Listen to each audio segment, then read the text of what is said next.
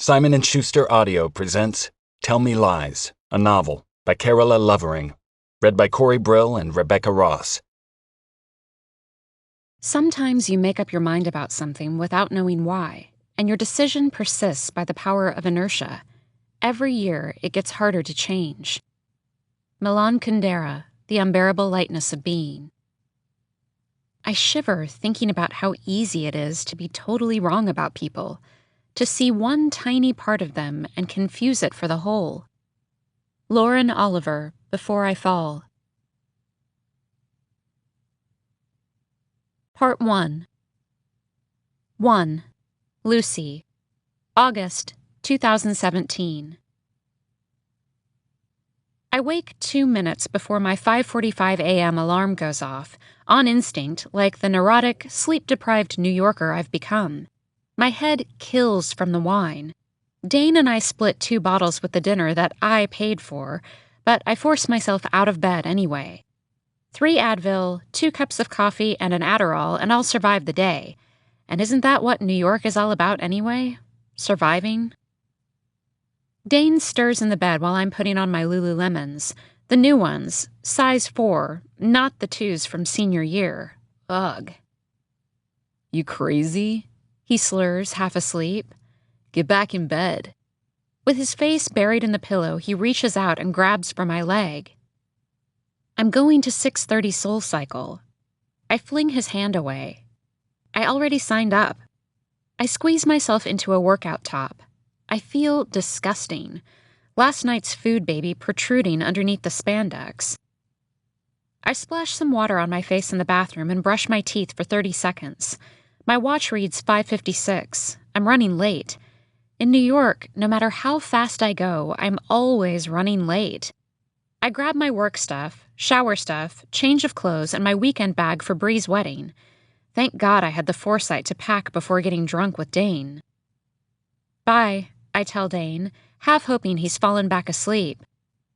Babe, come here. He rolls over and opens his arms. Dane has been calling me babe since the day we met 3 months ago, that drunken afternoon I stumbled into him at the frying pan and couldn't help but nuzzle up to his tanned, good-smelling neck as the sun dropped into the Hudson River. Corona, babe? He'd smiled dumbly, one front tooth longer than the other. Babe is cliché, of course, coming from a guy like Dane. Still, he looks all sleepy and handsome, and I let him pull me in for a kiss goodbye. So I won't see you until Monday? He mumbles. I'll be back Sunday night. Okay, let's do something then.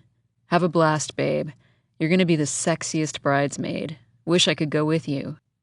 Me too, babe, I say, trying out the nickname. I'm sort of making fun of him, but Dane is too oblivious to notice. I do wish he could be my date for the wedding, but Bree and Evan aren't giving +1s unless the couple is engaged. And Dane and I are about as far from being engaged as you can get. I leave my apartment in the dark. The kitchen is a mess, mostly from Dane and me, but I know Dane won't bother doing the dishes. He's not at all helpful when it comes to that kind of stuff. My new roommate, Julie, probably thinks I'm a slob. If Bree still lived here, it wouldn't matter, but she doesn't. She moved in with Evan 3 months ago. By the time I get down to the street, it's 6:08, and I don't trust the subway to get me uptown on time. I hail a cab. It's irresponsible spending $10 on transportation that could be free. Work pays for my unlimited Metro card, but I can't miss Soul. The class is full, of course, because Courtney is teaching, and her classes book up at exactly 12:01 p.m. on Mondays, 1 minute after weekly sign-up opens online. I set an alarm for 11:55 a.m. on my phone every Monday so I can be ready. Courtney is really working us this morning, and my head feels like it's going to explode. I didn't drink enough water. Tap it back! Tap it back! Tap it back! Courtney is screaming through the microphone, a Wiz Khalifa remix blaring through the speakers. The pain in my thighs is excruciating, but the calorie burn is always worth it. I turn up the resistance even higher. Cardio is your friend! Courtney is pedaling faster than anyone else in the class, a ginormous smile plastered to her face. I wonder where she gets the energy at 6:30 a.m. She probably didn't stay up until 1 in the morning drinking copious amounts of Sauvignon Blanc and eating sweet potato fries with her new, hot, but slightly ridiculous maybe boyfriend. Dane barely goes to work. He'll probably lie in my bed for half the day watching surf videos on YouTube before turning his attention to his, quote, remote marketing job. After SoulCycle, I can barely walk, but I'm thrilled it's over and done with. I shower in the locker room and pull myself together for work. Some makeup, not too much. I walk 7 quick blocks northeast to my office on 47th and Madison. "You're early," Alana sneers when I walk in. She's really saying, "You're early, but not earlier than me." Alana is on a complete power trip because she's an account manager, and I'm an account executive, and she pretends to be my boss even though we both have the same boss, Melissa, director of sales. God, I hate titles in the corporate world. I went to SoulCycle, I say, watching her eat a strawberry chobani. Alana probably thinks she's being healthy, but everyone knows those yogurts are loaded with sugar. You have to buy plain. She ignores me, unattractively licking the top of her yogurt and sticking the whole thing in the trash. I want to tell her that she should recycle, but she goes back to click-clacking on her keyboard with her burgundy shellacked nails. Alana's long hair is pinned up in a bun on top of her head, the way she wears it when she's too lazy to straighten it or create perfect Victoria's Secret waves. As usual, her eyes are coated in black makeup that makes them pop harshly from her face. She isn't naturally pretty, but like lots of girls in New York City, she does everything right. Tweezes and plucks and highlights and diets and morphs herself into something she isn't. I'm not saying I do everything naturally. I still can't help monitoring everything I eat, and I've gone through more Hula bronzers than I can count. But I would never get bi-weekly blowouts like some girls I know, or waste $140 on eyelash extensions. There is a level that certain girls take it to in Manhattan, and I don't have the time or the salary to go there. Plus, I think the caked-on makeup look is frightening. I'm not a supermodel or anything, but I can get away with being a girl who is pretty without trying too hard. Mascara and a touch of eyeliner and call it a day. I check my email, my eyes burning with exhaustion. The Adderall is barely helping. I'm going to be a wreck for the rehearsal dinner. Melissa sneaks up on us without a greeting, her social awkwardness waning as she switches into boss mode. "Lucy, did you print the meeting agenda?" she asks tersely, averting her eyes. Melissa is on even more of a power trip than Alana, which, coalesced with her social dysfunction, is a frightening combination. I hold up a manila folder with 10 stapled copies. "The Expedia client will be here in 20. Alana, run down and pick up some pastries from Financier, and a fruit platter if they have it." "Sure." Alana hates being the one to get sent on errands, and I can feel her seething. That's one thing Alana and I have in common. We both dislike Melissa, and Melissa seems to dislike both of us. "Lucy," Melissa turns back to me. "Run me through the agenda." Shouldn't we wait for Harry? Harry is VP of Marketing, Melissa's boss, who used to be my boss before he and Melissa both got promoted. Harry is my favorite person at The Sweetest, the middlebrow online publication by which I am employed and, quote, the internet's comprehensive guide to the best hotels around the globe. Harry wears poochy ties and takes me to sample sales during lunch. His husband, Dominic, is an editor at Departures, and they live on the 81st floor of the new skinny building on Park Avenue. Harry lets me hide in his office when Melissa is at her bitchiest. He can't fire her because she's so good at her job. The woman gets shit done, and fast, but he agrees that she's got a giant rod up her ass. Harry says a lot of people in our industry have rods up their asses, but that you can't take things personally. Harry isn't getting involved with Expedia, Melissa tells me importantly, even though he attended last week's meeting. But he always attends client meetings. Not anymore, Melissa barks. He has me leading this account now. I'm the one who landed it. I resist the overwhelming urge to roll my eyes. Melissa never misses an opportunity to remind everyone that she's the one who landed us Expedia. I honestly have no idea how she pulled that off. We run through the agenda. Alana comes back with a platter of shiny pastries. The clients are on time, and the meeting begins. The Expedia people like to keep our meetings speedy, which I appreciate, because my head is still throbbing. I'm on my third coffee. I don't touch the food, though I want a chocolate croissant beyond badly. I observe Alana observing the pastries, and I bet she wants one as much as I do. Maybe she even snuck a bite at Finn and Sear. Melissa digs into an apple fritter without shame. She is oblivious to the harm of carbohydrates in a way that almost makes me envy her, except that I really, really don't.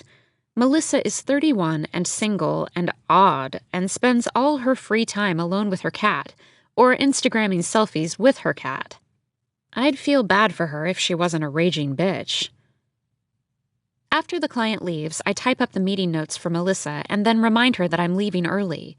She gives me a look like this is brand new information, even though I told her a month ago and have reminded her every day this week. For my friend's wedding in New Jersey, I am a bridesmaid and the bridal lunch is today. I reminded you yesterday. I have to make the 11:02 out of Penn Station. Everything I say ends up sounding like a question. I wish Melissa didn't make me so nervous. Right. Melissa scowls and darts her eyes away weirdly. Alana spills coffee on the sleeve of her shirt and scowls. In sales, scowling is protocol. Before you take off, I need to see you in my office. Melissa uses every opportunity imaginable to let the world know she has an office now that she's director of sales, even though her promotion was more than a year ago, and even though her office is essentially a cubicle without a door, 3 feet from my own desk. Now, my stomach plummets instinctually. That would be ideal, Melissa sneers, and I can feel Alana smirking behind me. I follow her into her office. Want to tell me what the hell this is? Melissa swivels her laptop screen toward me, displaying an article on departures.com. Is It Worth It? The Risks We Take for Travel's Sake, by Lucy Albright. It's an article I wrote. I can see that. Melissa's face morphs into something ugly and livid. I can see the bad foundation job, the way the yellow skin around her mouth looks like it's cracking. I always feel strange when she confronts me in person. She loves using her authority to get pissed at Alana and me, but it's usually from behind the security of her computer screen, where she sends passive-aggressive emails or IMs from fewer than 3 feet away without a spoken word. Melissa has done well enough at the Sweetest. Expedia is our biggest client, but she's too uncomfortable to have an actual verbal conversation about anything other than meeting agendas. I didn't realize you were trying to be some kind of global health journalist. Her face is practically twitching with rage or discomfort. I can't tell which. I just freelance on the side. The article ran 2 weeks ago. How did you find it? It's on the internet, so it's not exactly hidden material. Alana brought it to my attention. Alana. Of fucking course. It's a piece I wrote and submitted months ago. Dominic gave me the tip. Harry's Dominic? Yes. Does Harry know about this? He knows I like to write and that I'm trying to do more freelancing, so he connected me with Dominic. I don't see what the problem is. The problem is, Lucy, that you wrote an article about Cabo San Lucas and did not mention our Cabo San Lucas client, Las Ventanas al Paraíso. You are first and foremost an employee of the Sweetest. Do you have any idea how this makes us look? What if Sonia sees this? I know Harry would agree had he read the article, which clearly he has not. Melissa's lips are curled into a snarl, and I can see just how much she cherishes the opportunity to make me feel like an idiot. It's disconcerting to hear so many spiteful words coming out of her mouth rather than seeing them typed out in long, pointed paragraphs on instant message. I can tell she's pleased with herself for handling this offline. I couldn't have included Las Ventanas in the piece, Melissa. I work on the account. It would have been biased and unprofessional. This is unprofessional. She stabs her finger at my name on the computer screen. You include Casa Dorada, one of Las Ventanas' main competitors. Have you lost your mind? Please tell me this didn't run in print. It didn't. Oh, thank God, she breathes, as though we've just avoided a nuclear war with Iran. This needs to come down immediately.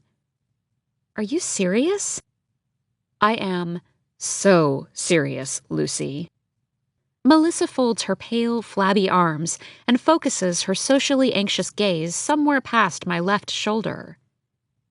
Melissa, the article is a think piece on the Zika virus and the state of tropical vacationing right now. It has nothing to do with my stance on Cabo hotels. It's not even about Cabo. I only mentioned the other hotel because there was an outbreak there. It's not even good press for the resort. I don't care. If Sonia sees this, we could lose the account. And if you're trying to write, I don't know why you're working in sales. Melissa, it's one article. You know I like to write. I've done some freelancing, and I wrote that post for The Sweetest last year. But I love working on the sales side. I taste the lie as it slides from my mouth, bitter as metal. It's the lie I've lived for more than 3 years now, sustained by Dominic's advice. You want to be a travel writer? This is a good place to start, and your foot's in the door, baby. You do sales for a year, make some contacts, then hop right over to editorial. Easy with a side of simple. But it hasn't been easy with a side of simple. A year went by, and the sole entry-level editorial opening was given to the publisher's goddaughter. Vance, the Sweetest editorial director and a friend of Dominic's, agreed to let me write a monthly post reviewing a local hotel bar or restaurant, but the stint didn't last long. Once Melissa got wind that my review of the William Vale's new rooftop bar had gone live on The Sweetest, she informed Vance that I worked for her in the sales department, and that I didn't have time to be helping out with editorial projects. Dominic says I shouldn't worry so much, that I should be patient. Get Melissa to love me. Ha! Melissa hates me. No matter how hard I work or how much ad space I sell, Melissa will continue to hate me. Lucy, Melissa spits, you've overstepped serious boundaries, and the article needs to go. Now. Call Dominic or whoever you worked with at Departures and make sure it's down by the end of the day. I think I should at least run it by Harry. Unfortunately, Harry is no longer your supervisor, she spits, nor does he lead the Las Ventanas account. But we're done. Melissa turns her computer back in front of her face and pretends to already be engrossed in something on the screen. This is my problem with sales. It's full of hot-headed, self-important people like Melissa and Alana who think clients are demigods, who get off on creating problems out of nothing and act like they saved the client's fate and in turn the world by solving them. And despite Harry's encouragement and a promotion that essentially just replaced the word coordinator with executive, I'm no closer to the editorial door than I was 3 years ago, especially not with Melissa as my boss. But this job pays the bills, and the $150 I got for the Departures piece didn't make a dent. I leave Melissa's office and grab my bags, resisting the urge to knock Alana in the back of the head on my way out of the building. Getting my name in Departures was a huge step up from the other freelance writing I had been doing. After Dominic had given me the tip, I spent 2 whole weekends researching and writing the piece. It was Departures. That's basically Travel and Leisure or Condé Nast Traveler. Same tier, at least. No way was I having Dominic take it down. Outside, it's muggy, and Madison Avenue is clogged, but I managed to flag down a cab.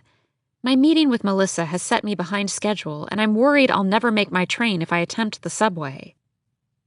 Penn Station is like the crack den of New York transportation hubs. It's a windowless, drab rat maze with low ceilings, and it's always so crowded you can barely lift an arm. With my rolling suitcase, tote bag, purse, and the Bergdorf Goodman bag holding Bree and Evan's wedding present, I still can't believe Bree registered at Bergdorf's. It's that much worse. And by the time I find an empty seat on the 11:02 train headed toward Tewksbury, New Jersey, I'm in a full sweat. My phone vibrates on my lap. Dane, come back, babe. Jesus. One of my best friends is getting married tomorrow, and I'm dating Dane, a surf-obsessed skater bro who thinks my name is Babe, consistently forgets his wallet, and has a tattoo that reads, "Don't talk about it, be about it," in block lettering on one of his beautiful, muscular shoulders. Such is the strange reality of life at 25, the newfound threat that everything, jobs, people, decisions, matters in a way it never seemed to before. Wasted time is a luxury I'm worried I can no longer afford. I watch the city slink away from the window of the train. I close my eyes, still exhausted, but I know I won't be able to sleep. I can never sleep on any form of transportation. I'm too frantic to read, so I listen to Fleetwood Mac in a nervous frenzy and pray that the bruise-colored bags under my eyes will magically disappear before we reach Tewksbury. Now that I'm on the train, actually going there, I'm too preoccupied to think about Melissa and the departures article and what I'm going to do, because Bree is marrying Evan. Bree is marrying Evan, and he is going to be there. We are going to be there, sans plus ones, and I don't know if I can stand that. The sickness in my stomach is growing worse by the minute, the familiarity of the pain creating a nauseating déjà vu. The same gut-wrenching dread I lived with for years. The rehearsal dinner is in a matter of hours, and even though Bree promised only the bridal party and family would be there, she could be wrong. She wasn't looking at the actual list when she said that. I still can't think about him without thinking about sex. Even after a lot of the emotional residue has cleared, the physical stuff continues to sneak up on me. I close my eyes, and there I am, on my hands and knees with him behind me, and I picture the hungry expression on his face, and it has nothing to do with love or missing him.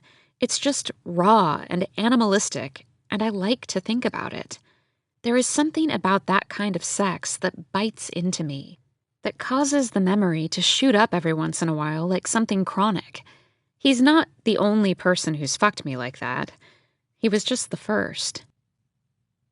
My phone vibrates again. It's my group text with Jackie and Pippa.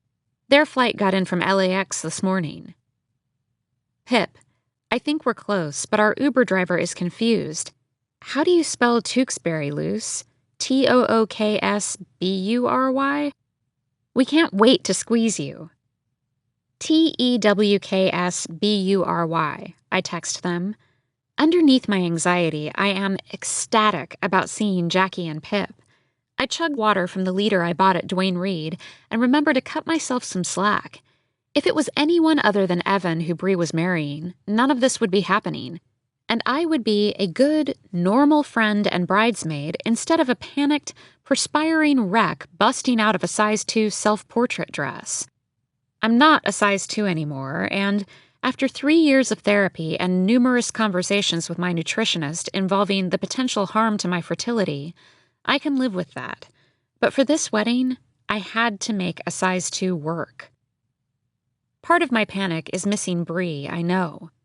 Watching Bree pack up her half of our apartment after 2 years together, having Julie move in with her frilly couch pillows and loud food processor. The train rolls into the stop for Tewksbury, my head pounding harder with the brakes. Outside, the August air is hot but less humid than Manhattan, thank God. I haul my bags into the first cab I see and give the driver Evan's parents' address. They decided to have the wedding in Evan's hometown in New Jersey instead of Darbydale, Ohio, where Bree was born and raised. A more convenient location, just outside the city. It's easier for everyone, Bree had explained. And the unspoken, Evan is the one with the stunning, ivy-adorned mansion in one of the most expensive counties in suburban New Jersey. Or maybe it is spoken. It probably is. Bree doesn't come from much money, and she's open about it. Her grades won her a scholarship to Choate for high school, and then a full ride to Baird College. But she's the opposite of a gold digger. Bree wouldn't marry Evan for his money. Since day one, she's been determined to become self-sufficient, and now she's an associate at J.P. Morgan. She would be just fine without Evan financially. Evan's house is at the end of a long, curved driveway nestled into a green hillside. It's gorgeous, and at least twice the size of my family's house in Cold Spring Harbor. I let the driver swipe my visa and then haul all my crap out of the cab like a crazy bag lady. A butler, or someone who seems like a butler, rushes to help me. The foyer is giant and airy and extends to the back of the house, where I can make out Bree's profile on the terrace. She is chatting with Evan's parents, who I met at the engagement party at the Pierre. Her white blonde hair is swept back in a low bun, and she's wearing dark, stylish sunglasses that must be a recent purchase. As I watch this new, sophisticated version of Bree talking closely with her soon-to-be in-laws, I can't help but feel nostalgic for the girl I met the first night of freshman year 7 years ago. The scrappy, never done drugs, never had sex Bree. I don't miss college. I basically took my diploma and beelined for my packed U-Haul. Still, nostalgia has my stomach in knots because I remember that first night by heart. My mother stood in the doorway of my dorm room, shifting her weight from one foot to the other, glancing around as though something had been forgotten. My dad was calmer, smiling his usual I'm comfortable anywhere grin. I sat on my freshly made twin bed because the room was tiny and there was no place else to sit. My roommate, a tennis player named Jackie Harper from Wilton, Connecticut, sat across from me on her own bed. Her parents had left hours earlier, and I wished mine would take a hint and do the same. "Oh, I almost forgot," CJ said. She pulled a liter of Diet Coke and a handle of Absolute Vodka out of her oversized purse and placed them on one of the desks. She looked at me with annoyingly pleased eyes. It was her parting gift, her attempt to keep the peace between us and say to the world, "I'm a cool mom." Jackie looked impressed. A flash across my dad's face told me he didn't agree with his wife on this one. But my dad never crossed CJ. "If you're going to drink, you should drink your own stuff," CJ said. "Don't ever drink from a cup that's been sitting out at a party. That's how people get roofied. And if you're going to try drugs, call me with questions. I'm not a dinosaur. I know that college is about experimenting." My father's mouth formed a straight line, and he looked at his watch. I hadn't heard this side of CJ in ages. She was usually a warden when it came to my drinking. But deciphering her unpredictable personality was like trying to order dinner from a menu written in foreign characters. She was probably just trying to impress Jackie because she thought Jackie was pretty, and because Jackie's mother had been wearing Gucci loafers. "Lucy?" CJ crossed her thin, tanned arms, her aqua eyes wide. "Last chance. Are you sure about Baird? You don't have to go to college all the way out in California, you know. If you went to college on the East Coast, you'd still be away at school, but you could see your friends and sister whenever you wanted. Isn't that worth considering?" CJ always asked questions like this, illogical ones with no answers. I'd already unpacked. She'd already made up my bed with her lid-tight hospital corners. Freshman orientation had already started. CJ wasn't done being pissed that I'd turned down Dartmouth for Baird. A lot of people seemed shocked by that. But what she didn't understand was that if I didn't get as far away from her and the tri-state area as soon as possible, I was going to implode. "CJ?" my father started. I could tell he was getting antsy. It had been a long day. Okay. Ugh. She looked at me. "I'm just going to miss her too much. Fuck, Ben. We're empty nesters now." CJ swore a lot. which was kind of nice because growing up, my older sister Georgia and I could swear as much as we wanted.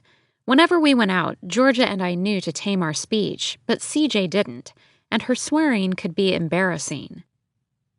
Jackie was sitting on her bed chewing gum and pretending to read from the orientation packet, but I could tell she was listening. One more thing. CJ pulled out a small white box and handed it to me. Inside were 2 tiny gold studs, 1 letter L and 1 letter A, my initials. For your second holes, CJ explained. CJ had flipped her shit when I got my second holes pierced over the summer. She'd said they were extremely tacky, but now, apparently, she had decided to support them. Thanks, CJ. I love them. CJ flinched. She's used to the fact that I don't call her mom anymore. I haven't in years, but she still hates it, especially when we're around new people. They're going to think I'm your stepmom, she once said, and I'd shrugged, because after she did the unforgivable thing, I stopped caring what she thought. I'm so glad. Here, try them on. CJ placed 1 stud in each second ear hole. Then she hugged me so hard I could barely breathe. For such a small woman, she's freakishly strong. It's all the Pilates. I inhaled the scent of her Fekkai shampoo and swallowed over the lump lodged in my throat. I couldn't see her face, but I could tell from her short, uneven breathing that she was crying. I bit the inside of my cheeks so I wouldn't cry too. My dad is less complicated. He hugged me like he always did, lifting me off the ground and giving me a butterfly kiss with his eyelashes. As usual, his face smelled like Noxzema. He placed me back down, and I took in the sight of him. Kind, blue-gray eyes, dark hair sprinkled with gray. I felt grateful for him in a way I no longer could for CJ. Be good, Sass. He winked. My parents have called me Sass since I was 2 and used to parade around the house wearing sunglasses and a feather boa. When my parents finally left, Jackie and I looked at each other. Our dorm room was small, but it was all ours. I felt a stir in the base of my stomach at the knowledge that I could finally do whatever I wanted. No curfew, no sneaking around, no asking permission. The expression on Jackie's face revealed a mutual feeling. We were exhilarated and terrified all at once. We decided to put CJ's vodka to use immediately. Jackie mixed the drinks in a couple of mugs she'd brought and accidentally tipped one over, spilling the spiked Diet Coke all over my bed. The soda hissed, and I watched as the tar-colored liquid soaked my new white sheets and duvet. CJ bought all my bedding at Saks. It was some European designer she loved. CJ always spent way too much on stuff like bedding. My father never seemed to mind. Jackie covered her mouth. Shit, I'm an idiot. Sorry, Lucy. I shrugged, barely caring. I kind of liked seeing CJ's efforts unexpectedly negate each other. It'll come out in the laundry. We should wash them now to be sure. I'm an idiot, Jackie repeated. You're really not. Jackie stripped the sheets. The hospital corners would never be as perfect again. I don't even tuck in my top sheet when I make the bed, which CJ hates. I could tell Jackie felt really bad, and I wished that she didn't. I watched her rub a Tide stain stick over the ruined part of my sheets. She was beautiful in that idyllic way. The effortless, blonde, blue-eyed, stops-you-in-your-tracks beautiful like CJ and Georgia. My sister looks much more like CJ than I do. I have brown hair and my dad's eyes, a darker, grayer blue than CJ's and Georgia's translucent, shocking aqua ones. People tell me I'm pretty, but I'm not Georgia pretty. People tell me I look like the brunette version of Georgia, but nobody ever says that Georgia looks like the blonde version of me. Jackie insisted on washing my bedding. Blue blood manners, I could tell, and I mixed us new drinks while she ran down to the laundry room. When she got back, we sat on our beds, talking, playing the Do You Know This Person game for a good half hour because Wilton, Connecticut isn't that far from my hometown in Cold Spring Harbor on Long Island. The vodka made us chat faster and deeper until we were both stretched out on our beds. the last of the light spilling through our single window. We had a view of palm trees, and in the distance the San Gabriel Mountains, a purple ridge in the dusk. Mountains were still so new to me then, and I shivered at their potential, at whatever it was they would promise. Talking to Jackie was almost as easy as talking to Lydia, my best friend from home. I knew I'd lucked out on the roommate front. Georgia's freshman year roommate at Yale had been from a farm in Kansas, and she said they'd never had anything to talk about besides chickens and organic fruit. "Your mom is awesome," Jackie said, gesturing toward the half-empty bottle of vodka. As usual, I hated hearing this, but I didn't hold it against Jackie because if I didn't know CJ, I'd probably say she was awesome too. Jackie opened her laptop and turned on Rhiannon. I felt even surer about her. "You like Fleetwood Mac?" she said when I smiled. If I could have lunch with one person in the world, it would be Stevie Nicks. I tucked a strand of hair behind my ear, hoping my answer didn't sound too rehearsed. It had been the personal essay question on my application to Dartmouth. I was surprised they'd accepted me based on that answer. Stevie isn't close to being intellectual enough for Dartmouth. I grew up listening to Fleetwood Mac like it was a religion, especially that really bad year, the year that followed The Unforgivable Thing. Lydia and I used to play Rumors from start to finish and smoke cigarettes out her bedroom window. Well, I smoked. Lydia never smokes. Jackie grinned. Stevie's the queen. The absolute was making my limbs pleasantly heavy, and I felt as though I could stay there talking to Jackie forever. She asked me about boys, if I had a boyfriend, so I told her about the Parker part of my past, making sure it sounded like I cared more than I did. It actually bored me to talk about Parker. I'm much more interested in other people's love lives, so I quickly moved on to ask Jackie about her own love life. She'd broken up with a high school boyfriend over the summer, she said. He was going to college in Virginia, and they didn't want to do long distance, so it was mutual. I wanted to ask more questions, but our door swung open, and a tall girl with long, glistening black hair walked in, followed by a skinny girl with white blonde hair, the color of saltine crackers. The dark-haired girl's eyes were so crystal blue they looked fake. "Finally, Bree," she said. "I think we found normal people." She ran her fingers through her dark hair and looked at Jackie and me. "I thought I heard Rhiannon. Have you guys noticed that everyone in our hall is either international or a dreadlocked lesbian?" "Pippa, you can't talk like that," the blonde girl said. She shifted her weight to one foot and placed her pale, pin-thin arms on her non-existent hips. "Why not? I have nothing against lesbians. My cousin is a lesbian. For a while, I thought I was a lesbian. I'm just saying that I don't have anything in common with someone who chooses to do that to their hair." "Not all lesbians have dreadlocks," the blonde said. "I know that, Bree." The dark-haired girl looked at us and rolled her enormous eyes.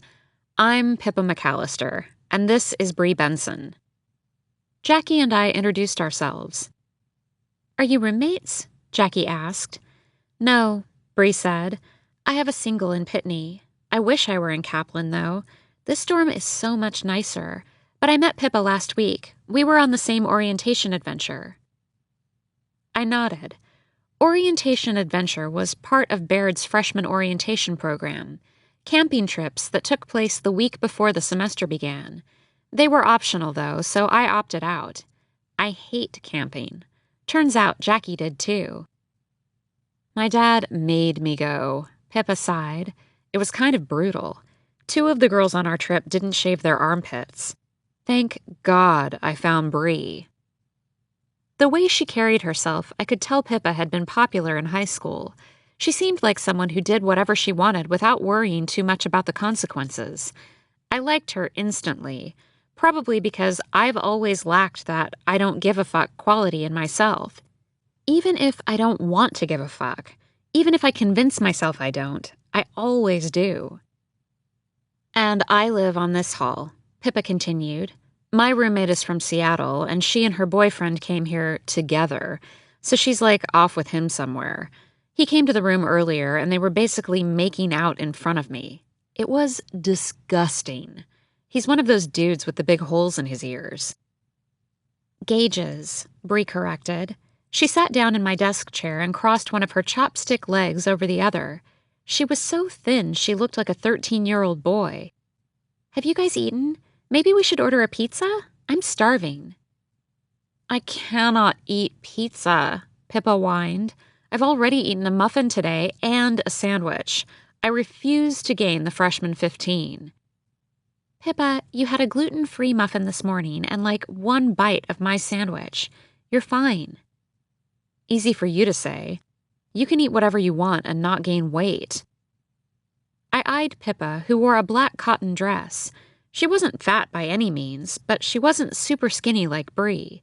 It's how I would have described my own body until Pippa turned to Jackie and me and said, "But you're both rails too. Ugh, not fair.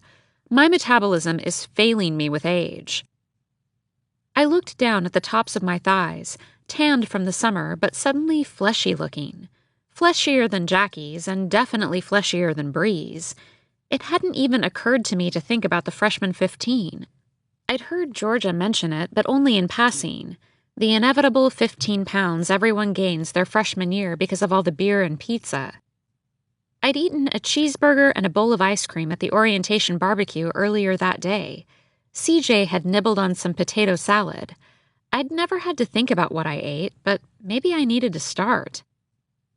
Anyway, Pippa said, we're supposed to find people to bring to this party. Some guy invited us and said to bring more freshman girls.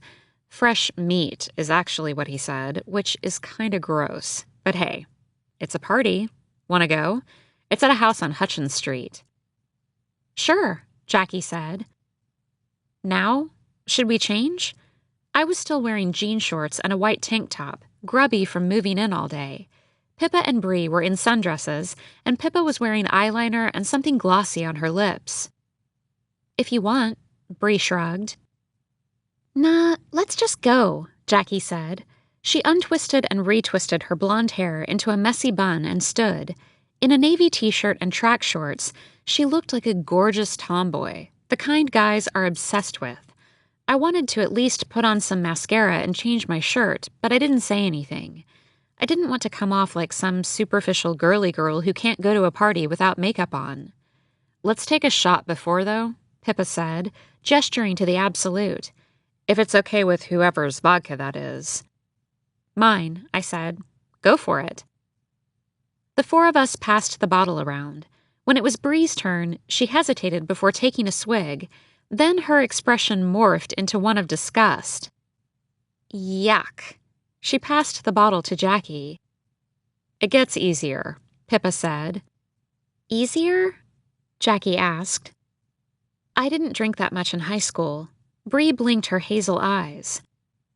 Well, there's plenty of time to catch up now, Jackie smiled.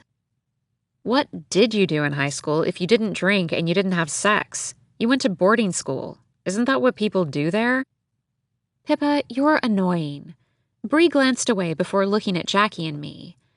I went to Choate and spent most of my time studying my ass off so I could get a good financial aid package for college. I'm not trying to make you feel bad for me. I'm just telling you, she said quickly, as if she had rehearsed it. Then she looked down and smiled ruefully. But yeah, I've got to lose the V card. Well, don't give it up to just anyone, Jackie said. I nodded in agreement, though I felt bad for Bree for getting put on the spot. I would have hated going to college a virgin. We'll get her laid, ladies, Pippa grinned, and with someone worthwhile. You're gorgeous, Bree. You can afford high standards. I wouldn't have called Bree gorgeous. She was more cute, with her freckles and button nose, but I understood that Pippa was trying to redeem herself for making Bree feel self-conscious. Bree's prettiness was mostly accentuated by her thin figure.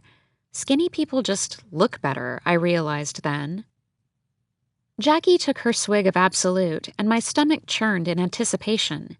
We were going to a party, and there wouldn't be a curfew. I would probably never have a curfew again. I felt the corners of my mouth poke into a smile. I fingered the backs of my new earrings, twisting them around and around as I waited for my turn to take a pull of the lukewarm Absolute. Jackie handed me the vodka, and I winced as I swallowed it down. Not a new feeling. I'd done my fair share of vodka pulls in high school, first for the fun, and then just to dull everything away. But things were going to be different now, I knew. I felt a pleasant rush to my head as I stood. I was still touching my new earrings as I caught a glimpse of them in the mirror hanging on the back of the door. L.A. They looked expensive, definitely real gold. I actually liked them a lot. I'm a sucker for a tasteful monogram. But they screamed gift from CJ. They would never be anything else. I pulled them off discreetly, quietly dropping them into the trash bin as we left the room. 2. Stephen. September 2010. The first time I saw Lucy Albright was at a party at Wrigley's house on Hutchins Street. Wrigley and his roommates threw down a lot our junior fall, and the best-looking freshman girls always showed up wasted, wearing tight jeans and revealing tops. But Lucy was different from the rest of them. She's beautiful, but it's more complex than that. Lucy is beautiful in the way that makes it hard to stop staring, in the way that the attractiveness becomes something you have to figure out. The best part is, she has no idea. She stood in the living room, by the fireplace, holding a red plastic cup and wearing shorts. I forget what color, but I remember that they were shorts because I took note of how long and how slim her legs were. Not too skinny, but perfect. Tan, creamy skin, like a coffee milkshake. Her arms were the same, lengthy and thin like string beans. Every move she made seemed graceful and honed. She was feminine and delicate in a way that made me want to hold her hand. I couldn't stop watching her. Her face was incredible, too. Perhaps not perfect. No, not perfect. But holy hell pretty. Dark blue eyes, a straight nose between defined cheekbones. Her long chestnut-colored hair spilled down over her neck and down through the middle of her exposed shoulder blades. I watched her for a long time. Sometimes I catch myself staring at people for too long without realizing it. I'm only curious.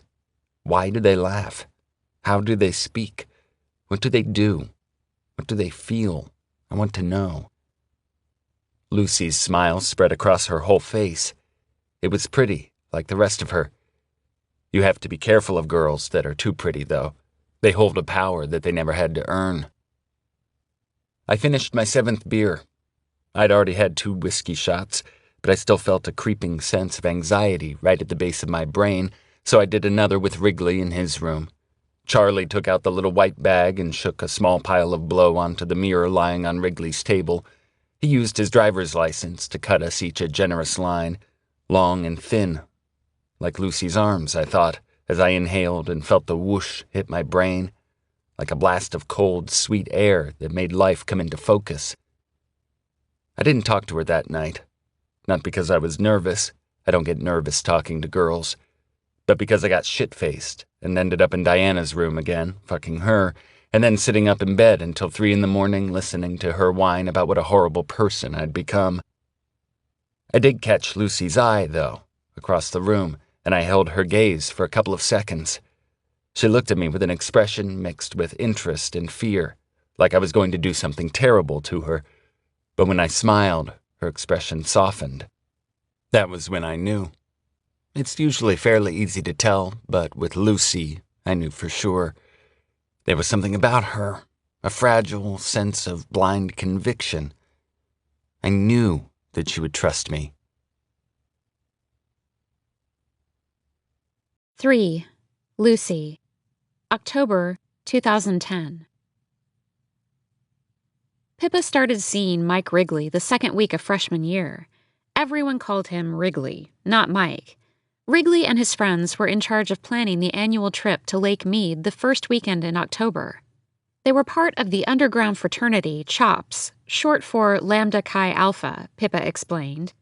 Baird had shut CHOPS down a few years ago after a drug bust, but Wrigley had since spearheaded its underground revival.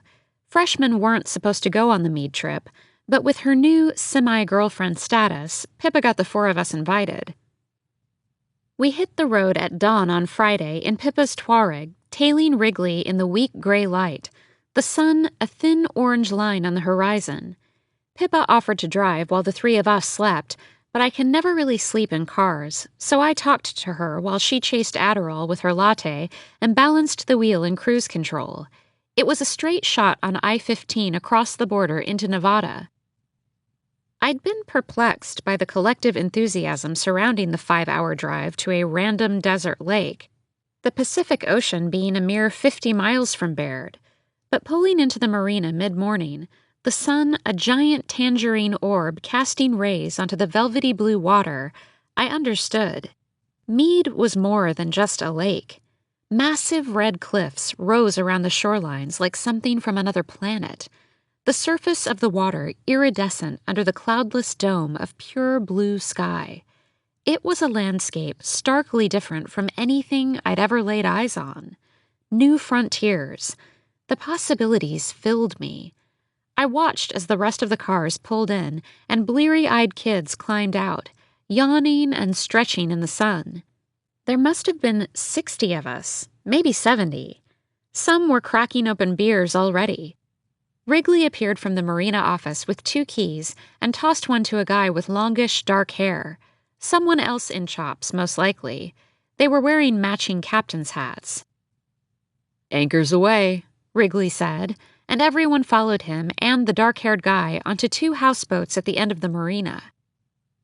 Lake Mead was the most spectacular place I'd ever been, I decided after day 1 of cruising through the endless lake, through canyons that seemed to stretch on forever. It was October, but still summer weather on the lake, even hotter than my first month in Southern California, and I could feel the sun baking me a shade darker. There were fresh 30 racks in every corner, and plastic pouches of pink franzia dangling above our heads. Wrigley turned up the music as loud as it would go, and it didn't matter. There was no one else around for miles. At night, the 2 boats docked on a wide enough beach. When Jackie, Bree, and I couldn't keep our eyes open for another drink, the 3 of us crawled into whatever vacant space we could find and crashed into sleep. Pippa slept with Wrigley in his tent on the beach. The Queen of Mead, I heard one girl deem her, because Wrigley was the king. I felt farther away from home than I ever had, and happier than I had since before the really bad year, before the unforgivable thing. Baird kids seemed to have a kind of fun that was new to me, the fun that came with open-mindedness and experimenting and genuine self-confidence, an entirely different kind of fun than the Cold Spring Harbor, Southside-induced fun we had in cocktail dresses on the golf course, where fun had become another word for competition. A night out was a contest to see who wore the cutest outfit and who flirted successfully with the most attractive guy. I'd gotten so sick of all that at the same time that Lydia and Helen and my other Long Island friends had absorbed it into their identities. They would build their lives around it. Preppy Long Island kids turned preppy Long Island moms. I wanted to run away from it. I was afraid of what might happen if I didn't. I craved something more when I put my head down on the pillow at night, and the longing stretched all the way to my toes. I had tried to explain all this to Lydia without sounding condescending, but I never succeeded. I knew I sounded spoiled, patronizing, criticizing a life I should have felt lucky to have. It wasn't that I wasn't grateful. I was. I tried to be. But by the beginning of senior year, I knew that if I didn't get out of there, I would shrink. It was a point of contention between Lydia and me right up until the day I left for Baird, and she for Amherst. She wanted me to want the things she wanted, but I just didn't. Except for a few of the older girls who stared at us like they wanted to throw us overboard, the kids at Baird were sincerely nice, funny and interested and offbeat and smart, a collection of personalities that inspired me, that made me feel a new part of myself. I watched them take drugs like it was nothing, and not because they were trying to impress anyone. If you didn't do drugs, no one cared either. There were loose social circles, but no cliques. It felt like you could really do whatever you wanted, and no one was going to judge you. Baird kids wore neon one pieces and gold shorts and said things like, "Hella" and "Let's kick it." Lydia and Helen would have thought they were weird. The third and final day on Lake Mead, I leaned against the railing on the upper deck of one of the houseboats. I was physically exhausted, but still mentally jacked up, fueled by beer and adrenaline. Pippa leaned over Wrigley, her hands pressed to his sun-kissed shoulders, as he used a credit card to separate a mound of white powder on a hand mirror. Pippa had been doing coke with Wrigley all weekend. I watched her suck the skinny white line up her nostril with a rolled $20 bill. Pippa passed the mirror to Jackie, and I felt a stab of betrayal when Jackie sucked up one of the lines. Until this weekend, I hadn't known Jackie did coke. She said she doesn't do it, i.e. doesn't buy it, but that if it's there, she might dabble. I was relieved when Bree declined and passed the mirror to me because it meant I could do the same. Part of me wanted to try it, but there are those stories about people passing out and never waking up the first time they do coke, and I just knew I'd be one of them. I passed the mirror to the guy next to me and stood. My fingers gripped the thin railing of the boat, and it was then that I turned around and saw his eyes. I'll never forget his eyes. I think I'll lie in bed years from now when I have children and my children have children, and I'll see those two bottle green orbs watching me on the precipice of changing everything. The eyes were small, but luminous. They could have been woven with strands of silk, they were so bright. They pierced me from the deck of the other houseboat, a good 20 feet away. It was crowded. People stood all around, wet elbows bumping into sides and heads turning, shielding the eyes from my view every couple of seconds, like clouds passing over the sun. But the eyes never looked away. "Luce, we're funneling!" Jackie yelled. The coke was finished. There was a new activity. "You first!" Everyone was shouting my name, and Jackie grabbed my hand, pulling me down. I anticipated pain as my knees scraped the rough fiberglass surface of the deck, but in my drunken blunder, I was having too much fun to notice if it hurt. Jackie handed me the plastic tube, and lukewarm beer rushed down my throat so quickly I nearly gagged, but I managed to swallow it in full, fast gulps until the can above my head rattled empty. Jackie helped me up, my head so dizzy that I lost footing in the sunny haze, falling backward when a thick arm caught me from behind. Thick, but soft, like the punching bag my dad keeps in our basement. "Watch it." The voice was hard and quick. I looked up, my heart hammering in my chest. The bright green eyes stared down at me sharply. I felt as if they could see into me, as if they had jumped inside my body and were wandering around the inside of my soul taking notes. "Have we met?" He released me. I recognized him. I'd seen him at a party once, and he was the guy Wrigley had tossed the other set of keys to on the first morning of Mead. Chop's Captain Number 2. He was taller up close, with curly dark hair all over his chest. Parker didn't have any hair on his chest. "I don't think so," I answered. "I just saw you on the other boat? How did you get over here so quickly like that?" "Magic."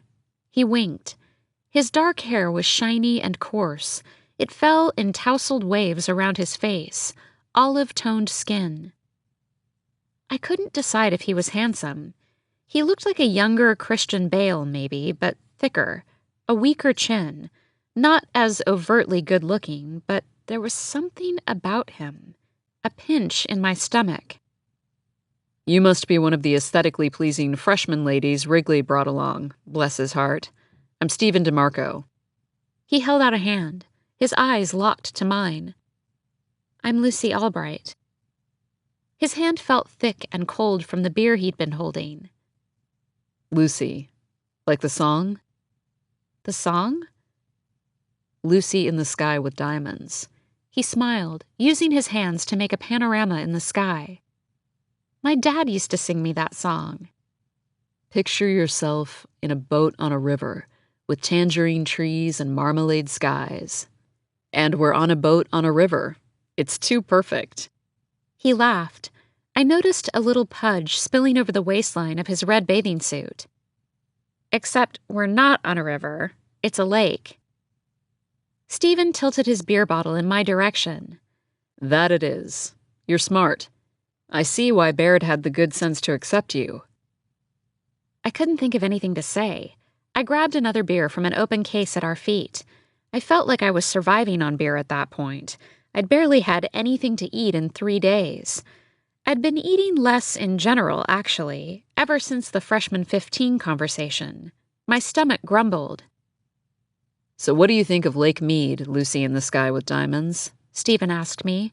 The sunlight was splintering, but he kept his sunglasses on top of his head, his eye contact unyielding. I knew if I looked away it would seem rude. It's amazing, I said. You never forget your first trip to Mead. I don't doubt it. Nice hat, by the way. Thanks. Wrigley is the true captain, but I convinced him that the co-captain deserves a hat too. Of course. Your efforts are appreciated. Thank you for keeping us afloat. Not a problem. Only following my orders, Lucy. When he said my name, there was a jolt in the nerves wrapping my spine.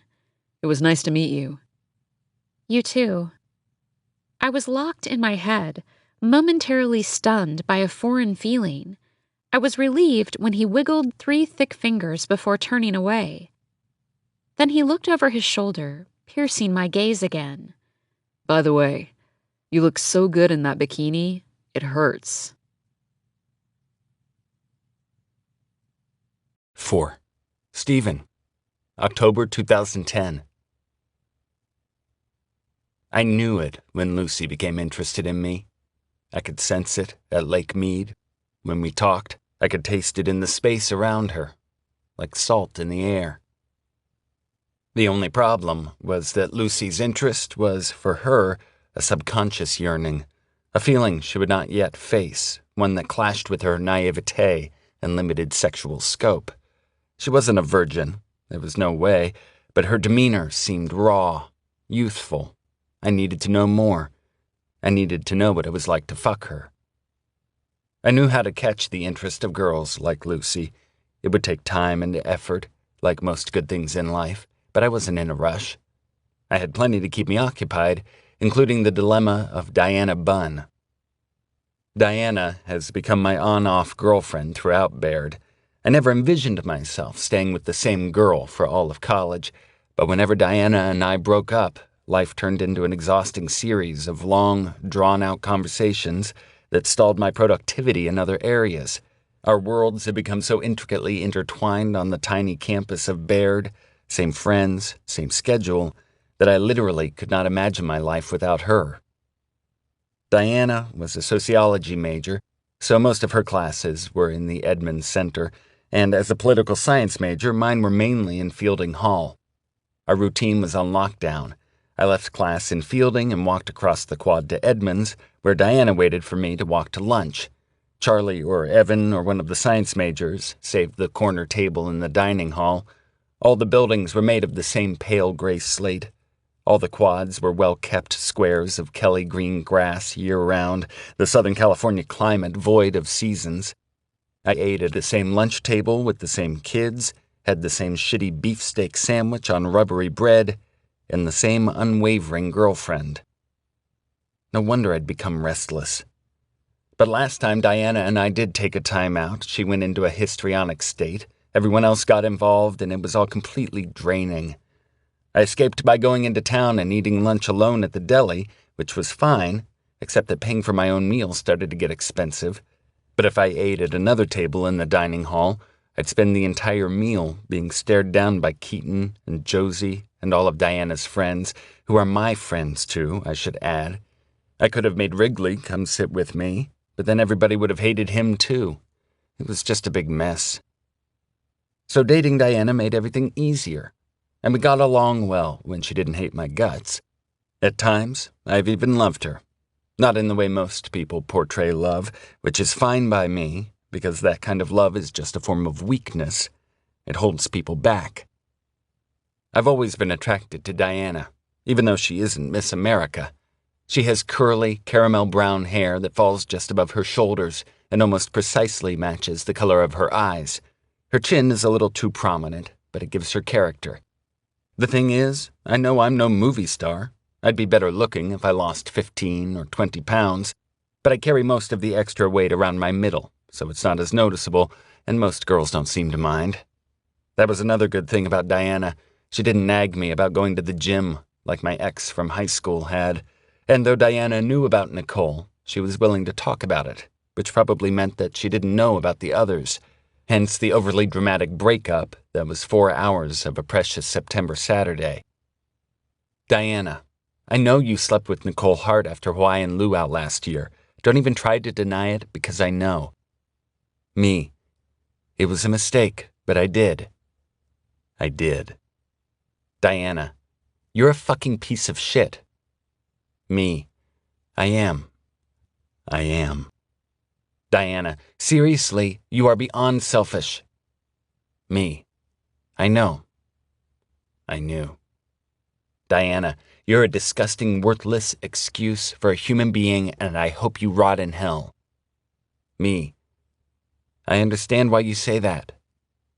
I understood. Diana, this is over. I hate when Diana tries to call the shots in our relationship. It was a month ago that she called me out, right when we got back to school, after Wrigley's party. She didn't even come to Lake Mead, she was so mad at me. Despite the bouquet of white lilies, her favorite, I'd placed on her doorstep alongside a heartfelt, handwritten letter. But now that some time had passed, I could tell she was ready to forgive me and get back together. Diana is emotional, and emotional people count on time for fucking everything. It takes time for them to regain their so-called sanity. Diana was always testing me with her so-called needed time, as though time may or may not be enough to save our relationship. It was hypocritical. She always came back. Despite her threatening declarations, she would never have the final call. I made sure of that. Diana finally stopped by yesterday afternoon, while I was sitting on my couch reading articles online. I love being by myself in the afternoon, after class is over, and I've eaten a good lunch. My roommate, Evan, was normally at lacrosse practice until dinner time, so I usually had the room to myself. I was reading about the guys on the 30 under 30 list in Forbes, about how they climbed the corporate ladder quickly and effectively. I've always known that I wanted to be a lawyer, and I know I'll make a good one. Everybody says do what you love, and I love the law. It's fun. It's like a game, the way you work your way around the different constitutional limits and push the boundaries to work in your favor. People like to speak about justice as some fantastical idea, some invisible measure of what is right. But justice is following a fair procedure. That's all. In that sense, the most powerful lawyers craft justice. They configure it. What many people fail to understand is that the world is carved by nature's laws, not moral values. Plus, if there's one thing I'm sure of, it's that I'll make a shit ton of money. My father has never been successful. He's a very mediocre accountant who's poured most of his energy into dealing with the nutcase that is my mother. My mother was diagnosed with bipolar disorder the year after I was born, and they thought it was going to be manageable, but she refused to take her damn medication. So you'd have thought my father would have divorced her then, but no, my parents decided to stay together and to have a third child together, my little sister Sadie, before finally splitting up when Sadie was 4. When my parents did divorce, the judge took one look at my mom's medical history, outlining her numerous manic episodes, and full custody went to my father. My mother proceeded to buy a house on the water in Port Jefferson with her half of the divorce settlement, which had been most of our college savings. The house is nothing insane, but a place ideal for one person, and my father didn't even put up a fight. He borrowed money from my uncle to cover our mortgage, and my older brother Luke and I had to take out student loans. We're not in poverty or anything, but we're not exactly rolling in it, and I sure as hell am not going to have a life like that when I'm out on my own. Anyway, I was dreaming of seeing my own picture on the 30 under 30 list. A 29-year-old associate at a top firm, well on my way to partnership, a brownstone in the West Village, and a wife with a banging body who cooks me steak, who lets me fuck her in the ass once a week. Maybe we have a kid on the way or something. That's the dream. The fantasizing was getting me pretty turned on, so I was just about to put on some porn when my door flung open and Diana stood there, her curls damp from the rain. You could knock. I hate when people barge in without knocking. Sorry, she said. What's up? I eyed her, trying to gain a read. She stood in the doorway, her bottom lip trembling a little. Di, come here. I knew she was going to start crying. She closed the door and sat down next to me on the couch, and it was already waterworks central. Porn would have to wait, but that was okay. Crying girl next to you on the couch leads to sex, regardless of the circumstances. I swear. Ask any guy. I miss you, she choked through tears. I know, I miss you too. But you broke up with me, remember? I smoothed the side of her wet hair. I knew it. She was considering a reconciliation, probably because Nicole was the only cheating episode she knew of. I know, but I think I made the wrong decision, Diana blubbered, her toffee eyes watery and red around the rims. I just want everything to be okay again, like it was in the beginning. In the beginning. I only remember things when someone reminds me. I'm not a naturally reflective person. But when Diana said that, I suddenly saw her, 2 years earlier, standing in Charlie Rosen's dorm room, wearing jean cutoffs and a white tank top, drinking a red plastic cup of something. Her soft curls were tangled where they hit her shoulders, and she wore a clump of silver bracelets on one of her arms. I remember admiring her small athletic build, thinking she was cute in a messy, sort of tomboyish way. There was something about the manner in which she carried herself that drew me in. I think it was the way she smiled at the things she thought were worth smiling about, and not at the things she didn't. I could tell she did that just by observing her in conversation. At the end of the evening, I walked her home and kissed her in front of Kaplan. I was pretty confident she'd let me. She did, and afterward I asked for her phone number. When I decide I like someone, my first step is to gather as much information as possible about every aspect of her life in order to more closely resemble her ideal partner. I found out as much as I could about Diana. She was born and raised in the suburbs of Milwaukee, wanted to be a sociology major, had 2 younger brothers, went to Lake Winnebago in Wisconsin every summer with her family, had a cocker spaniel named Lola and a cat named Madge, went to sleepaway camp every summer until she was 15, loved hiking, canoeing, the Green Bay Packers, and baked brie. Her father was a high school history teacher, her mother a real estate agent. They had some money, but not tons. One of her brothers had celiac disease, and she tried to support him by avoiding gluten. She'd read Hooking Up over the summer and adored anything by Tom Wolfe. Her favorite storybook character as a child was Stuart Little. She loved silver jewelry, not gold. She'd had a boyfriend junior year of high school, but it had lasted only 3 months. I memorized the clothes she wore, the titles, times, locations, and professors of her classes, where she lived on campus, who her roommate was, who her friends were, and where and what she ate for breakfast, lunch, and dinner most days. I knew she put milk and 2 sugar in the raw packets in her coffee, liked whiskey, hated cigarettes, and that she'd made out with 2 guys so far that year, one of whom, a skinny sophomore on the track team named Joel, was interested in her. It wasn't difficult information to find. Some of it I garnered through that first conversation with her, from people I knew who knew her, and bits and pieces were obtained through a variety of accessible sources, our class directory, Facebook, and a thorough Google search. The second time I saw Diana was when I invited her to pregame in my dorm room the following week. She seemed hesitant about coming, so I mentioned that I'd recently finished reading A Man in Full by Tom Wolfe. Did I like it? She wanted to know. I thought it was an engaging commentary on American culture. Diana looked impressed, so I continued. I mean, Tom Wolfe is first and foremost a social commentator, and this book is no exception. I generally avoid modern authors, as the contemporary ones are weak writers, but this book is awesome. Full disclosure, my rave review came from a random reader extracted from a random internet website. Hey, Princess Diana, why don't we take a shot of tequila in celebration of the greatest American novelist, social commentator, of our time, I suggested. Princess Diana? Princess Diana of Wales, duh. I touched the tip of her nose, and she smiled at the nickname. They always do.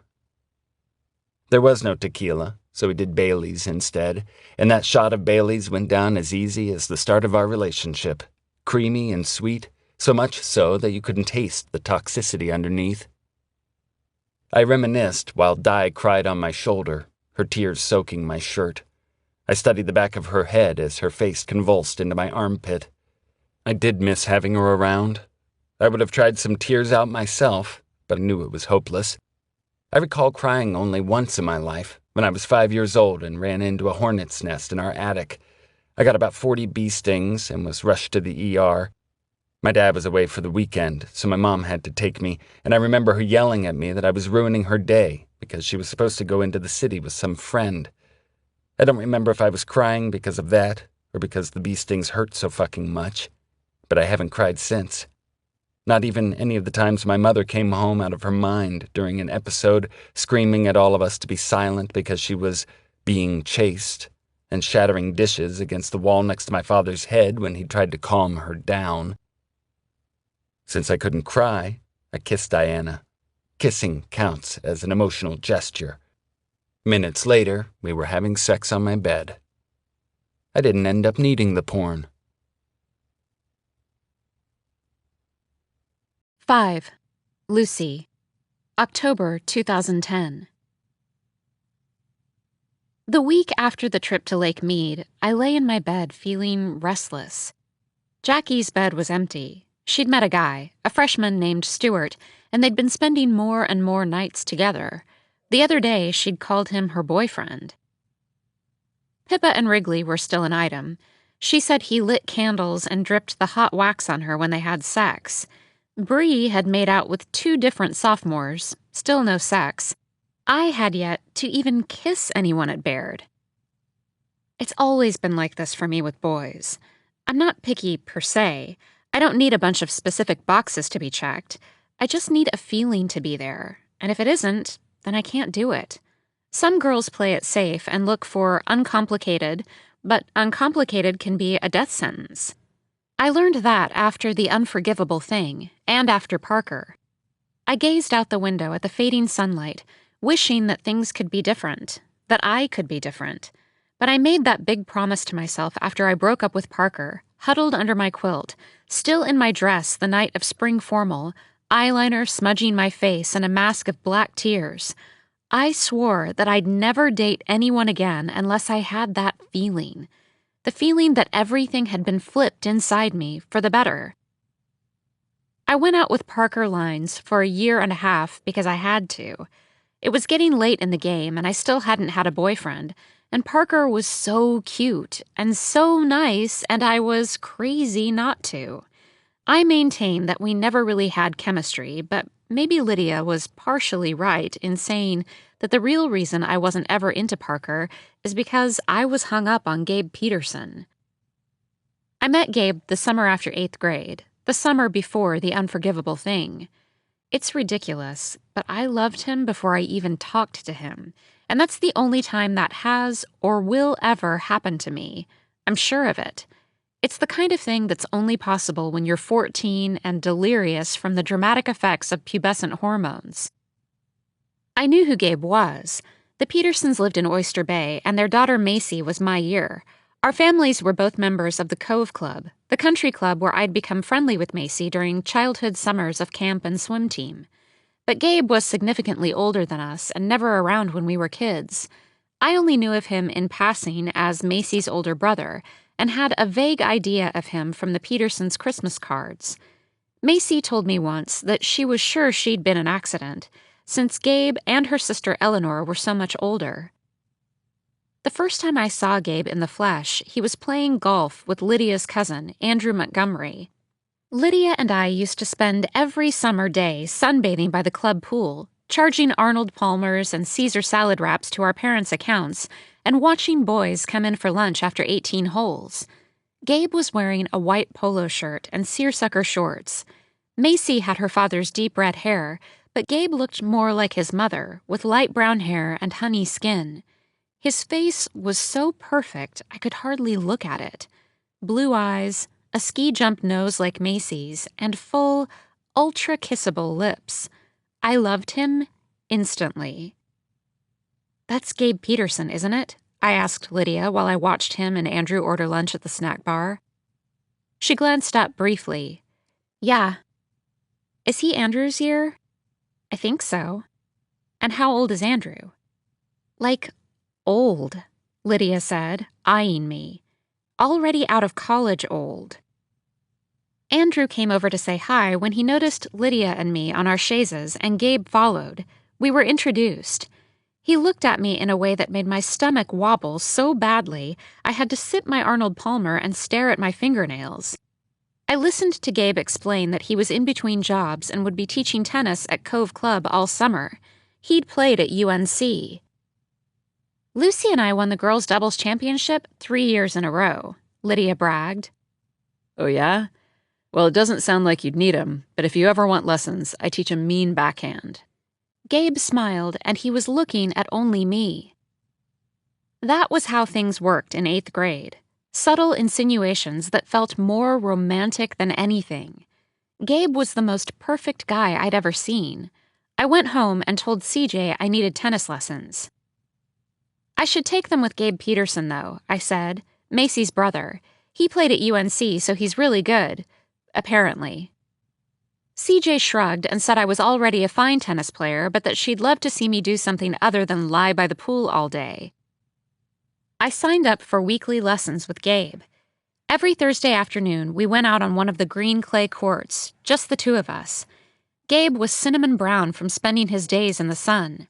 When he lunged for the ball, his shorts rode up, and I saw the white skin of his thighs. I could have melted right into the court. When I practiced my serve, I could feel him watching me, standing closer than he had to. Sometimes he'd come up behind me and place his giant hand over mine, repositioning my grip on the racket handle.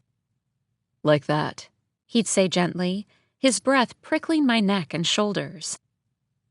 I played sloppy, nervous tennis that summer because I was too preoccupied with being near Gabe. Our lessons always flew by, and I almost couldn't stand it when the hour was up and I'd have to wait a whole week to be near him again, to be close enough to smell his perfect Gabe smell, a mix of sweat and new tennis balls, fresh from the can. My feelings for him swallowed me whole. I thought about him constantly. His perfect hair and beautiful face, and the way he smiled at me, and the magnetic way my body responded to him. I told Lydia everything, and she said he was way too old for me and that I'd better be careful because if anything happened between us, Gabe could go to jail for statutory rape. I told her that was nuts. I wasn't ready to have sex anyway, but I did want to kiss him. I wanted his hands all over me.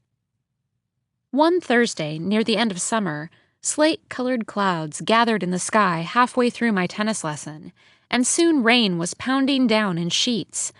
Gabe and I ran into the tennis hut for shelter. He turned to me.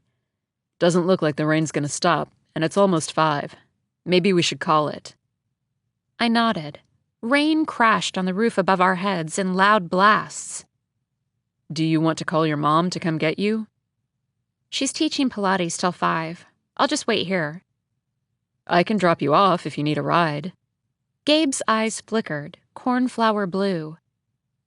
We climbed into his car, a navy Jeep. It was messy and littered with beef jerky wrappers, but it smelled like Gabe, and I loved it. I buckled my seatbelt and was so aware of myself, of just the two of us in the tiny, confined space of Gabe's car. He asked me where I lived, and I told him, even though my house was only 10 minutes from Cove Club, and I wanted to make something up, some faraway address that would maximize our time together. Out of the corner of my eye, I stared at Gabe's cheek, which looked like it had just been shaved. The hairs on his arms stood on end as he used his strong, tan hand to shift the gears. I want to learn to drive stick, I said, breaking the silence. Stick is the way to go. You can't drive yet, can you? No, but I get my learner's permit next summer. I cringed at how young I sounded. Ah. The car accelerated, rain still pitter-pattering on the windshield. I was running out of time. "How old are you?" I asked, feeling suddenly gutsy. Oh man, Gabe laughed. not answering that. "Just tell me." I'm 23, Lucy. "I'm 17, I lied, grinning. No way. You're Macy's age, which makes you 14. A mature 14, though, don't you think? This is your road. Gabe pressed the brake, ignoring my question. Where's your place? I pointed ahead to the green mailbox, number 34, and Gabe drove up the winding driveway and stopped in front of the house I'd lived in all my life. Limestone nestled with blooming hydrangeas, CJ's favorite. Pretty spot, He said. "Gabe?" I stared at him, overcome by something unbearable. I just liked saying his name. Gabe. It's not raining anymore. "Thanks for driving me," Lucy, he said, and chills prickled every inch of my skin as he took his index finger and lightly brushed it against my cheek.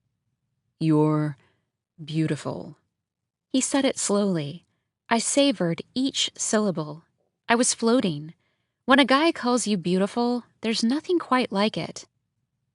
I wanted him to kiss me so badly that I must have willed it to happen, because then he was leaning down and his pillow lips were touching mine, soft as a cloud, and in that same motion, his hand moved up inside my shirt, under the elastic band of my AA bra and over the buttons I had for breasts.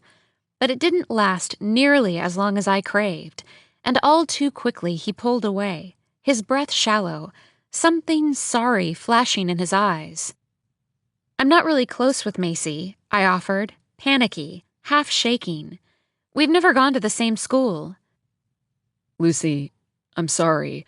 I shouldn't have. You're gorgeous, but you're so young.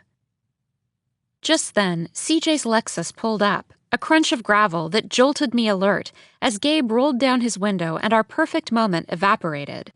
CJ climbed out of the car in her black spandex, holding a bunch of shopping bags. Hi, Mrs. Albright. Gabe said, his voice rushed. It poured rain, so we had to cut the lesson short. Lucy needed a ride. "Please, Gabe, call me CJ. It was raining buckets, no? I got soaked just walking to the car. Well, thank you, Gabe. That was super sweet of you to drop off Luce. Tell your parents I said hi, will you? I owe your mother a phone call." Of course. CJ seemed to be waiting for me to get out of the car, and unwillingly, I detangled myself from the air around Gabe. I told him I'd see him the following week. "Next Thursday is her last lesson," CJ said, "because we're going to the Cape for 10 days and then school starts." School. Can you believe it? The summer flies every time. But the next week, Gabe didn't show for our lesson. He'd called in sick that day, apparently, and I was stuck with another tennis instructor named Hugh, who was short and bald and nothing like Gabe. I waited until after the lesson to run into the women's locker room and burst into tears. High school started in the fall, and girls started getting boyfriends. There were lots of interlocking hands and tables of two in the cafeteria, but by then, the unforgivable thing had happened, and the relationships unfolding before me seemed dishonest and laced with betrayal, or the promise of betrayal. They were too easy, too carefree. I was sure of the inevitability of the pain they'd all cause. I felt it, hot and deep in my bones. By the end of sophomore year, enough of my friends had started having sex that I knew I wanted to do it too. I didn't want sex to get off. I'd figured out how to do that on my own, pressing that sweet spot, images of Gabe blurring my vision until the world fell away. It was easier with a vibrator, which I'd bought with my edgy friend Antonia at a sex shop in the city. I didn't think Antonia was edgy, but Lydia and Helen said she was. Lydia and Helen would never buy vibrators. Still, I wanted real sex. Some boys liked me, but I didn't like any of them back. Sometimes I hooked up with them, but usually I just thought about Gabe and wished I could feel that again. I just about had it with myself when blonde-haired, squash-playing Parker Lines asked me to the hayride junior fall. There was nothing wrong with Parker, no flaw that I could point out to Lydia and Helen other than the fact that I wished he were 3 inches taller. They told me I wouldn't find anyone better to date in Cold Spring Harbor, and I couldn't argue. I needed something. Antonia's father had gotten a new job, and they'd moved to Michigan at the beginning of the school year, so I was no longer spending weekends getting drunk with her. Parker was popular, attractive, athletic, and decently smart, all the good-on-paper stuff. I have no idea why he liked me so much, but by spring he was telling me he loved me, and I was saying it back, the words meaningless syllables gathering in my mouth. We slept together in April. I was ready, and it was underwhelming. It hurt less than I expected, but even after months, it never felt like anything special. I knew I was doing it for the sake of doing it. I was going through the motions of having a serious boyfriend without really having one. CJ was over the moon. She loved Mrs. Lines. They played tennis together. She thought Parker was absolutely perfect and invited him over to our house for dinner more than I ever did. By senior winter, I was so miserable with Parker that I could barely be around him. His touch had started to feel like a child molester's. I wanted to break up with him before spring formal in May, but Helen persuaded me to wait until after because, the pictures, Lucy. Think of the pictures. I had taken all the APs our high school offered and gotten good grades because it was easy enough, and if nothing else, I wanted to have choices. When my college decision came down to Baird outside Los Angeles and Dartmouth in Hanover, New Hampshire, CJ offered to buy me a Range Rover if I chose the latter. I knew it was just because she wanted to increase the chances that I'd stay with Parker. He'd been accepted early decision to play squash at Bowdoin. She said she thought he would have trouble with the distance. Maine and California will be tough. I wanted to laugh in her face at the same time that I felt horrified. I didn't even want a car. Dartmouth was ranked higher, but I just had to get out of the Northeast, and I sent my acceptance to Baird the next day. When CJ threw a fit, I emphasized my interest in the smaller liberal arts environment and Baird's esteemed English program, especially one course called Writers on the Riviera, from Hemingway to Fitzgerald, taught abroad on a sailboat on the Mediterranean coast of France. The course was the main reason I'd applied to Baird. It was a 6-week immersive study of Riviera-inspired literature, particularly that of Hemingway and Fitzgerald, who both lived and wrote in the south of France. Spaces were competitive, but I'd get into the program if it killed me. On the evening of spring formal, my hands shook as I applied mascara. CJ had bought me this beautiful, expensive dress, the cream-colored Shoshana one that I wanted, and I could barely step into it.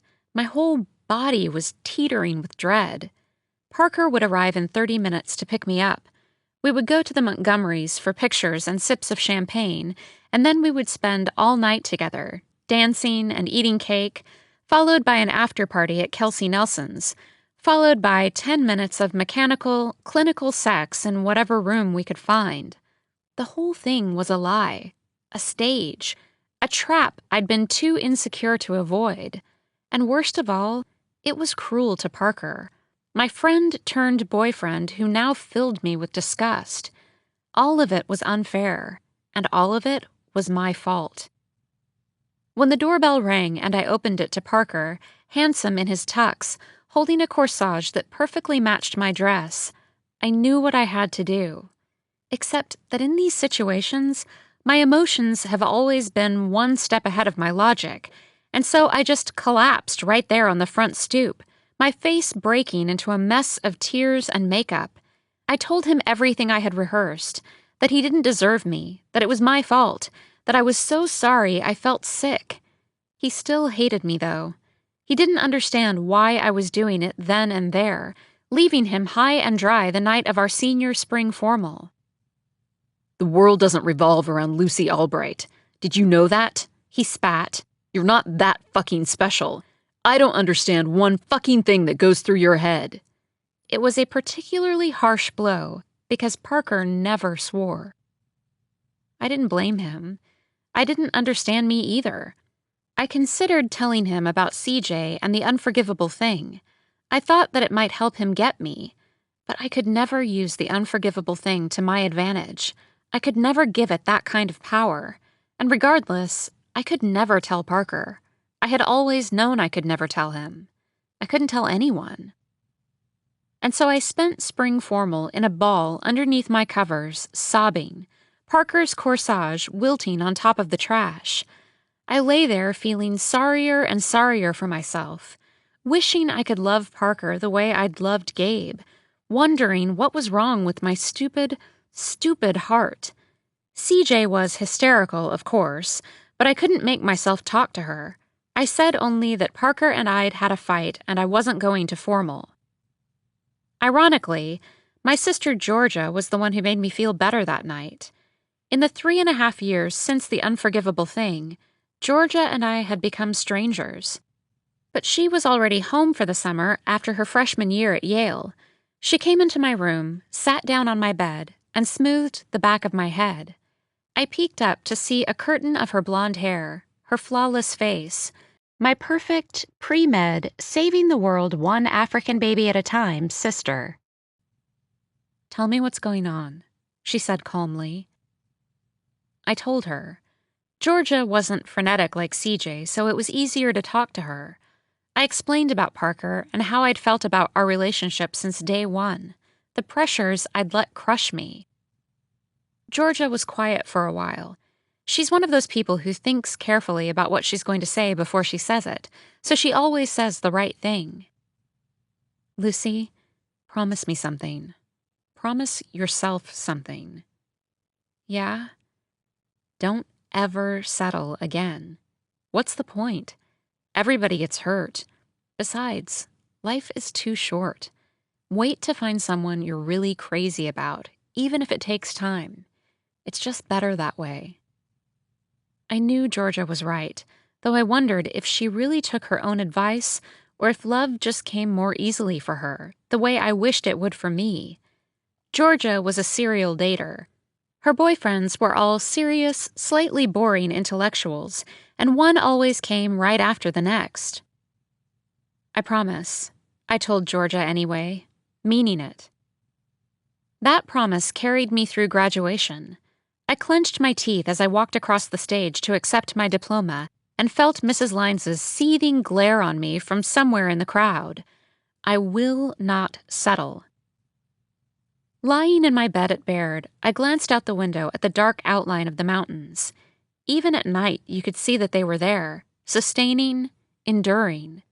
I fingered the knotted fabric on Puff, my ratty old half of a blanket and lifelong sleeping companion. Georgia has the other half. Puff was originally Georgia's, but we both loved it so much that one day CJ just ripped it right in half so we could each have a piece. I cried at Puff's mutilation. But Georgia didn't. Even as a 4-year-old, she calmly accepted CJ's rationale. An unexpected wave of homesickness clobbered my chest, sinking down like a paperweight. I had the urge to call Georgia, to hear the composed, melodious rhythms of her voice. But then I had to remind myself that, in spite of that night we bonded over my breakup with Parker, we weren't close anymore, that we hadn't been for years, and that my calling at 11 on a Tuesday would be so unexpected she'd think something was seriously wrong. Suddenly my phone buzzed on my nightstand atop Anna Karenina, which we were reading for Professor Tittleman's 19th century Russian literature class. A 516 number flashed on the screen, the same as my home area code in New York. "Hello?" "Lucy." "Who is this?" "Have you heard of the new sushi restaurant downtown, Sakamoto?" "No. Who is this?" "It's supposed to be fantastic. Want to go tomorrow night?" "Who is this?" I sat up straighter in bed. Pale yellow moonlight filtered through the blinds, striping my sheets. "Oh, excuse me. This is Stephen DeMarco. We met at Lake Mead." The Christian Bale guy, with the green eyes. Stephen was from Long Island like me? My skin suddenly felt coated with electricity. I had been wondering about him ever since that last day at Mead, but not because I liked him. It was just curiosity. Yes, Steve. I remember. Steven. I don't do Steve. Stephen. Sorry. You're probably wondering how I got your number. I wasn't, but now I am. Ha! He laughed throatily on the other end of the line. There was a satisfaction in making him laugh. How then? I'll tell you tomorrow over sushi. How about it? The weather's supposed to be gorgeous. The weather always seems to be gorgeous here. Valid point. Sunshine and palm trees and mountains. Can't hate it. Temps drop a little in the winter months. You'll see. Ah. So tomorrow, 7:30? Well, I bit the insides of my cheeks. Lucy, do you want to get dinner with me or not? I didn't think I should go. He wasn't really my type. Plus, something about him worried me, made my stomach flip in a funny way. I don't think I can. Sorry. Bummer. All right. He didn't sound fazed. Is that it? That's it. How did you get my number, though? Well, my friend Wrigley is fucking your friend Pippa. I wanted your number and voila. Wrigley and Pippa are more than that. I knew that Pippa liked Wrigley a lot, and I felt an obligation to defend her. More than what? Stephen asked. More than... You can say it. I could nearly hear him grinning, and the pit inside me deepened. Fucking... It came out in an embarrassingly low whisper. Okay, I'm sorry, Stephen said. Wrigley and Pippa are making love. That is not what I meant. What did you mean? I just meant that they also go on dates and stuff. I'm trying to take you on a date. An image of Stephen DeMarco in his red bathing suit flashed across my mind. Hairy, overweight, crass. Sure, handsome in some obscure way, but I hadn't felt attracted to him. Had I? I couldn't remember. I don't think now is a good time, I said. Don't sweat it, Lucy in the Sky with Diamonds, Stephen replied evenly. But don't show up to any house parties wearing a bikini, or I might not be able to restrain myself. The base of my stomach pinched again. He made the most ordinary sentences so directly sexual. Talking to him made me feel like a child. Why would I wear a bikini to a house party? Touché, pretty girl, he said. I hung up the phone and rolled over in bed. I felt clueless, even turning down a date from a guy I wasn't interested in. I knew nothing about dates. Parker never took me on actual dates. We grilled dinner in his backyard and got brunch on the weekends, but those weren't real dates. Or were they? Was I supposed to go on a date with a guy who asked just for the hell of it, even if he made my insides lurch in a peculiar way? Was that what you did in college? For a brief moment, I wished I could ask CJ because she would probably know. But just thinking about that made me grit my teeth together, made me forget to blink for a whole minute, which is what happens when I think about CJ for too long. Because when you have a mother who did the unforgivable thing, you can't ask her those kinds of questions. 6. Stephen. October 2010. It was a Saturday evening, and I was staring at the familiar paisley print on Diana's quilt, orange and yellow and pink swirls, and focusing on my arousal. I love sex, but I'd fucked Diana so many times that it had become as familiar as jerking off. It was good, but no longer unreal, the word we'd once mutually used to describe it. I pulled her on top of me, but she wasn't having it. Yet again, she was too pissed at me to focus on having an orgasm. So I sped up to reach my own end, came inside her, and rolled away. I felt the stirrings of another argument. This was what my relationship with Diana had become. Argue, sex, argue, sex, argue, sex, argue. Nothing else in between. "We have to stop doing this," she mumbled, propping up on one arm. Her messy hair fell in front of her eyes, and I pushed it behind her ear. "Maybe if you concentrate on something other than being mad at me, you could actually enjoy yourself one of these times." I climbed off the bed to look for my boxers. "Fuck you, Stephen." She picked up the box of Kleenex sitting on her bedside table and chucked it at my head. "Maybe if you stopped sticking your dick in everything with a pulse, I wouldn't be so worried about getting some gross STD and I could enjoy myself." Diana was crying now. I put on my clothes, grabbed the open can of beer on her desk, and chugged it in a single take. Then I sat down on the edge of the bed and dried her tears with my thumbs. "Princess Diana, stop it. Nicole was a mistake. I've told you. I love you. How many times do you want me to tell you? I want to be with you." "I'm not ready for that." "So why are you sleeping with me?" "I don't know. I ask myself that question every day. Maybe we should cool it for a while." "Is that really what you want?" "Yeah." The sheets had fallen below Diana's breasts, and I stared at them, small and pale, with rose-pink nipples, as familiar to me as my own hands. "Diana, come on. I'm going to Rig's birthday party. Will you come with me? Hold my hand? Be my girl again? Go with you and watch you flirt with freshman sluts?" "Oh, Jesus, Diana." I pinched my sinuses. I didn't have the energy to stick around for another 2-hour fight, so I grabbed my jacket and left. Let her call me selfish and mope around her house all night. She and Keaton and Josie would drink a case of red wine and talk about how much they hated me. Give it a week or two, and she'd be calling me again, begging me to come over. I let the screen door slam shut behind me, louder than usual, and walked south down Perry Street, toward Wrigley's house on Hutchins. It was a hot night, and I walked quickly toward the shelter of the air-conditioning unit at Wrigley's. His 21st birthday was bound to be a big bash. I stuck my hand in my pocket and cupped the little baggie of Coke I'd brought him as a present. Maybe it was a good thing that I was going by myself.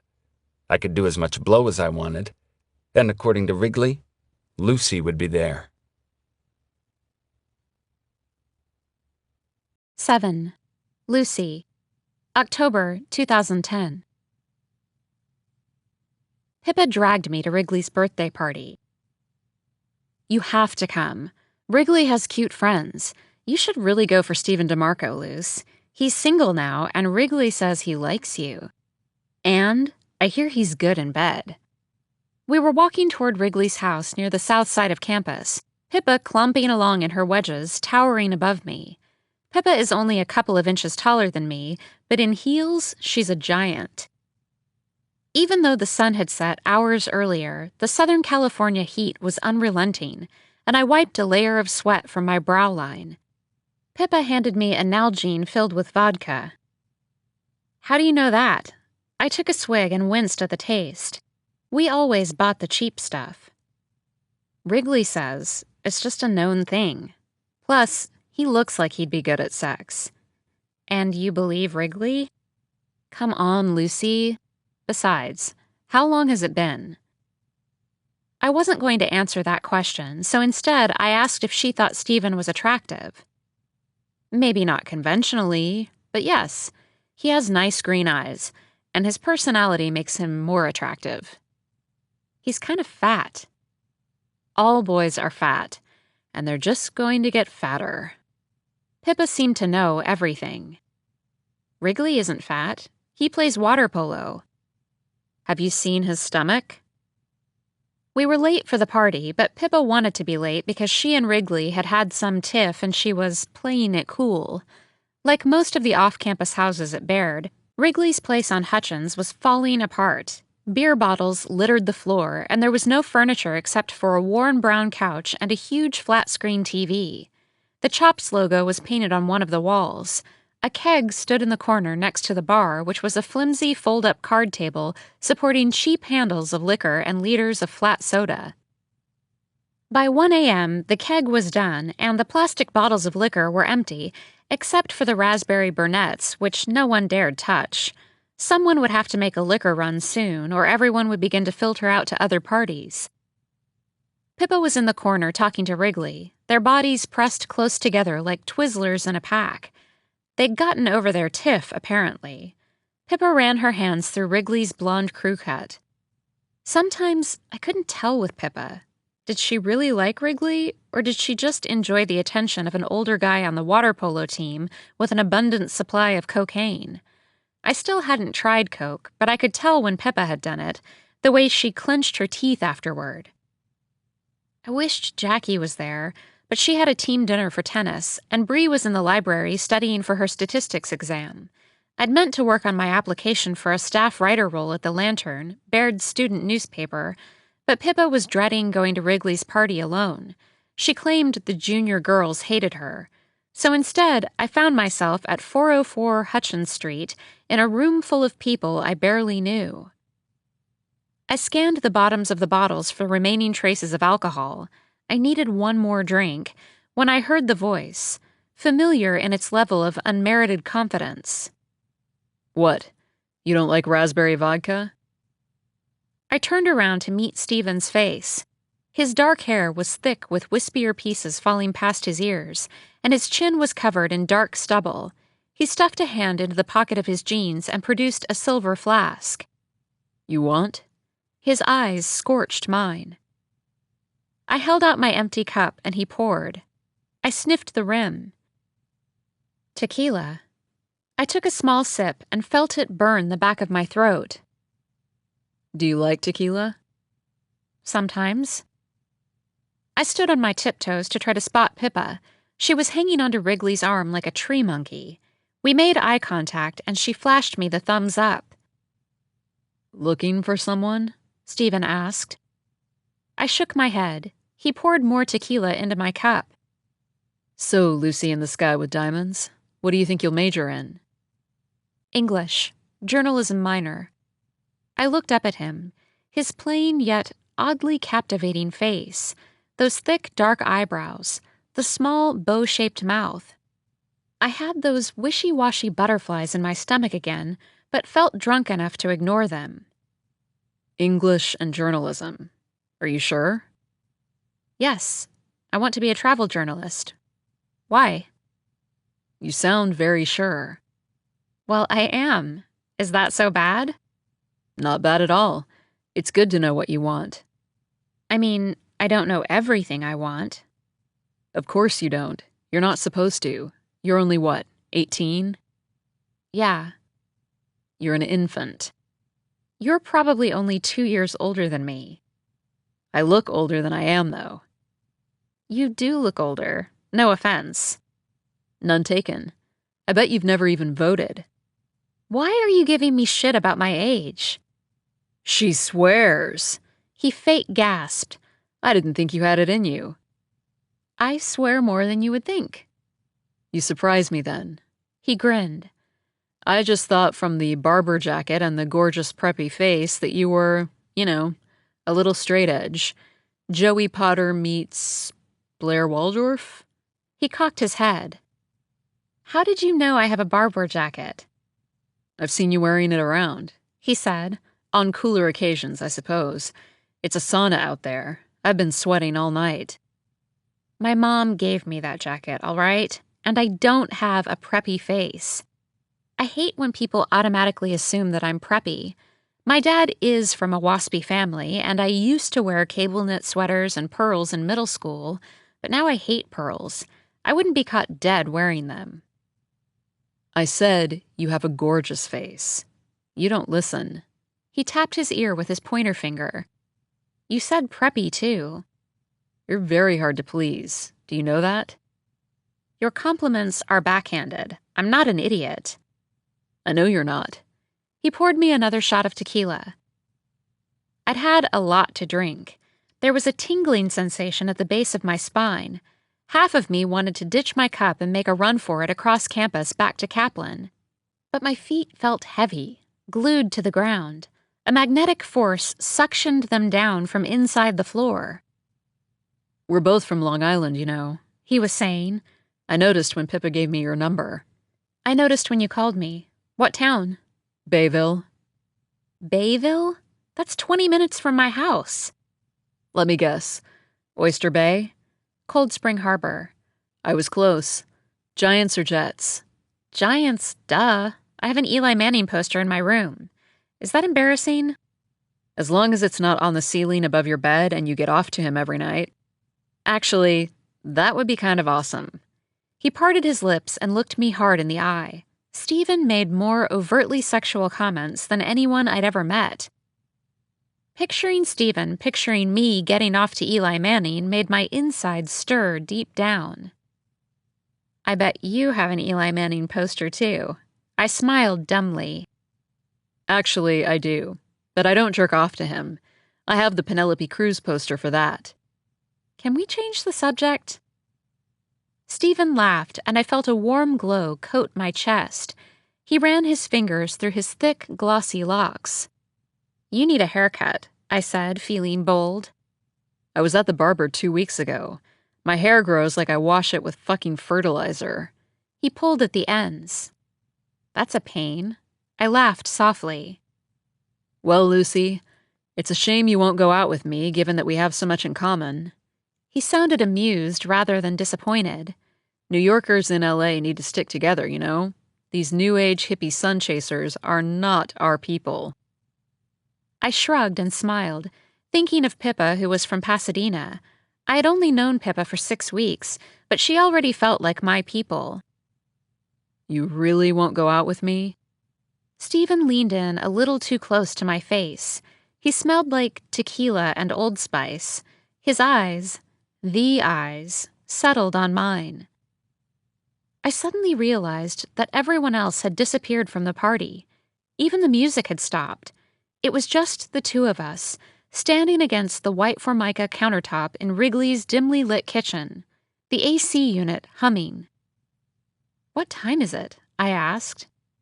I don't know. Where did everybody go? Probably to another party. Oh. Do you want to go find another party? I was suddenly nervous. I hadn't meant to get myself into this situation. Or we could hang out in my room, he said before I could answer. It's in Copeland, right around the corner on Carroll. It was one of those moments I would look back on for years to come. A blurred image in a magnifying glass, a memory distorted in a fishbowl. Maybe everything would have been different if I had listened to the half of me that wanted to run away. Or we'll do it some other time, he started to say, but I was already nodding, because the other half of me was proving stronger. The half of me that wanted to see what would happen with this stranger who was not my type, but who was making my spine melt like a candlestick. I hadn't felt that in years, not since Gabe. I followed Stephen outside and down the street and into Copeland, one of Baird's older, smaller dormitories. The wooden staircase creaked loudly as we climbed up to the 3rd floor and walked down the hallway. This is me, he said, cranking the door open. You're in luck. I have the AC blasting. Why does Wrigley live off campus and you don't? I stopped in the doorway to his room. Because he's luckier than me. Stephen leaned down and kissed me, so suddenly it caught me off guard. His mouth was warm and wet, and the kiss felt surprisingly good. He whisked me up off the floor in one fluid motion, kicking the door shut behind him, and carried me over to his bed. You have a roommate? I asked, glancing toward the other bed. Yeah, Evan Donovan. Do you know him? I shook my head. He's all right. He plays lacrosse and he has a girlfriend, so he's never really here. You don't like him? I do. We're just different. He can be difficult. He's my friend, but he wouldn't have been my first choice as a roommate. Then why do you live together? We got similar numbers in the housing lottery and it just worked out. Why is he difficult? Lucy, Stephen whispered. I don't really want to talk about Evan right now. He leaned in, the edges of his lips brushing mine. I've thought about kissing you since the moment I saw you on that houseboat. He tasted like tequila and something minty. His hands slid underneath my bra, fumbling with the clasp. His mouth was hot on my neck, then my abdomen, then lower.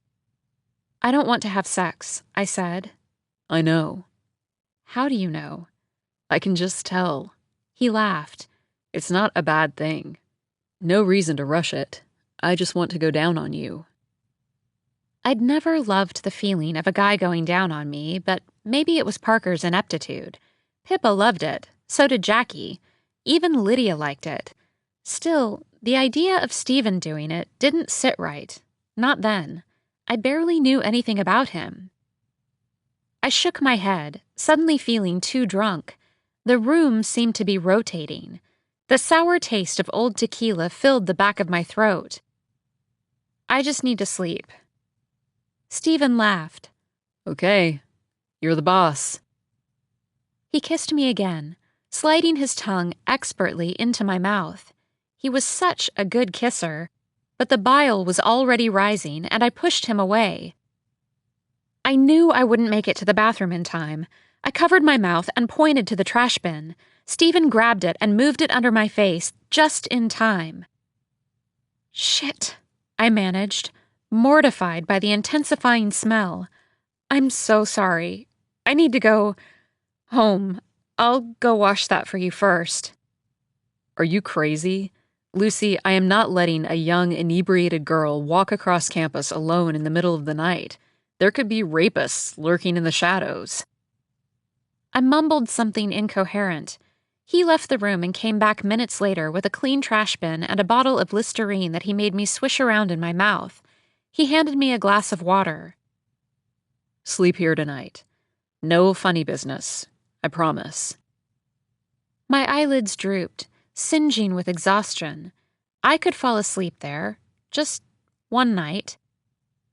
Good night, pretty girl, I heard him say, as sleep tugged me under. When I opened my eyes the next morning, pain split through my head like a bolt of lightning. The inside of my mouth tasted like a dead frog. I propped up on one elbow and glanced around, disoriented until horrifying snippets of the night before began to surface. Stephen's dorm room was a mess and smelled like old Thai food and dirty laundry. He lay asleep next to me, snoring as loud as a lawnmower. His mouth parted over a double chin, and drops of sweat clung to his forehead despite the air conditioning. With another thunderous snore, he rolled over. My palms felt damp. A fresh wave of sickness swelled inside my stomach, and I racked my brain for a silent exit strategy. What had I been thinking? I wasn't attracted to Stephen. I was just a drunk idiot mistaking nausea for butterflies. Pippa was going to be thrilled, though. I pulled out my phone, which was miraculously still intact, and texted Lydia. Lucy, I just hooked up with the randomest guy, and I puked in his trash bin. 8. Stephen. October 2010. I spotted Lucy in the library, down on the second floor, bent over a notebook in her olive green barber jacket, her chestnut hair a shiny coat across her back. I watched her write carefully in a notebook for several minutes until she rose up out of her chair and headed toward the staircase. She trotted up to the third floor, her hand sliding up the varnished banister and around the corner toward the spot where I stood. She bumped right into me. "Oh, hi," she said, her gaze unsteady. She chewed the edge of her thumb. "Hello." I leaned in close to her. She smelled like freshly sharpened pencils. A jacket in 80-degree weather? They crank up the AC in here. I've never noticed. I'm looking for a book. For what? A book. I know, I meant a book for what? For a paper for my Russian literature class. Oh, Russian lit with Professor Tittyman or whatever? Tittleman, yes. Tomato, tomato.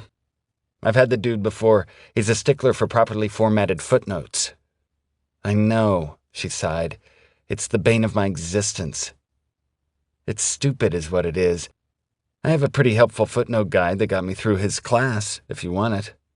The footnote guide was Diana's, but I could probably find an excuse to snag it from her room. That would be great, actually, Lucy smiled. Straight white teeth. You're not an English major, are you? Hell no. Didn't think so. Political science, Economics minor. You want to be a lawyer? How did you know? Just a guess. My dad majored in poli-sci, and he's a lawyer. Is he? Interesting. What kind? Criminal defense. Public? Now, yeah. He used to work at a firm, but he wanted to do more than just white-collar stuff. Interesting. I sneered internally. Public defenders get paid shit money in exchange for having a conscience. I don't know why anyone in their right mind would invest so much time and money in law school and then choose a career as a public defender. You might as well save the money and volunteer for UNICEF or something. But as far as I can tell, from her barber jacket and expensive-looking jewelry and the tiniest bit of Googling, Lucy's family has money. So clearly Lucy's father can afford to be an upstanding citizen. You didn't want to follow in his footsteps? I asked her. I wouldn't make a good lawyer, and I couldn't major in poli-sci. My mind just isn't wired for it. I don't blame you. English is definitely far less dry than poli-sci. Well, English can be dry. This class is brutal. Tolstoy feels like reading the Bible backward. Her reference was not all that comical, but I laughed anyway. When you're trying to fuck a girl, you laugh at her half-jokes. You laugh at fucking everything she says. What I really want to get into is journalism, she continued. That's right, I nodded. Journalism minor, I remember. You should try to write for the Lantern. Funny you should say that, she tilted her head adorably. You're looking at the Lantern's newest staff writer. No way! I feigned surprise, though I'd known to mention it after seeing her byline in the latest edition. Small School, Big City, How Baird Students Really Feel About Los Angeles, by Lucy Albright. That's fantastic, Lucy. Thanks. She coursed her fingers through her long hair. I'm trying to build up my resume. I'm really hoping to get into this course the English department offers majors and minors the summer after sophomore year, but apparently it's super competitive. Let me guess. The one where you live on a boat and sail along the French Riviera? And read Hemingway and Fitzgerald. Yes, I'm dying to go. That's what first inspired me to apply to Baird, actually. I read about the course junior year of high school after we read A Farewell to Arms. That book totally broke my heart, but I loved it. Lucy's face brightened, her eyes popping wide with an absurd amount of enthusiasm. God, how the hell do people get so worked up about fictional books? I can only read nonfiction. That's the most coveted course at Baird, probably, I said. Sounds unreal. Yeah, apparently you have to have at least a 3.7 GPA, Lucy continued. And even then, they accept only 12 students. I have heard that. I nodded. It was true. Spots in the course were extremely competitive. Diana was an English minor, and her GPA fell 1 point short of the requirement. She'd whined about it for weeks. But God, to get to spend 6 weeks sailing through Antibes and Cannes and Saint-Tropez and for school? Lucy tucked a strand of glossy hair behind her ear. It's a long shot, but you never know. Well, Lucy in the Sky with Diamonds, if you keep up the hard work, it sounds like you have a good shot. Why do you keep calling me that? She raised a dark eyebrow. Because of the song, I told you. I think it fits you. You know it's a song about tripping on LSD. Maybe that's one interpretation because of the acronym, I frowned. But it's supposed to be about a drawing of a girl named Lucy that Lennon's son made in nursery school. That's random. How do you even know that? How did I know? I'd looked it up right after Lucy and I first met. Should I ever need to bring it up in a conversation such as this one? I could tell Lucy was flattered by her nickname, Lucy in the Sky with Diamonds. It's a cool song, and it's the Beatles. Everyone fucking loves the Beatles. I haven't been able to stop thinking about that song since that day on the houseboat. When I couldn't find out more about you, I mockingly accused, because you refused to let me take you to dinner, I researched the song instead. Lucy glanced over the railing edge, then peered up at me. You're a very interesting person, she said. By the way, I'm sorry I never returned your messages. God, don't make me sound so desperate. You could just say message, singular. But there were several. One corner of her mouth curled. Well, I wouldn't be much of a gentleman if I hadn't called to check up on you after the whole puking incident. I know, I'm sorry about that. That was a low moment.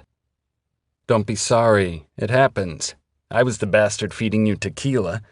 Anyway, I'm still hoping to take you on a proper date. No tequila, I promise. Sushi, Francais, Italiano, Zimbabwean, your pick. Zimbabwean? They have food in Zimbabwe. Stephen, I'm not sure. I'll let you know. I really should get back to work. I leaned in and kissed her mid-sentence. Not enough guys take advantage of the mid-sentence kiss. Girls go crazy for it. Romantic in any and all scenarios. I pushed her back a little toward the corner behind one of the bookshelves. I ran my hands over the back of her jeans and had to think of Wrigley's droopy ballsack to keep from getting too excited. God, I couldn't wait to fuck her. It would happen. I could feel her surrender as I kissed her. She opened her mouth a little wider than the time before. I could feel her heart racing against my chest. She let me kiss her for a whole minute before she pushed me back, an expression of shock pooling in her blue-gray eyes. She didn't hate it. 9. Lucy. November 2010. I was helping Jackie craft a text to her ex-boyfriend. He'd asked to see her over Thanksgiving break, but she had yet to tell him she was dating Stuart when my phone rang. It was lying next to Jackie on her bed. CJ Sell is calling. Jackie handed me the phone. I still don't get why you call your mom by her first name. It's just a thing. I avoided Jackie's gaze because I could feel her staring at me, and I could tell she knew I was lying. I turned the phone on silent. I'll call her later. You can call her now if you want. I think this is fine to send Matt, right? Jackie looked down at the carefully constructed message on her phone. It's perfect, I nodded. And I'll just call her back later. I have so much reading. Russian lit is killing me. Okay. Jackie took out her own homework and said nothing else on the subject, though I sensed her wondering.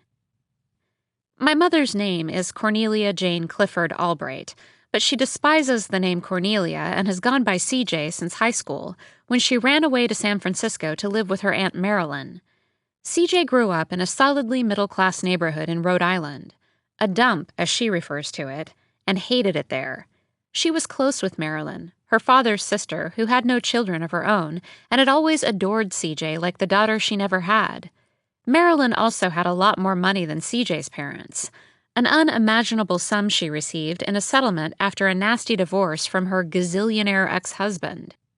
Marilyn died of cancer when I was 4, so I barely remember meeting her, but I've seen lots of pictures. She had chocolate brown hair and a big, wide smile. She wasn't as pretty as CJ, but almost. I have one of her sweaters.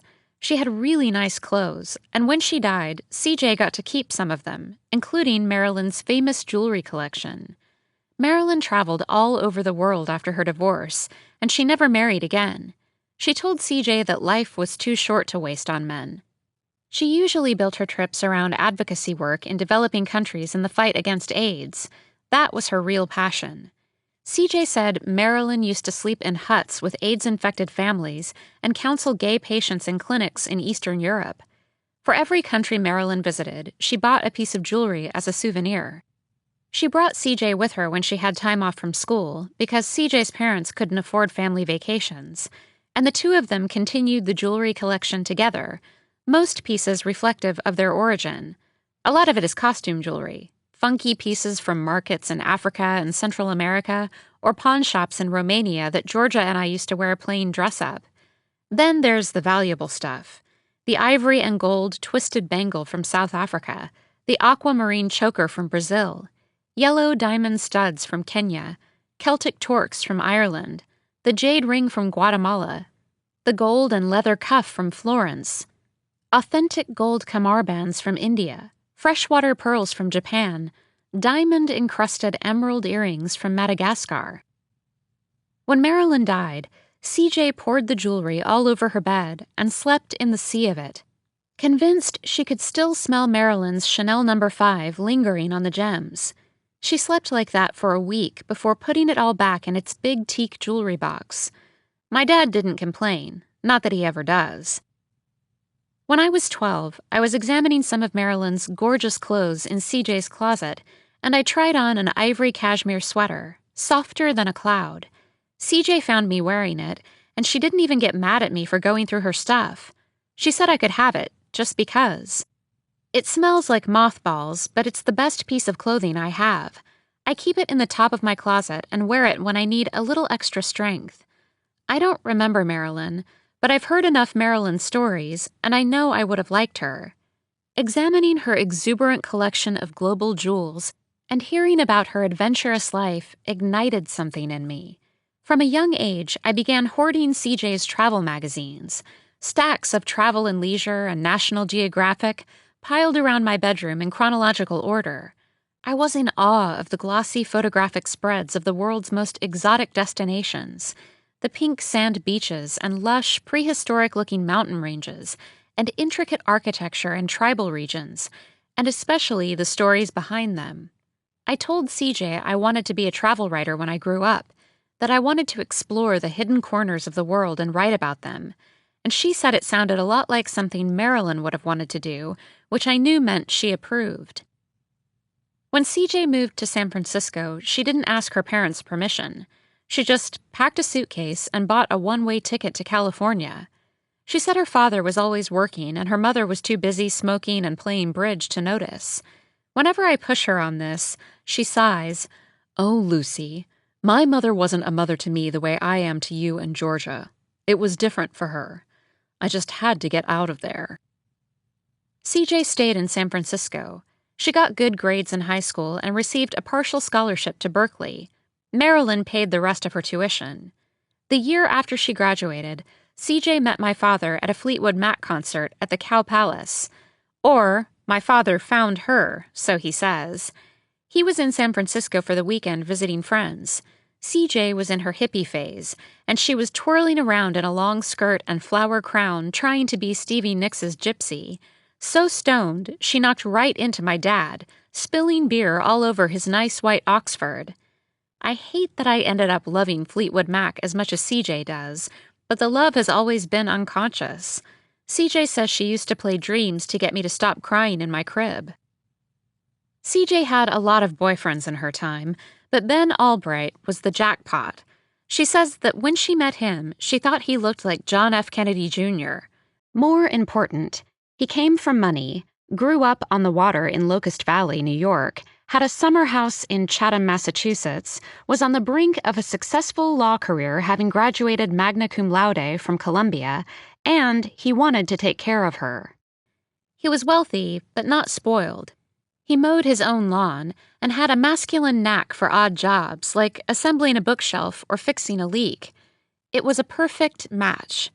CJ was tired of California, but if she was going to go back east, she wanted to go back on her terms and live a certain way, the well-off way, the opposite of her childhood in the northwest corner of Rhode Island. So she traded her flower crown for a Ralph Lauren sweater set, and Ben bought her a one-way ticket to New York.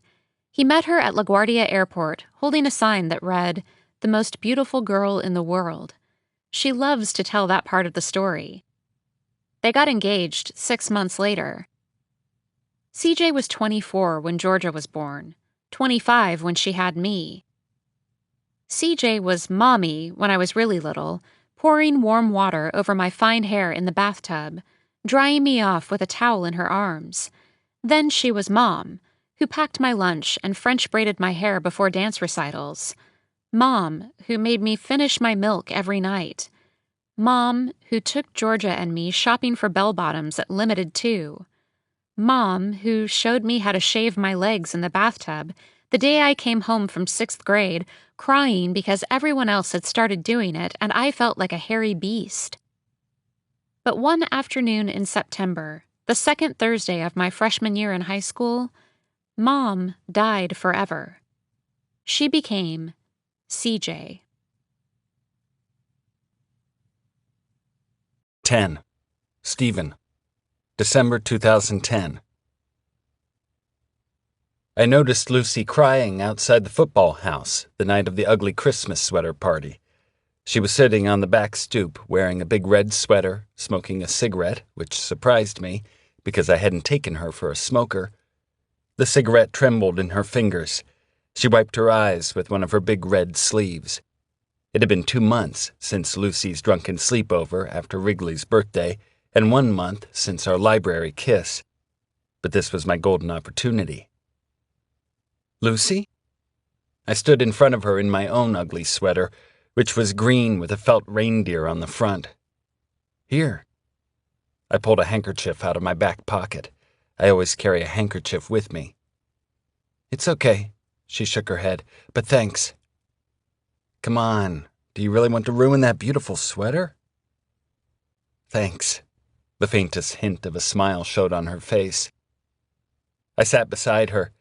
I was feeling drunk from about 50 games of Flip Cup and a little dazed from the weed brownies I'd just eaten upstairs with Wrigley. I can't believe you smoke cigs, I said. Hardly ever. She exhaled a stream of air. I watched it dissolve into the black night. Those things will kill you, you know. I barely smoke, I told you. There was an edge to her voice that intrigued me. Let me guess, only when you're having a rough day. I don't really want to sit here, she said, ignoring my question. Do you want to walk? I'm just going to walk home, she stood.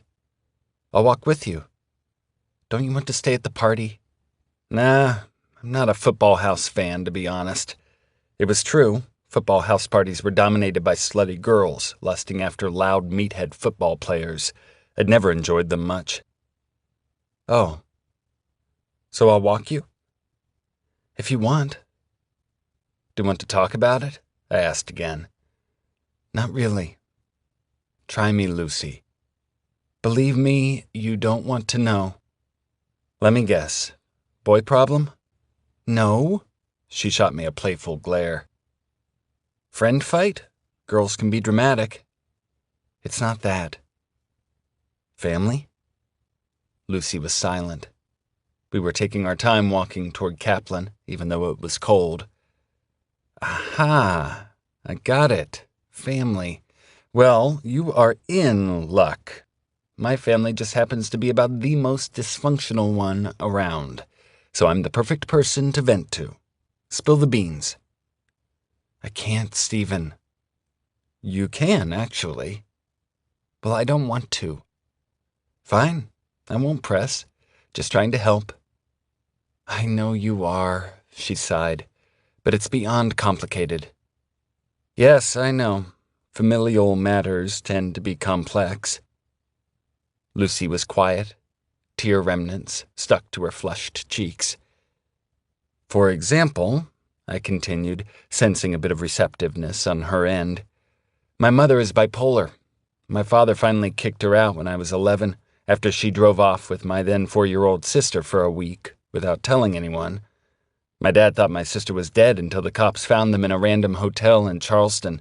It was one of my mom's manic episodes, one of hundreds, but the last straw for my dad, I guess. Jesus, Lucy replied, looking at me in the eye for the first time all night.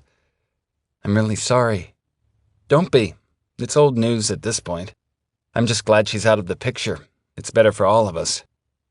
Is your dad remarried? God, no. That's the worst part. He's still fixated on my mom. After a decade, after she blew all the money in their savings account, after all the shit she's pulled. Like, he's always trying to reach out to her and stuff. Like, there's still some chance it can all be fixed and she'll come back and have magically morphed into this dependable wife and mother. It's very delusional thinking on his part. I'm so sorry, Stephen. I told you, don't be. Seriously. I can't imagine that, though. Dare I ask if your parents are divorced? She shook her head. They're not, but they probably should be. Gotcha. But unfortunately, I doubt that will ever happen. So you want them to get divorced? It's complicated. Sorry, I didn't mean to pry. It's your business. She stopped and turned to face me on the sidewalk, her expression sharp. If I tell you this, you have to promise not to tell a soul. Swear to God. I mime-sealed my lips. And I don't even know why I'm telling you, because I barely know you, and I literally haven't told anyone. Anyone. I can keep a secret. What's up with this weather? She rubbed her arms through her sweater. A gust of wind swept a piece of shiny brown hair across her forehead. It is chilly tonight, isn't it? I would offer you my jacket, but I don't have one. I thought Southern California was supposed to be warm, like, all the time. It can get a little cool at night in the winter months, I said, especially since we're close to the mountains. Do you want to go inside somewhere? Just to talk? I don't know. It's late. She glanced away. All right, just for a few minutes. We walked toward my dorm.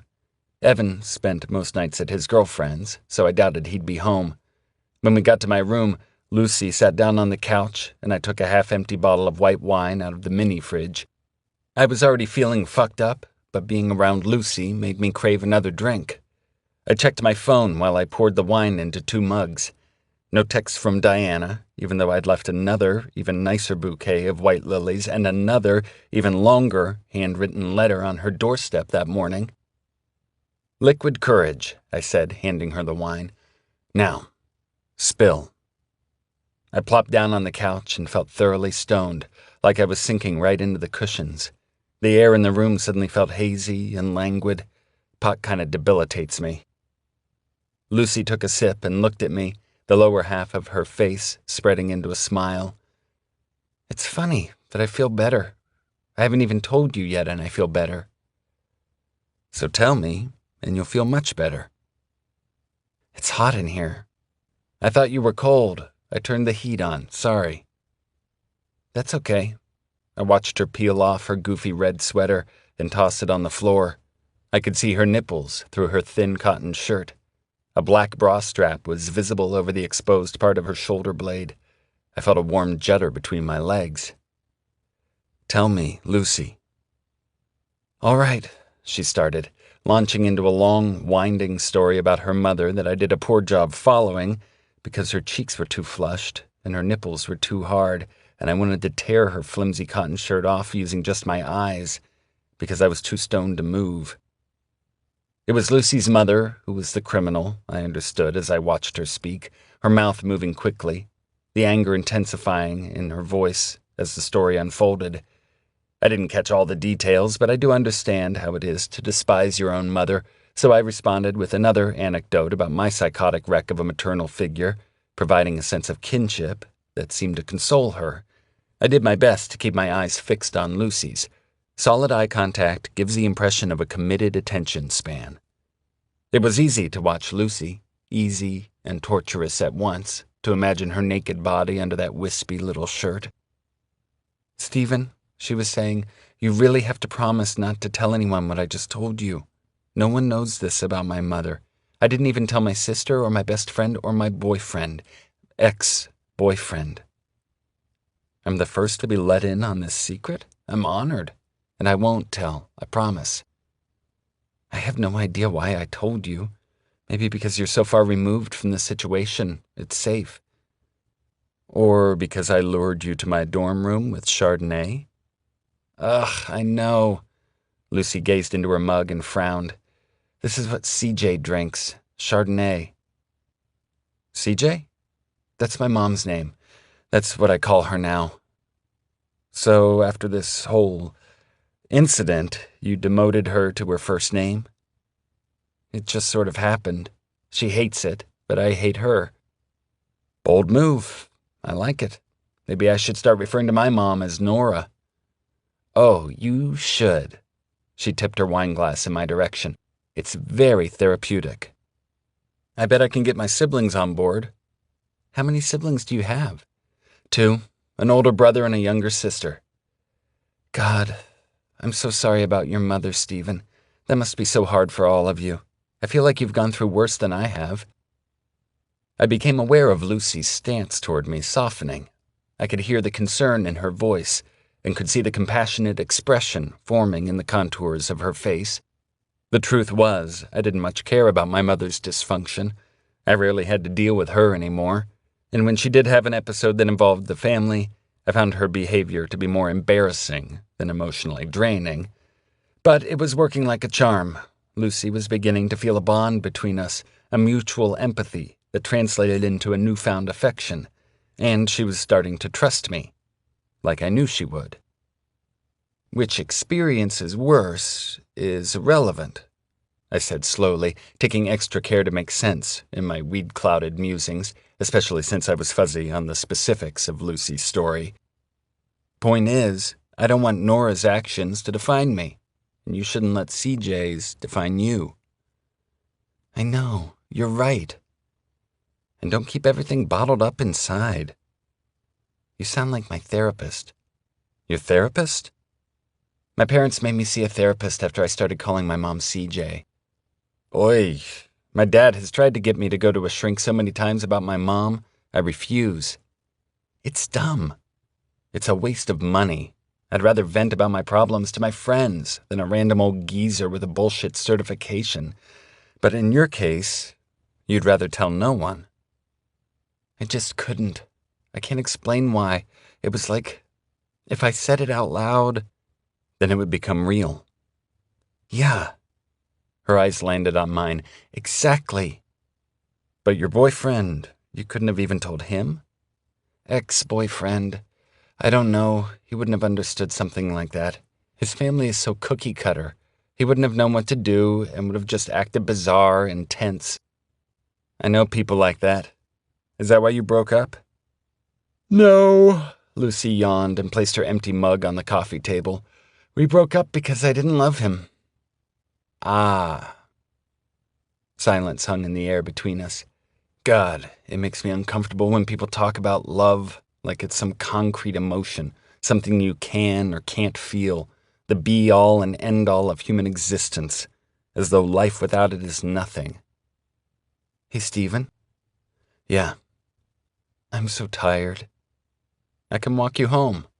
I felt like I'd been suctioned to the couch for hours talking to Lucy, the pot brownies distorting time and space. Their effects were finally wearing off, and I forced myself to stand. Maybe I could stay here, Lucy said delicately, just to sleep. Sure, I nodded, surprised, my mind already jumping ahead of me, my dick 2 steps ahead of my mind. You want a t-shirt? Thanks. I walked over to my closet and grabbed a clean New York Giants tee. Here you go. Eli Manning, number 10, she grinned. I knew you'd like that one. I watched her turn away and remove her shirt and bra, exposing her long, slim back. Her skin looked as smooth as caramel, and I desperately wanted to reach out and touch her. But I restrained myself, holding my breath and forcing thoughts of Wrigley's balls again. As she slipped the t-shirt over her bare chest, took off her jeans, and climbed underneath the covers, I knew I wouldn't have to wait much longer. After a girl willingly gets into your bed, the rest is history. Part 2. 11. Lucy. August 2017. What do you think? Bree spins around, revealing her ivory Monique Lehoulier wedding dress, the sheath style hugging her close, tasteful lace with a V-cut back that dips low, accentuating her thin figure. Bree is a stick, always has been, but she eats whatever she wants. She's one of those girls who's actually not lying when she says she's thin because of a fast metabolism. To say I'm jealous is an understatement. Surrounded by her bridal party in one of the Donovans' guest bedrooms, Bree is trying on her dress for the final time. Meh, Pippa shrugs. You can find a better one. Pippa, Bree frowns. The wedding is tomorrow. I'm kidding. Lighten up. You look insane. Pippa flips her shiny dark hair, enviably long as always. The other bridesmaids, Bree's cousin and 2 childhood friends from Ohio, flash Pippa disapproving stares. They don't know Pippa, and they don't know her sense of humor. Pippa is not everyone's cup of tea. It's perfect, Bee. I nod. Bree does look insane. Her dress is feminine and delicate and elusive. It's so Bree. It's so you, Jackie says, reading my mind as usual. Lauren, the hyper wedding planner, looks like she's on ecstasy. You look, just unbelievable. Lauren's face does something weird, and she looks like she might cry. We don't even know Lauren. Her enthusiasm is superfluous. I don't like her. My phone dings in my purse, and Lauren looks at me like I'm the most disruptive person she's ever laid eyes on. I sneak a peek at the text. Dane, miss you, babe. What color undies you wearin'? Smiley face. Lauren is still peering at me. I shove my phone back into my bag and stifle a yawn. Luce, are you tired? Bree asks, as Pippa helps her out of her wedding dress. She puts on her outfit for the luncheon, white silk shorts and a navy silk top. Even though we were roommates for 3 years, I still can't help but observe Bree's body when it's uncovered. Her thighs are so thin, I think I could fit my whole hand around one of them. Kinda tired, I say. I should have slept on the train. You can never sleep on trains, though. Bree gives me a sympathetic look. I would say nap before the lunch, but I don't think there's time. There isn't. Pippa looks at her watch. It's almost 1. I'll be fine. I squeeze Bree's hand.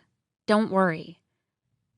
The bridal luncheon takes place on the Donovan's terrace, overlooking the swimming pool and acres of lush green grass. Lauren and her crew have set up round tables underneath the pergola, each draped in a white linen tablecloth and decorated with lilac hydrangeas and matching lilac place settings. On the bottom of each napkin, Bree and Evan, August 26, 2017, is printed in an identical hue of lilac. I've never seen her so fucking happy, Pippa says, sinking down into one of the cushioned wicker chairs. And I've never seen so much fucking lilac. She deserves it, though. Jackie sits next to her, twirling a piece of butter yellow hair around her pointer finger.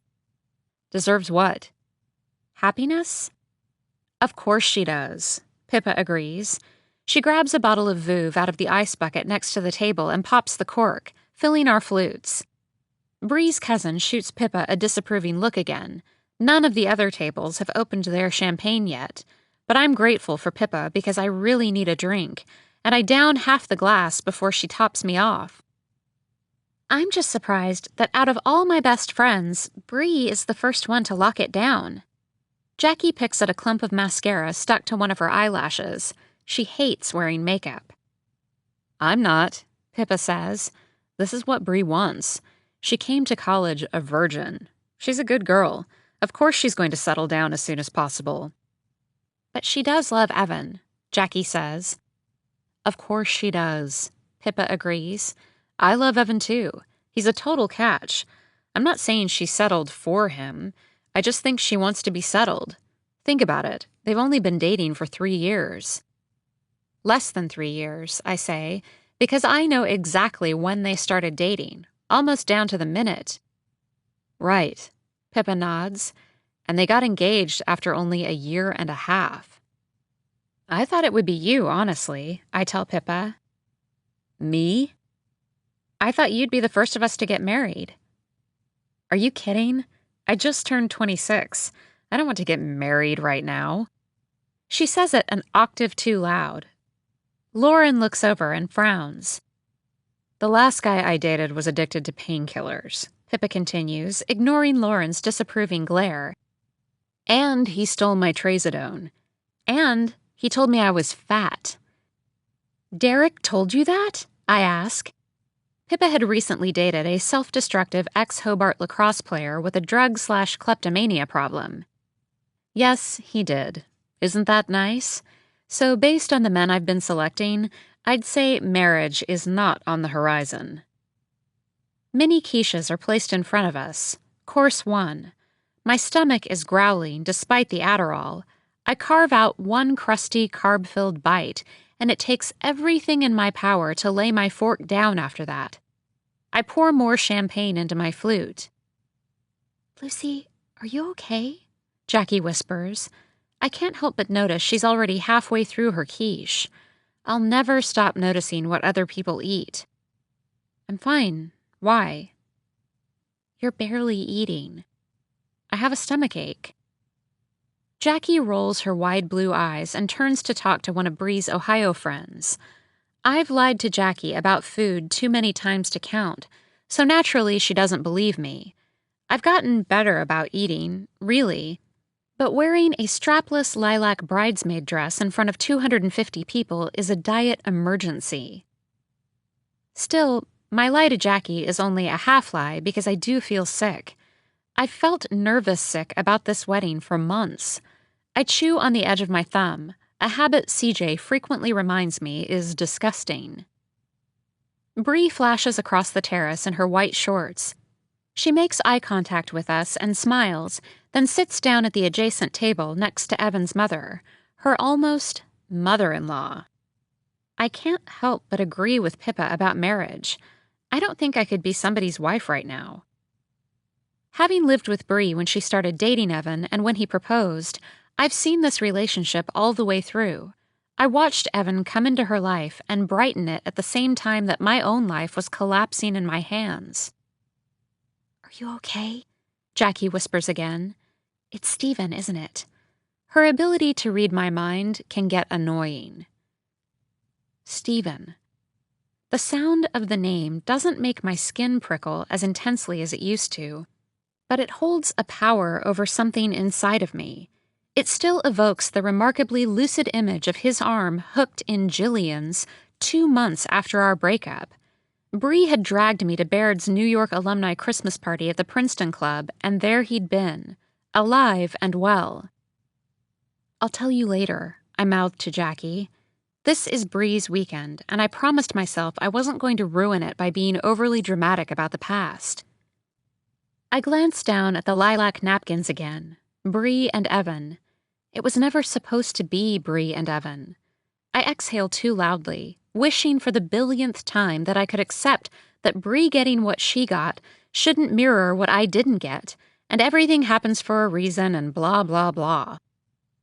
One of the caterers clears the quiches and sets down plates of kale salad, which I'll allow myself to eat freely. She gestures to the empty Veuve bottle. Would you ladies like another bottle of champagne? Yes, Pippa and I say at the same time. The first time I slept with Stephen, I hadn't planned on it happening. I would have been less shocked if CJ had stopped highlighting her hair. It was the morning after the ugly Christmas sweater party at the football house, and I had spent the night in his dorm room. I had meant for it to be platonic, really. CJ had been calling me, even though I wasn't answering, and finally she texted me that it was urgent, which sent a stab of panic into my chest because I thought it might be something to do with my dad or Georgia or our yellow lab, Hickory. But when I slipped into the kitchen, it was only to hear CJ blabber on about a surprise trip she was planning for my dad for his 50th birthday.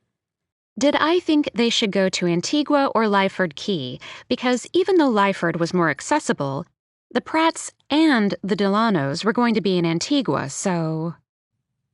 I wanted to tell her the truth, that it didn't matter because they were either going to be drinking rum punches at the Lyford K Club or the Mill Reef Club, and if it wasn't the Pratts or the Delanos they were sitting beside in cushioned chaises, it would be a fair-haired couple in golf outfits from Greenwich who looked just like them. My family took a lot of trips, but it was always to places like Lyford or Mill Reef or Bermuda or Keneal Bay, gated communities of privileged country clubbers exactly like us. I enjoyed those trips until middle school, when some part of me realized it was disturbing to travel 2,000 miles to a place where everyone was wearing the same exact Roberta Fryman tunic. I found it horrifying, the idea that people can travel their whole lives without really going anywhere. It was around that time I decided I would be someone who really went places. Exotic, uncultivated, uncomfortable places. CJ wasn't like that before she met my father and became an Albright. She used to rough it in hostels as a teenager. She stayed in ashrams and teepees with Marilyn over the course of their third world adventures. Marilyn was the kind of wealthy woman who understood that money couldn't buy experience, that, in fact, it often worked against it. I brought the subject up to Georgia once. Why don't CJ and Dad ever go anywhere cool?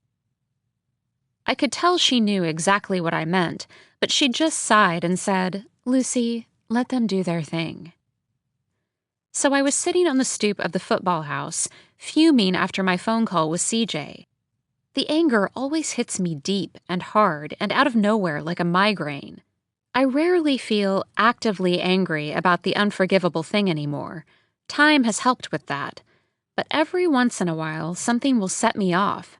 I think this time it was the enthusiasm in CJ's voice as she was going on and on about the pros and cons of each waspy destination. All I could see was my father's face upon receipt of the trip, thrilled and grateful for his wife's devotion. I told CJ I had to call her back. The tears were already falling by the time I made it out the back door and buried my head in my lap. I pulled out the cigarette I had stolen from a pack lying on a table inside the football house.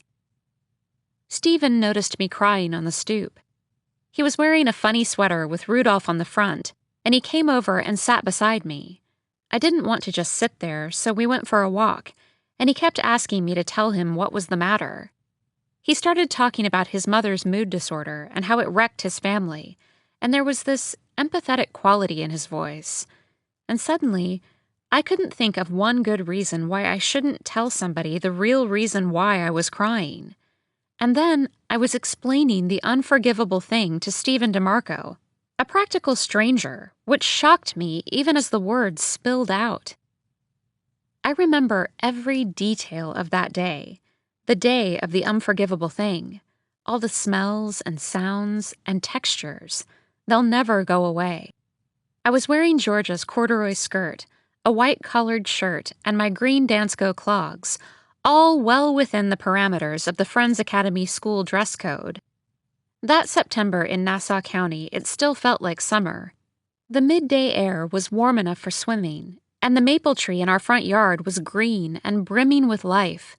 Not a speck of fall was in sight, which is the worst time to go to school because you're as far from the promise of summer as you'll ever be. Ahead lie red leaves and pumpkins and homework and turkey and Christmas carols and snowplows and valentines and mud and painted eggs and daffodil buds pushing their way up out of the thawing earth. And not that any of it's bad, but none of it's as good as summer, which is why I always feel a little down those first couple of weeks of September, especially when the weather's nice. Georgia was at field hockey practice, and I would have been at soccer, except that it got canceled because Coach Myers had to take her 5-year-old daughter to the emergency room after she fell off the swings at kindergarten recess. She got 13 stitches above her left eyebrow. Lydia called her mom to come pick us up because we lived down the street from each other. That was why I didn't bother calling CJ. I didn't even think she was home because she taught double Pilates on Thursdays. By the time Mrs. Montgomery dropped me off, a wash of gray clouds had rolled over the sun, and the air smelled chalky, like it was going to rain. I was surprised to see CJ's black Lexus parked in the driveway. The house appeared empty when I walked inside. I kicked off my shoes and called for CJ. The TV was on in the kitchen, playing a Tide laundry detergent commercial. Hickory lay sleeping on her bed. I knew something was wrong when I saw the half-unpacked grocery bags sitting on the counter. A new carton of milk was sitting out, and a brown paper package from the butcher. A quick stab of fear ran through me because it was so unlike CJ. She normally sprinted into the house to put away the dairy and produce after she'd been out doing errands. 2 near-empty glasses of white wine sat on the counter next to the milk, one of the rims smudged with pink lip gloss. At this point, I wasn't thinking entirely rationally. I wasn't running all possible scenarios through my head. I just wanted to find out where CJ was, because all signs told me she was in the house. I ran up the stairs. There was a noise coming from the end of the hall, near my parents' room. I don't remember what I thought the noise was or what I expected to discover. I just kept moving forward, farther down the hall until I cracked open the door. I would give anything to not have seen what I saw, to scrub the image from my memory. My mother's bare back, gleaming with sweat, her thighs hooked around a man with thick brown hair. His eyes were pinched closed as he grasped CJ's hips, but I would have recognized that face in a crowd of thousands. It was Gabe Peterson. I backed down the hallway as quietly as I could, my feet silent on the soft Italian wool carpet, a force blocking the air from my lungs. My head felt like a tornado, too many reactions pooling at once. Gabe was my first thought. My Gabe. And then my father. Where was my dad? He was in London for a trial, and he wouldn't be back until the following night. He'd been gone for more than a week, and CJ was supposed to be cooking his favorite dinner, filet mignon. I thought of the wrapped brown package of meat, spoiling on the kitchen counter. I felt a kind of sickness that I'd never known before, like someone was stabbing me in the gut with 1,000 knives over and over again. Half of me wanted to fling the bedroom door open and scream, demand an explanation, but the other half of me was so terrified that all I could think to do was run down the stairs and out the front door and down the driveway at lightning speed. It had started to rain hard, and I was barefoot, still in my skirt and polo shirt. I closed my eyes, but all I could see was the arch of CJ's back and her sweaty mop of hair and the white skin above Gabe's mid-thigh tan line, his perfect body on top of the white monogrammed duvet my father slept under every night, and I was crying so hard that when I opened my eyes again I could barely see, my hair soaking wet with the rain. I ran down the street with my head ducked, heading for Lydia's house, but stopped myself before I got there. I needed to tell Lydia. She had always been my rock, my other sister. But I couldn't. I couldn't tell anyone. I was suddenly terrified of what would happen if I said it out loud. I didn't have anywhere to go, and I was almost at the Montgomerys, so I snuck into their backyard and climbed up into the covered compartment of the swing set for shelter from the rain. I hugged my knees into my chest and wailed silently, praying no one had noticed me. I must have fallen asleep, and hours later when I woke up, it was dark, and the rain had stopped, and I was shivering. As I crept down from the swing set and back along the road, different pieces of reality continued to shatter. I thought I would never get used to the shock. It flooded every cell of my body in excruciating waves. Because it was Gabe Peterson, 23-year-old Gabe Peterson, whom I loved unbearably. And it was Mom, my mother, the one who brought me warm milk and scratched my back when I was little and couldn't sleep, who read me A Wrinkle in Time and all the Narnia books and did all the characters' voices, who kissed me every time she saw me, even if I'd been in the other room for only 10 minutes. "Why are you kissing me again, Mom?" I'd ask, annoyed, wiping off her slobber. "'Cause I love you, Sass," she'd say always, picking me up in her arms and twirling us in circles. My bare feet were freezing against the pavement as I walked home. I willed myself not to cry again, because it would be only a matter of minutes until I saw CJ. Every single thought, every feeling, every experience I'd ever had, all of it had been a lie. My parents had always had the kind of relationship that made me confident they were lucky. I had noticed that the Montgomerys never kissed in public, and Mrs. Montgomery always went to bed much earlier than Mr. Montgomery. My parents did everything on the same schedule. Even if my dad had to work late and wouldn't be home until 10:30, CJ waited for him to eat dinner. Sometimes they ate close to midnight, sharing a blanket on the couch. My mother swore on Hickory that they would never get divorced, that she loved my father as much as she loved Georgia and me, which, as it turned out, was a questionable amount of love. When I reached our house, all the lights were on.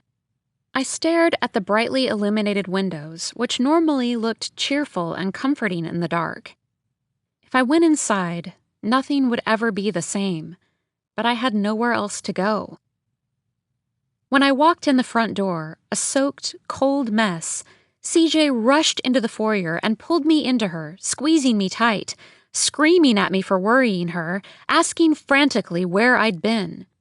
She was wearing her bathrobe and lots of her fragrant lotion. I fidgeted out of her grip. I didn't know what would happen if I looked at her face. I mumbled something about having gotten out of soccer practice late and walking home from school. CJ was still shouting questions at me as I dragged myself upstairs. I found Georgia in the playroom. "Luce? What happened to you?" Georgia knew I had been crying. Georgia knows everything. I looked at my sister.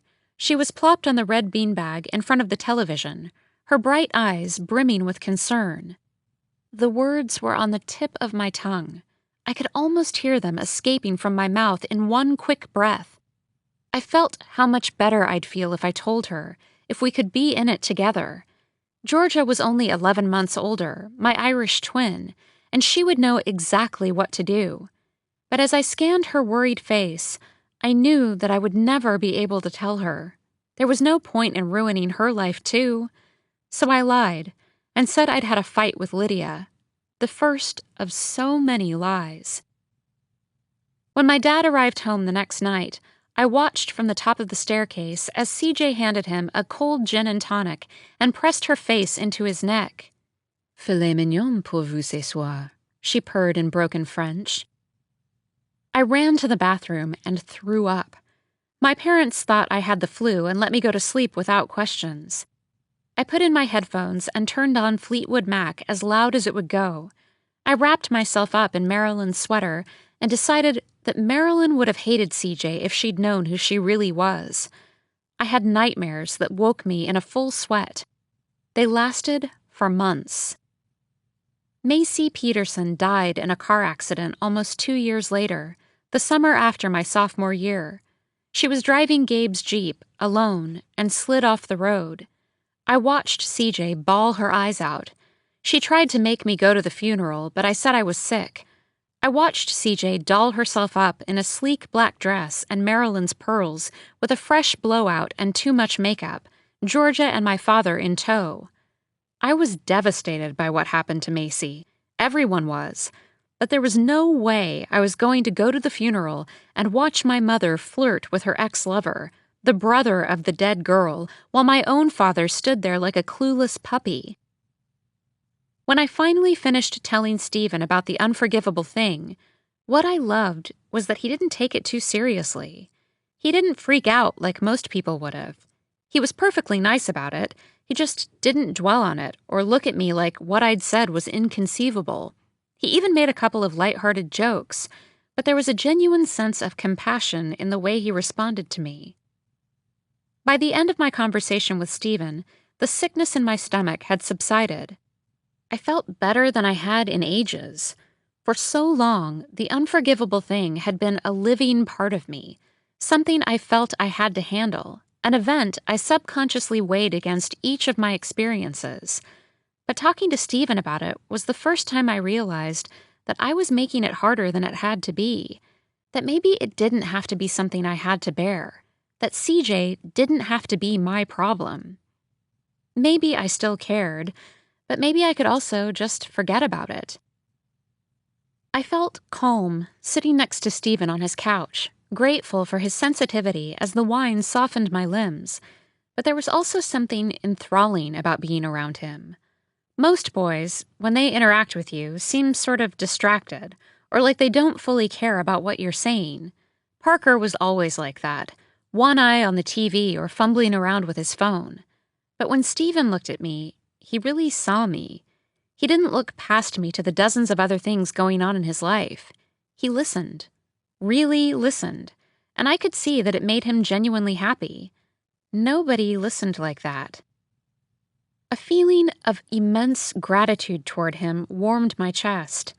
I wanted him to care about me, to protect me and be my friend, and his eyes told me that he would. "I'm so tired," I yawned. "I can walk you home." But the thought of going back to my empty dorm room depressed me. Maybe if Jackie was there it would have been different, but it was the weekend and she would definitely be sleeping at Stewart's. "Maybe I could stay here," I said. "Just to sleep." "Sure. You want a t-shirt?" "Thanks." He handed me a New York Giants t-shirt. Here you go. Eli Manning, number 10. I smiled. I knew you'd like that one. The shirt smelled good, like laundry soap. I climbed underneath his sheets, sleepy from the wine, but mostly sober. I heard Stephen click off the light and climb into bed next to me. I felt him face the other direction, and I suddenly, desperately wanted him to turn around. Even though we had kissed before, nothing about our interaction that night had felt sexual. It had just felt like friendship. I'd said I was staying over only to sleep, which was my intention. Stephen was probably just being respectful. Or maybe he didn't like me that way anymore. Maybe he was annoyed to have me there, taking up space in his bed.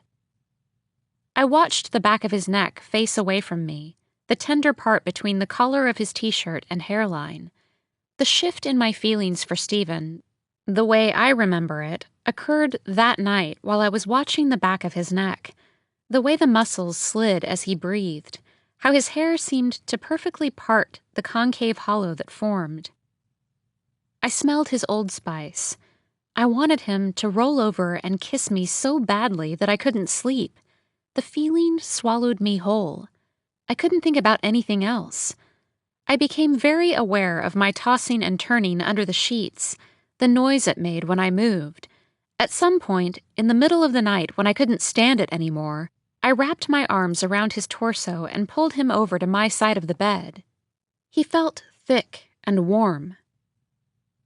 When I woke up in the morning, the room was filled with a lemon-colored light, and Stephen's arms were around me, the pads of his fingers pressing lightly against my stomach. I felt inexplicably complete and content. We started kissing easily, like waking up together was something we'd done 1,000 times.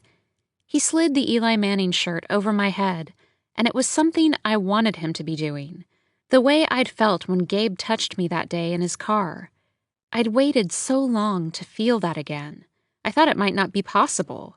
I was so relieved and surprised I wanted to laugh out loud. We got naked. His body hovered above mine, his green eyes heavy, full of hunger.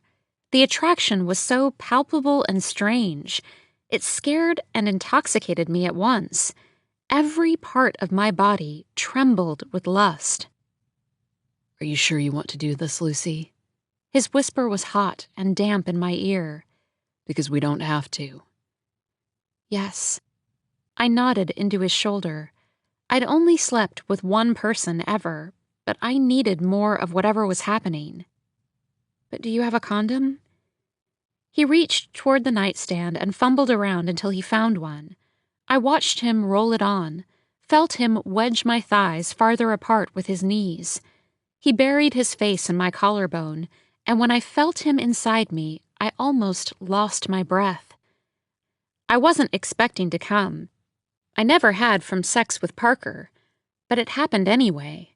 His deep groans intensifying my own arousal, his final cry sending me over the edge. It felt so good that for minutes after, I couldn't move or think or speak.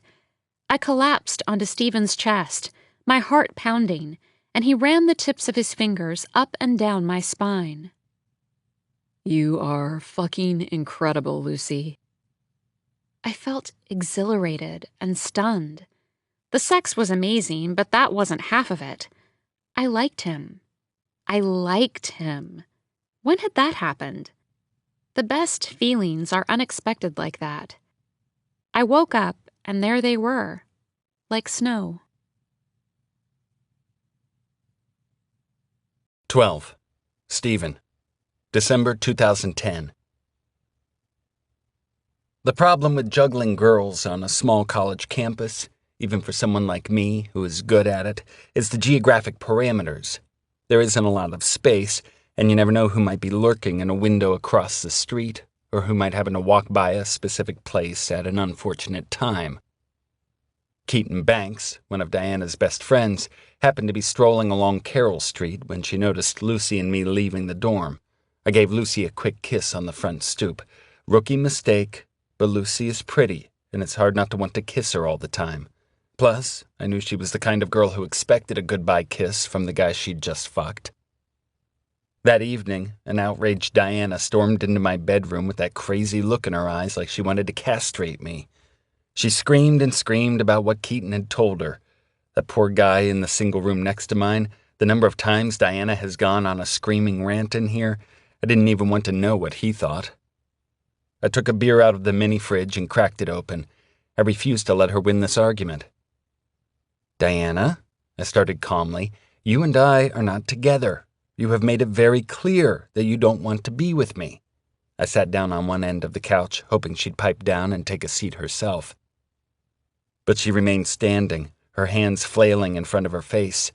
Yes, because I don't trust you, but we're still sleeping together, and you keep telling me you want me back, and now you're sleeping with some freshman?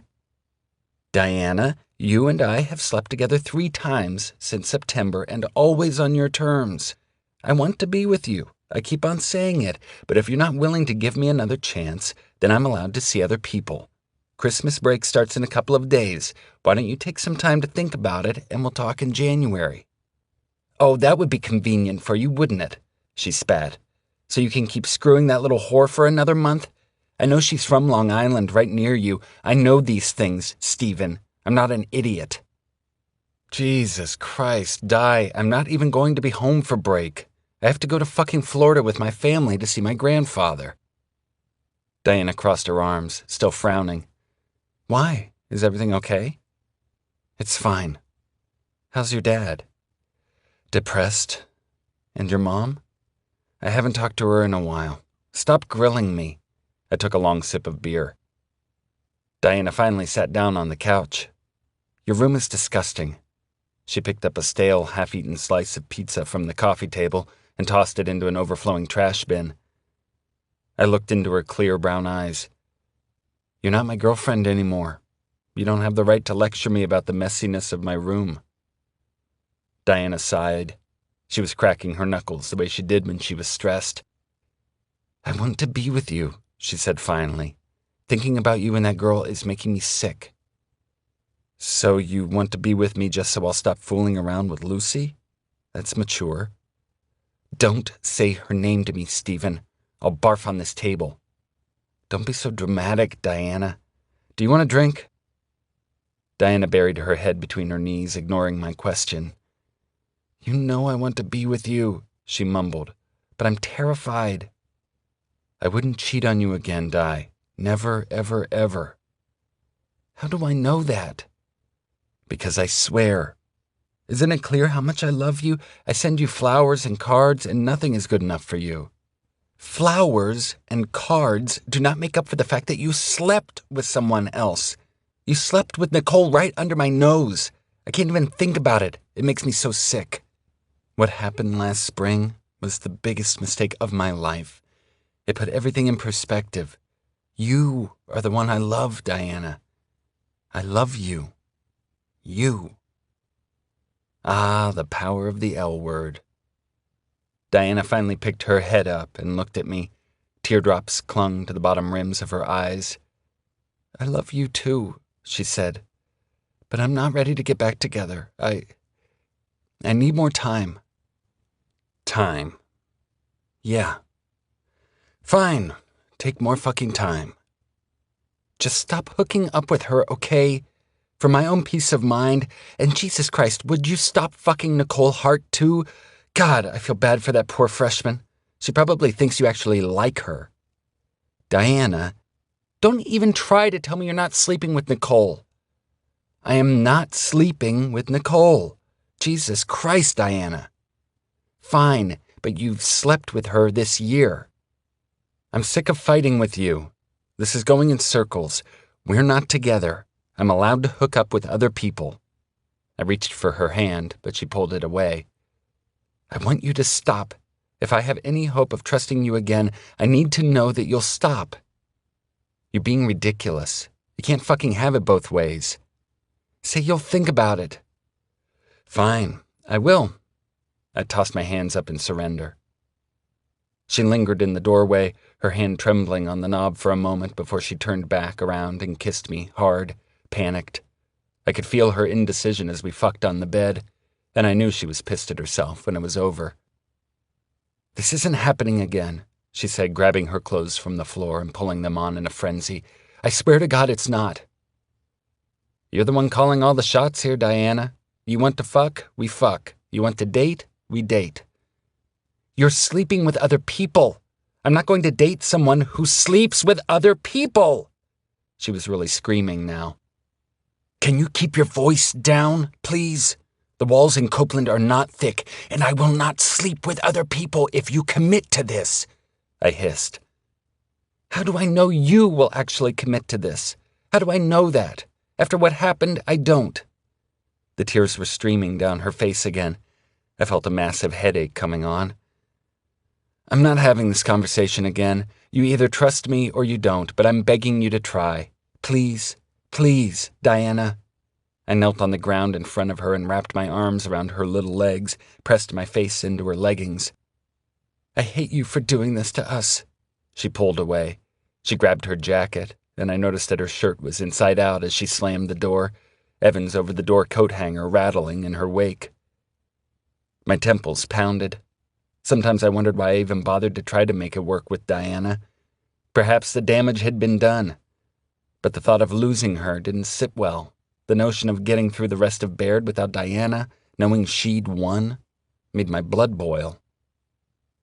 Lucy knocked on my door around 10. We already had plans to watch a movie, and despite my impending headache, it would have been rude to cancel. Lucy looked great in a fitted white sweater, her long chestnut hair all shiny and good-smelling. I was tired from my evening with Diana, but Lucy plunked down on my lap, and I felt myself grow hard against her, the pain in my head dulling. I fidgeted with the button on her jeans. "Let's watch the movie first," she whispered, but my hand was already down her pants, and I watched her neck fall back as it slid deeper. If you want to watch the movie, then why are you so wet?" I pushed her down on the couch and pulled her pants all the way off. I pressed my mouth against the thin fabric of her tiny black thong, and that was the end of that conversation. I watched Lucy come, closing her eyes and opening her mouth, digging her fingers into my back. As we lay there after, panting, I traced my fingers over her smooth, warm back and stared at her perfect ass. "I could stare at you naked forever," I said.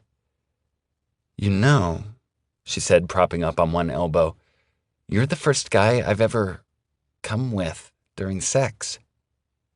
"Are you serious?" I asked, though I wasn't surprised. Most guys don't know what the hell they're doing. "Yes." She rested her head back down on my chest. "Well, I'm honored, Luce. And for the record, you're the most beautiful girl I've ever had the pleasure of luring into my bed." "You're so sweet," she said. "I'm sorry it took me so long to give you a real chance." "It's no big deal. You're a freshman. I understand what it's like to want to play the field." "No, Stephen, it's not like that." I knew it wasn't like that for her. Girls like Lucy can probably count the number of sexual partners they've had on one hand. This was the only negative consequence of sex with Lucy. Now that we were sleeping together, and especially now that I was giving her all these eye-opening orgasms, she would expect me to be her boyfriend. This was impossible, of course, because it would require total severance from Diana. At one point, I did adore Diana, but the adoration stage never lasts long. What I've come to learn, and what most people fail to understand, is that love is a choice. If you assess the worth of your relationship solely in terms of your feelings, it is likely to fail, or at least be extremely short-term. You cannot go on having these feelings for someone forever. With girls, the exciting part is winning their affection. That's the fun. Then you have to choose who you're going to love, backed by the reasons why. This may sound a bit calculated, but in all honesty, I can't stand being single. I've always found life to run much more efficiently with a girlfriend. It's been this way since my first relationship, my high school girlfriend, Jenna Landry. Jenna was the daughter of one of the chemistry teachers. She had thick hair like a horse's tail and a natural athleticism that propelled her onto the varsity track and volleyball teams. When I met Jenna, I'd had just enough practice with girls to know that if I played my cards right, I could make her mine. I've never been the guy girls drool over at first sight. I have my green eyes and a thick head of hair that grows too quickly, but amid the rest of the average Joe package, those features are unexceptional, often lost. But charm, that was something I could cultivate. It came naturally to me to flirt with the right amount of confidence, to know what others wanted to hear, and express it with perceived candor. I was good at being charming, and it felt a hell of a lot more valid than being nice to look at. With limited trial and error, charm quickly became the quality I could rely on to get me into a girl's pants, to get me laid at summer camp by age 14, and then to get me Jenna. Sexually, Jenna was open and explorative. She let me take her virginity freshman spring, the night I told her I loved her, on the couch in her basement. At first, I spent time with Jenna just to avoid being at home with my depressed father, but then I learned the satisfaction that came with having a girlfriend, someone who was there for you, someone who was obligated to support you and provide consistent affection, someone to introduce to your family so they would think you were normal, like you were loved. Jenna and I broke up several times over the course of high school after various fights and squabbles, most of which she unreasonably deemed my fault. We broke up for a good week before we left for separate colleges, 3 weeks after the accident, 2 weeks before I met Diana Bunn. The accident. I can't think about Jenna without thinking about the accident the fateful night of August 16th, 2008, and it gets under my skin badly every time. I close my eyes, and I still see the long, twisted piece of red hair, shiny, almost perfectly matching the color of the blood, the overpowering smell of bubblicious bubble gum. Too many people dwell on the past. It's better to pay attention to what's in front of you. In my bed, in my dorm room, Lucy ran her hands through the hairs on my chest. I kissed her temple, proud of myself for successfully enticing a girl of her caliber. Wrigley didn't think I could do it, but he forgot just how good I am at this game. There's something about Lucy. I'm going to keep fucking her for as long as possible, which, with the correct approach, could be a very long time. 13. Lucy. December 2010. This time it was Bree who shook the white powder out onto the mirror, which lay flat on Wrigley's kitchen table. Bree took out her credit card and buried it in the mound, attempting to sort the Coke into neat, even lines the way Pippa did.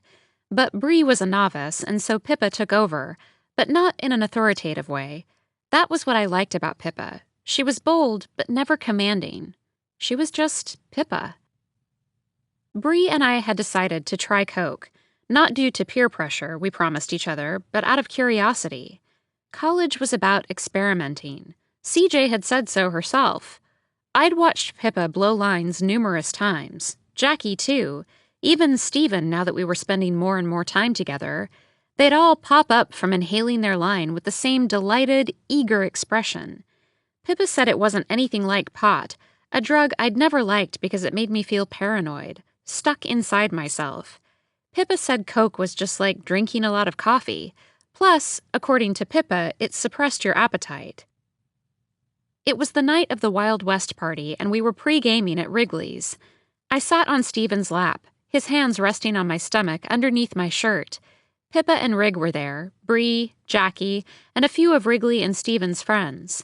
Jackie always invited Stuart to come along when we went to Wrigley's pre-games, but he never did. Stuart wasn't into drugs, and sometimes I didn't blame him for not wanting to be around Jackie when she was on them. When it was my turn, Jackie slid the mirror in front of me. You don't have to, you know, Stephen whispered in my ear. I want to. Really, I want to try it. Jackie handed me the tightly rolled $20 bill. I pinched it in my fingers. I wished everyone wasn't watching me. I held the bill in front of my right nostril, plugging my other nostril with my left forefinger. Then I inhaled sharply, the way Jackie had instructed. I didn't get the whole line, but I got most of it. Stephen licked his finger and swiped up the remaining powder. Show me your gums, he said, then wiped the extra Coke all over them. Yeehaw, cowgirl. My mouth went numb in a surprisingly pleasant way. My brain felt light but sharp. I knew I'd be up all night. What do you think of the Coke? He asked me later when we were leaving Wrigley's to go to the Wild West party. It's fun. I nodded, unable to control the size of my smile. You're the cutest cowgirl in the history of cowgirls. He leaned down and kissed me, tipping my Western-style hat back. He tugged lightly at the braids on either side of my head, then ran his hands over the back of my jeans and pulled me close to him. You're so tiny. You have the sexiest body. Tiny. I cherished the word. The inside of my chest felt warm with praise. I'd lost 12 pounds since the beginning of the semester. I hadn't meant to initially. I'd just been trying to avoid the freshman 15. But once the weight started falling off, I couldn't stop. I wanted a gap in my thighs, the kind Bree had. Losing weight wasn't that hard. 4-mile run in the morning, hot vinyasa at yoga lab in the afternoon. I skipped breakfast and ate from the salad bar at the other 2 meals. Lettuce and chickpeas with non-fat dressing, apples for snacks. I learned to appreciate the gnawing in my gut when I fell asleep at night. Food isn't actually that important if you think about it. Physically, the human body can go weeks without it. Gandhi survived 21 days of complete starvation, and he's legendary. 14. Stephen. January 2011. Manipulation is not a bad word. It's not a cynical mindset. It's a proactive approach to exploiting opportunities. This was something I'd been thinking about ever since Wrigley's stupid little girlfriend Pippa cornered me in the library and told me that I was manipulating Lucy and warned me in a girlish whine to stay away from her. Good God. Freshman girls are so tightly wound up with hormones you can't take them seriously. They genuinely believe that everything they say matters phenomenally. It's truly absurd. Girls in general are psychotic. Pippa scrunched up her nose. She knows that you slept with Nicole Hart on Sunday right after she left your room. Do you realize how disgusting that is? You must have so many STDs.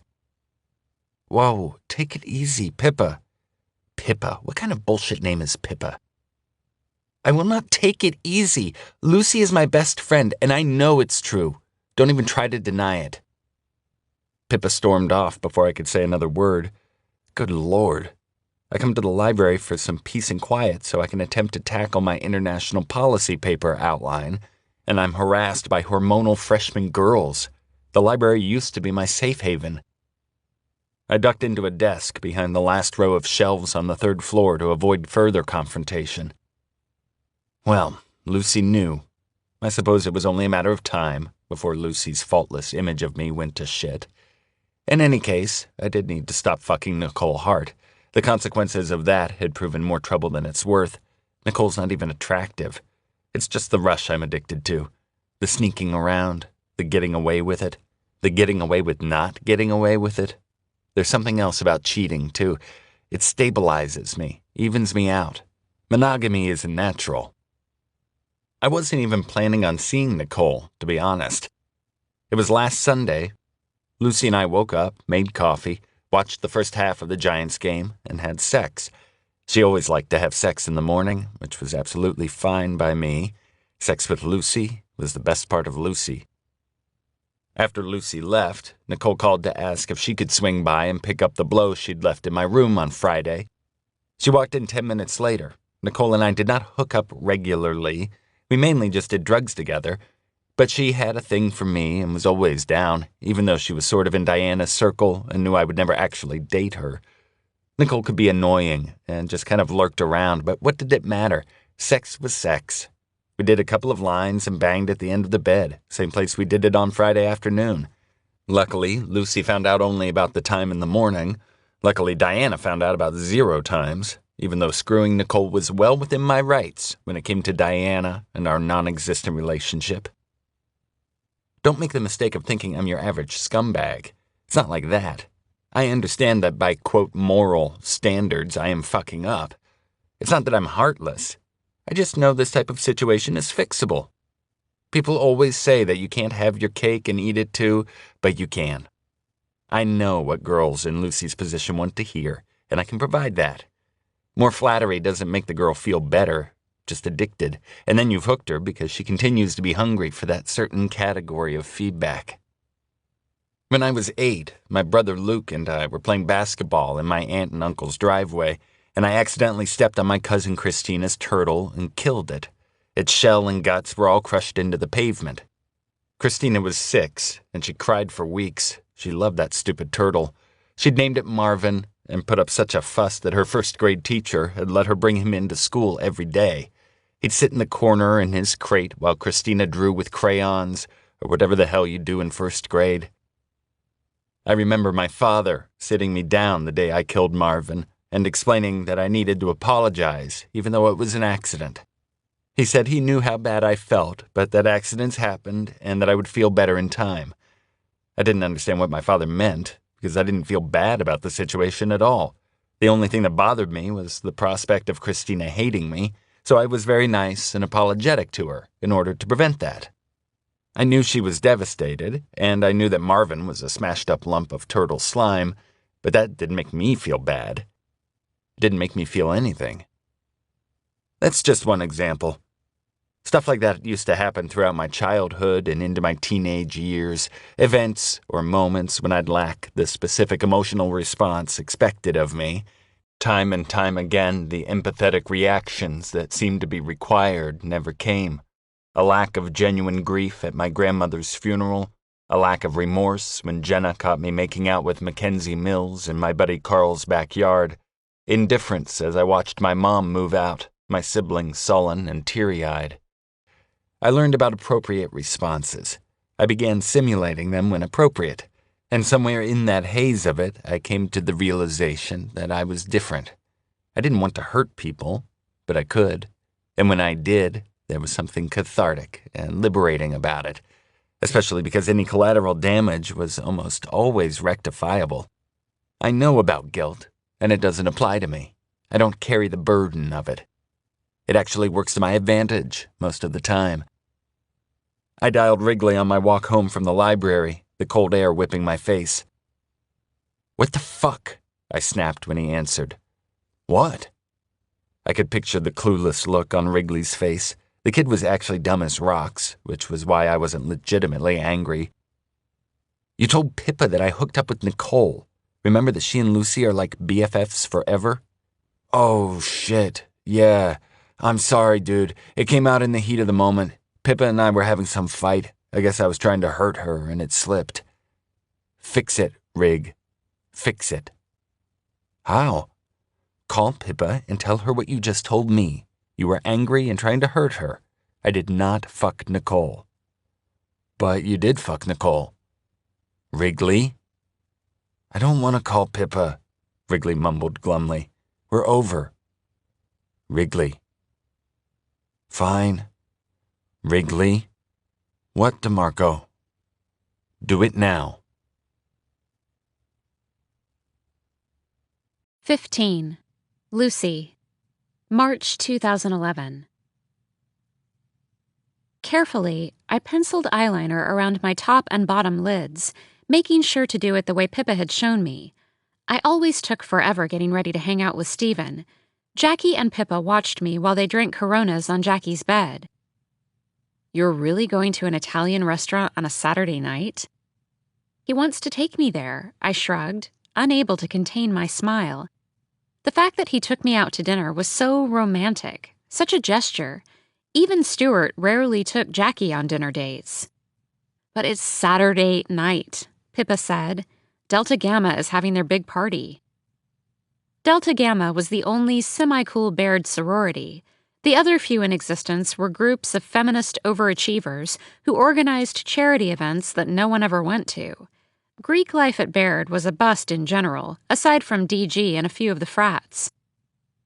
"I know." I smoothed my hair. "We'll meet you there after."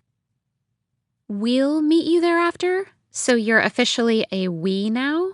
Jackie frowned. "I didn't say that." I crossed my arms, which prickled with goosebumps. I was always cold these days. I knew my arms looked too thin, and I could feel them judging me. I'd been on a yogurt kick. I'd read in a magazine that a woman lost 10 pounds in 2 weeks by eating only non-fat Greek yogurt. I don't know, Luce. I don't trust him, Jackie said. Why? You barely know him. Well, the thing with Pippa in January, that was weird. What thing with Pippa in January? I think she means when Wrigley told me that DeMarco hooked up with Nicole Hart, Pippa explained. Right, Jackie nodded. That was months ago, and it wasn't even true. Wrigley called Pippa and admitted he lied. They were fighting. Yeah, Pippa said, and Wrigley is a psychopath. He doesn't know what he's saying half the time. I know, Jackie sighed, tucking a blonde wisp behind her ear. But what about that junior girl, Diana, the one in Delta Gamma who Stephen used to date? What about her? She's not in DG. She's just friends with those girls. Keaton Banks and them. You're right, Pippa said. Plus, no way is Diana a DG. She's too... granola. What's granola? Jackie asked. You don't know what granola is? Jackie, what about her? I repeated. Huh? Diana, why'd you bring her up? What about her? Oh, I don't know. I just feel like I see her and Stephen talking at parties sometimes. Do you? My stomach sank on instinct, though I was starting to feel like Jackie was looking for a problem simply because she didn't like Stephen. I do too sometimes, Pippa said. I remember Wrigley saying they have a weird relationship. It's probably nothing, Jackie added quickly. What do you mean, a weird relationship? Who knows? Pippa sighed. I wouldn't worry about it, Lucy. He obviously really likes you if he's taking you out to dinner on a Saturday night. Nobody at Baird goes on Saturday night dinner dates. You don't like him, do you? I glanced at Jackie. I never said that. I watched her open a new beer and reach into a bag of Cheetos. She ate anything she wanted. Everything was so easy for Jackie. I know you think I can do better, I said, and maybe I can. I get that he's not the hottest guy at Baird, but I really don't care. Lucy, it's not about that. I couldn't care less what he looks like. So you admit it's about something then? Lucy. Jackie exhaled. Don't you want me to be happy? I looked into her ocean blue eyes. Of course I do. I'm sorry. The expression on her face told me she really was sorry. My phone vibrated and I grabbed it off the desk. I gotta go. Pippa yawned. Have fun, be safe, use a condom, etc. Thanks, Pip. See you at the party later? Yeah.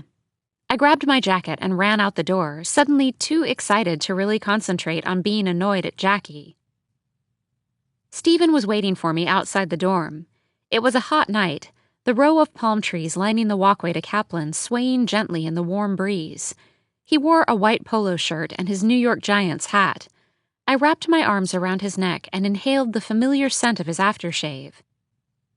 Hi. I kissed him. I loved being able to kiss him after a day of thinking about kissing him.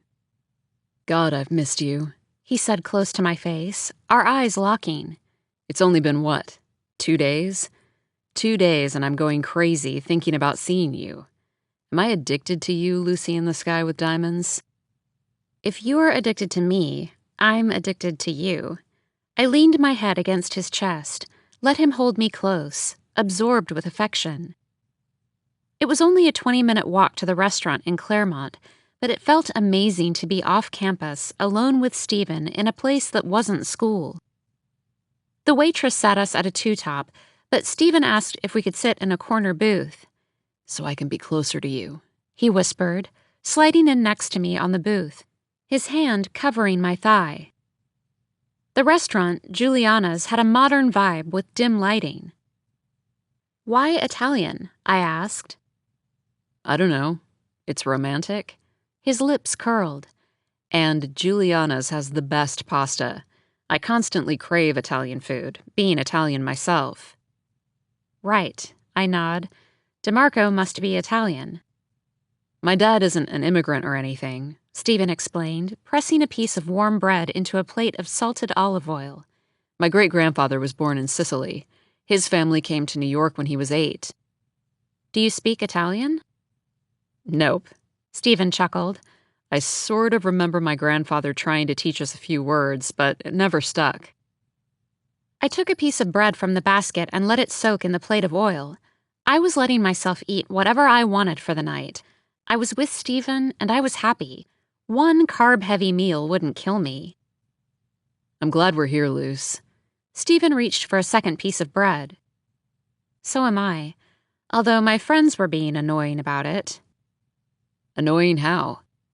Mainly just Jackie. She says she doesn't trust you because she thinks you really did sleep with Nicole Hart. That's ridiculous. Stephen glanced away, and I regretted saying anything. I felt obnoxious for bringing up a subject we'd buried months ago.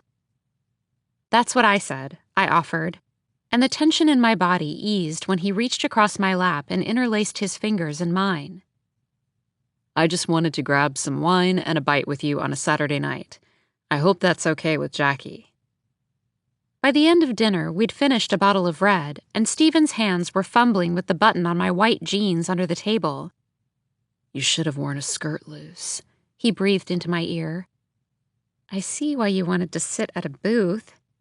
I pushed his hand away playfully. The waitress gave us a get-a-room look as she dropped the check.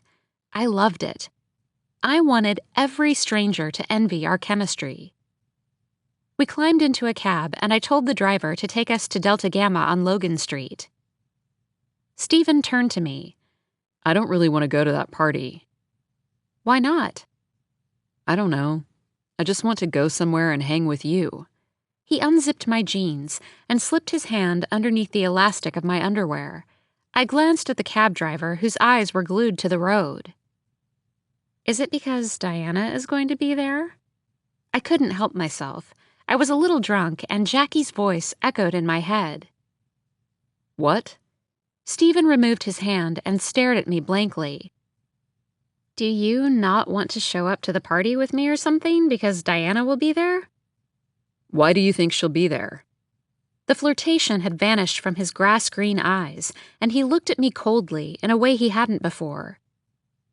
Isn't she in DG? I asked, knowing well that she wasn't. If I said I knew she hung out with a lot of DGs, I'd look like a stalker. I felt myself crossing a line. No, she's not. You're being ridiculous. He pulled away from me completely, and I wished desperately I'd said nothing. It was all Jackie's fault. I'm sorry. I don't know why I said that. I placed my hand on his knee and fought my way back toward being Lucy in the Sky with Diamonds, his girl, even though I knew exactly why I'd said what I did. It wasn't just because of Jackie. Stephen and I didn't show up at parties together. Maybe we did in larger groups, but never just the two of us. We'd never been visibly together in front of Diana. Stephen placed his hand on top of mine, and I felt the stiffness loosen through my shoulders. He was probably just being sensitive toward Diana's feelings post-breakup. Of course he didn't go parading around with me in front of her and her friends. Lucy. He turned to me, a piece of silvery moonlight catching his face through the window. Everyone knows about you and me. I'm not trying to hide anything.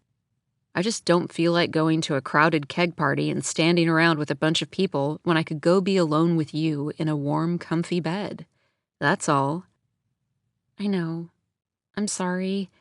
That's what I want too, I said, even though half of me wanted to waltz into the party on Stephen's arm in front of Diana and Jackie and everyone else.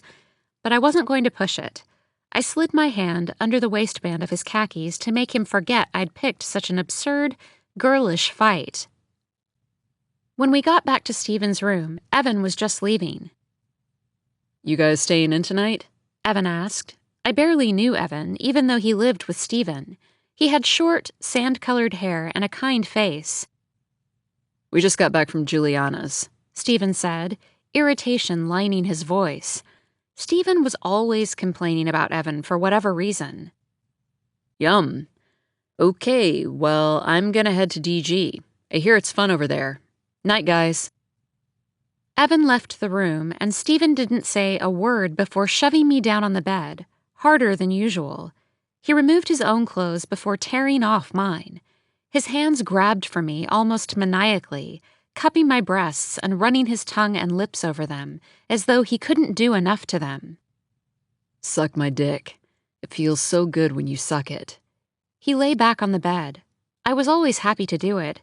It turned me on more than anything to know that I was getting him off, a feeling I'd never once had with Parker. I swallowed till his hardness touched the back of my throat, and then swirled my tongue around the tip the way Antonia had taught me in high school. His groans intensified, and I cherished each one. He didn't come in my mouth. He rarely did. Head was typically a prelude to sex. He flipped me over onto my hands and knees and fucked me from behind so hard I thought I might black out. He grabbed my hair with his fists and yanked it fiercely, and I felt that it was more than just the sex, but that he was severely, wildly angry, at me or at something, and even though my hair felt like it was going to rip out of my head, I didn't say anything because a part of me liked it. The part of me that was just as angry as he was really fucking liked it. Afterward, I lay on my stomach, my heart racing as he wiped the cum off my back with a paper towel. Go on birth control, he said, lying next to me, panting. Why? Because I can't stand condoms, and I don't want to pull out every time. I want to come inside you, and we both know this isn't going to stop anytime soon. Okay, I whispered, even though I wouldn't go on birth control. I didn't need it. I'd stopped getting my period in December. I nuzzled my face into his warm shoulder, relishing each second as he stroked my back with his fingertips. I would do anything for him. 16. Stephen. May 2011. Diana found me upstairs at Hawaiian Luau, Baird's final rager of the year, held annually on the last Saturday before exams. Hawaiian Luau had always been a Chops party, before Chops got the boot my sophomore spring when some asshole overdosed on coke and blamed Chops for peer pressuring him. The school caught wind and searched Slug, Chops' frat house, where they found 15 grams, and that was it for Chops. Such a shame. Search any other house on or around Baird's campus, and you are guaranteed to find some form of drugs, be it LSD, mushrooms, speed, narcotics, ecstasy. The list goes on. The administration is fucking delusional. The hippies didn't go to Hawaiian Luau, but anyone on a sports team or in a frat did. Anyone who took drugs and listened to LCD sound system did. Diana pushed the bedroom door open, without knocking, of course, and found me passing lines around with a late-night crew of like-minded amphetamine fiends. "Stephen, do you have a sec?" Everybody looked at me like, "Oh shit, dude, your ex-girlfriend wants to talk to you, good luck." But I could tell from Diana's face that she was in a good mood. She led me down the hallway to a quieter spot. "Hi," she grinned. She looked pretty, with a pink flower tucked behind her ear and a Hawaiian lei around her neck. She wore a grass skirt and a white crop top that revealed her stomach. Diana has always had a nice stomach, but I flinched when I saw the exposed rectangle of skin. I guess a lot of girls look particularly good at Hawaiian Luau. There were lots of pictures being taken, but I was especially struck by Diana. Maybe it was her composed, tolerant smile, a look that said, for a change, "I don't want to kill you." "Hey, you." I'll never stop flirting with her. "It's good to see you, Stephen." "You're not going to give me shit for doing blow?" "It's your life," she shrugged. I nodded, but half of me wanted her to launch into her usual lecture on the perils of cocaine. It kind of turns me on when Diana lectures me. "It's been a while, Di. You look good." "Thanks. I don't love that Hawaiian Luau is at Sigma Chi this year." She twirled back and forth on her heel. Was she nervous? "I know. It's not Chops. I heard you guys can live in Slug next year, though. Congrats." "How'd you hear?" "Everyone's talking about it." "Yeah, but it'll just be Slug. No Chops affiliation whatsoever." "Still, it's exciting." I nodded. I was happy. After the administration seized Slug from its management company to do some sort of informal investigation, what had been Baird College's biggest party house remained uninhabited for a whole year. Now that the investigation was over, Slug was back on the off-campus housing market, and Rig, Charlie, Evan, and I had snagged it. I'm pumped, I said. How'd you luck out? It's not like anyone else is dying to live there, I laughed. The place is in terrible shape. It's a dump. Do they know you're in Chops? Of course not, and we're not in Chops. There is no Chops, Di. I winked. Just be careful. Thanks, Mom. She cocked a grass skirt hip, and I wanted to kiss her red mouth. It's been too long, Diana. I miss you. That's sort of why I wanted to talk to you. She stepped in closer toward me. I looked down at her sandal-clad feet. Her toenails were painted flamingo pink. I've been doing some thinking. Thinking, huh? I slumped against the wall. The blow hadn't given me much energy. It must have been the shitty stuff Wrigley got in L.A. The thing is, I'm still in love with you, Diana said. I grinned, the extent of my relief almost surprising me. I hadn't lost her. I'd been too quick to doubt myself. I'd never stopped having the upper hand. It was suddenly sort of funny, hearing her make this grand declaration of love, as though she wanted it to appear as some sort of astonishing discovery. Of course, Diana had never fallen out of love with me. Don't act all smug, Diana folded her arms. You're in love with me too. Am I? She stepped in closer, and I could smell her lotion. I know you've been with that freshman, Lucy. I know you have, even though I told you not to, and you know what? It's fine. I have to take responsibility for the position I put us in too. I wasn't ready, and it wasn't fair of me to ask you to put your life on hold. But I'm ready now. That's what I'm telling you. I've given this a lot of thought, and I'm ready. Ready for what, Diana? I was smiling. I knew I was driving her a little crazy with the brief, ambiguous answers, but I was drunker than I realized, and I wasn't sure exactly how I wanted to handle this. I'd been sleeping with Lucy for what felt like a long time now. Too long, maybe. I'd just left her downstairs at the party, where she was drinking jungle juice and wearing a grass skirt that looked a whole lot like Diana's. Diana kissed me instead of answering my question, and it was a familiar kiss, even though it had been months since that kiss had happened. It was a kiss reminding me that Diana was the girlfriend, and Lucy was the freshman I screwed, and that for whatever reason, that's just how it was, and nothing was going to change it, not even time apart. I'm ready to get back together, is what I'm saying, Diana said when she pulled away from me. It was one of the things that had always drawn me to Diana, her unmerited confidence. She wasn't the prettiest girl in the room, but she acted like she could be. She wasn't scared of my opinion or anybody else's. Good, I nodded. I felt so fucked up suddenly. You know that's what I've always wanted. So we'll have the summer to work it out.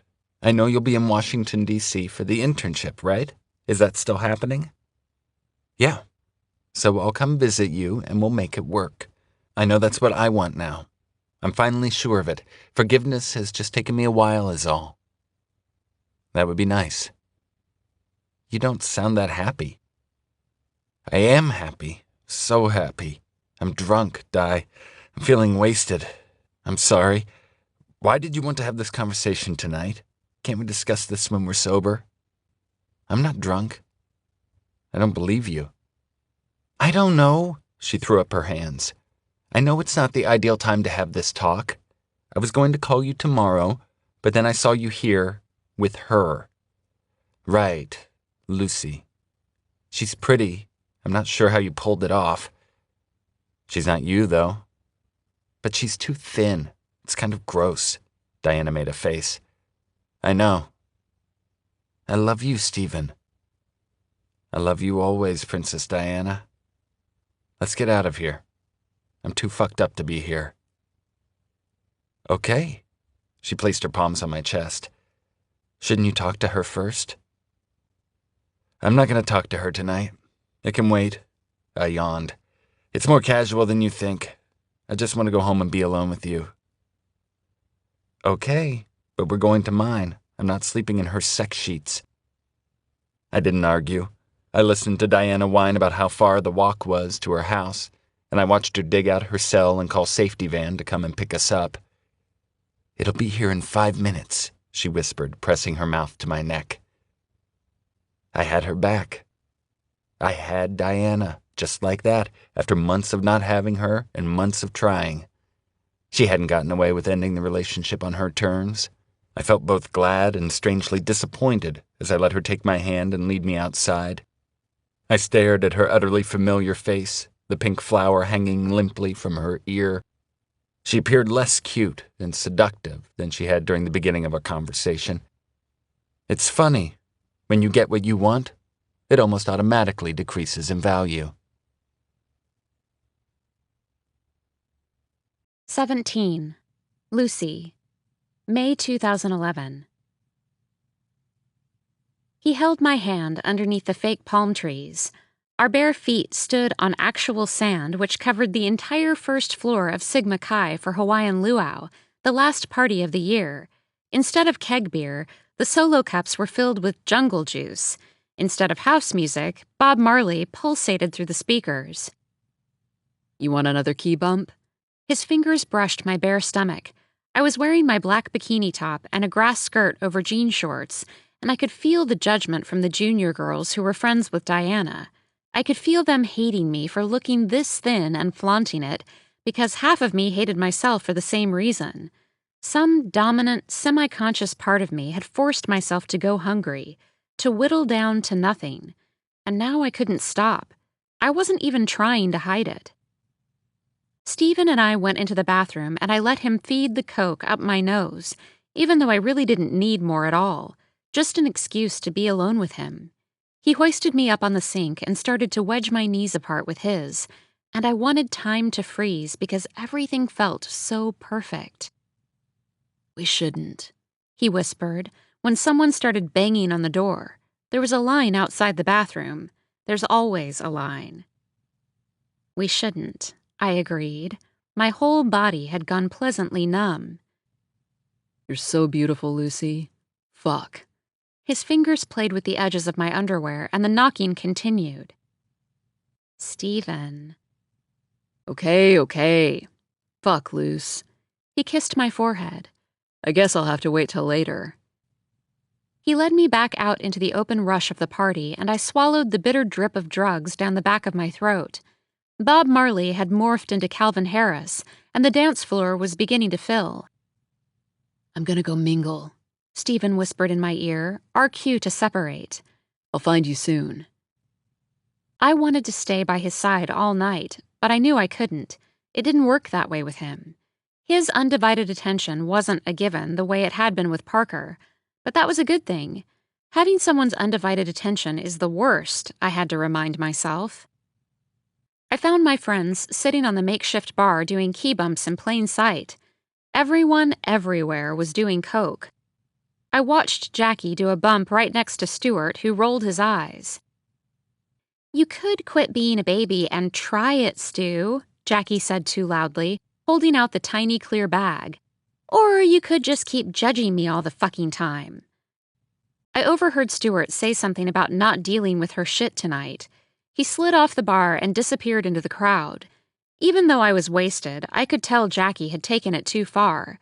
Lately, she'd been being a total bitch to Stuart when she was drunk, then sulking about it the next day when he was pissed at her.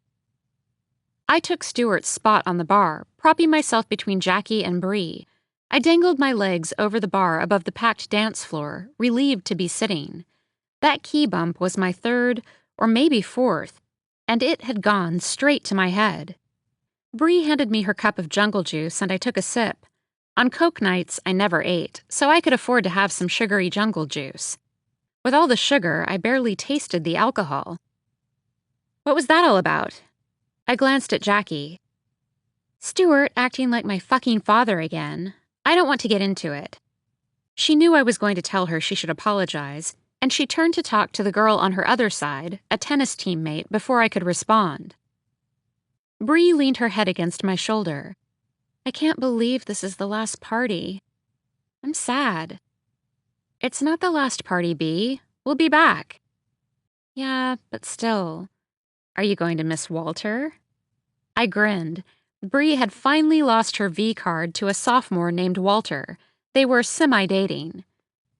No. She elbowed me in the ribs. I just don't really want to be home for 3 months. I know what you mean, I said, even though for once in my life I was almost looking forward to being home. Stephen would be home in Bayville for the month of June, only 20 minutes from Cold Spring Harbor, before he started his internship in Washington, D.C. He was going to take me out on his friend's boat on Long Island Sound, and he'd mentioned that I should visit him in D.C. over the 4th of July. We'd started making real plans, like a real couple. I smiled just thinking about it. "Where's your lover?" Bree asked, reading my mind. "Mingling." Out of the corner of my eye, I spotted Diana standing in line for Jungle Juice. I noticed her at every party and absorbed every detail of her, from her curly hair to her slim calves to the self-important air with which she carried herself. I was fixated on her, on trying to pin down exactly what it was about her that had drawn him in. She was wearing eye makeup and a grass skirt and a white crop top. I watched her talking to someone else in line, her arms crossed above her stomach. Her bare abs bothered me. Her stomach was slimmer and more toned than I'd expected. Even though Jackie and Pippa thought Diana was only average-looking, I knew she was pretty. She had to be pretty. She had big brown eyes and that athletic but cute look working for her, and she just seemed fearless, like she didn't give a shit. I'd caught her staring at me too many times, shamelessly staring, her hatred transparent and justified. If I were her, I'd hate me too. I watched Stephen emerge from the kitchen and maneuver his way through the crowd, brushing past Diana in the drink line, subtly but unmistakably grazing her lower back with his hand. My stomach lurched, and I blinked. And then Stephen was rounding the stairs with Wrigley, and Diana was refilling her red plastic cup. I was drunk, and maybe the back grazing had been a figment of my imagination. Or maybe it hadn't. Maybe Stephen thought Diana was everything, and she sort of was beautiful and captivating, and of course he was still in love with her. Or maybe the back grazing had been a casual, inadvertent movement due to the overcrowded party. I scanned the room, and people seemed to be bumping into one another all over the place. I watched Stephen disappear at the top of the stairs, and when I looked at Diana, I saw that her eyes were following him too, and I hated that we were both watching him. I hated that I shared that with her. Someone was passing a handle of Fireball across the bar, and when it was my turn, I chugged it, because Fireball was too easy to drink. And then someone was taking pictures of us all sitting with our legs dangling off the bar, and I tried to suck in my stomach and crossed my fingers that my thighs wouldn't look fat, pressed together in shorts, because whoever was taking the pictures would definitely post them on Facebook. And then the Fireball made its way down the bar and back again and down and back, and then senior girls kicked us off because the bar top was their domain, and then someone started a game of Jungle Juice Flip Cup. Time was passing, and I was feeling wholly fucked up. I waited for Stephen to reappear, but he wasn't reappearing. "Have you seen Stephen?" I asked anyone at the Flip Cup table who was listening, which turned out to be no one.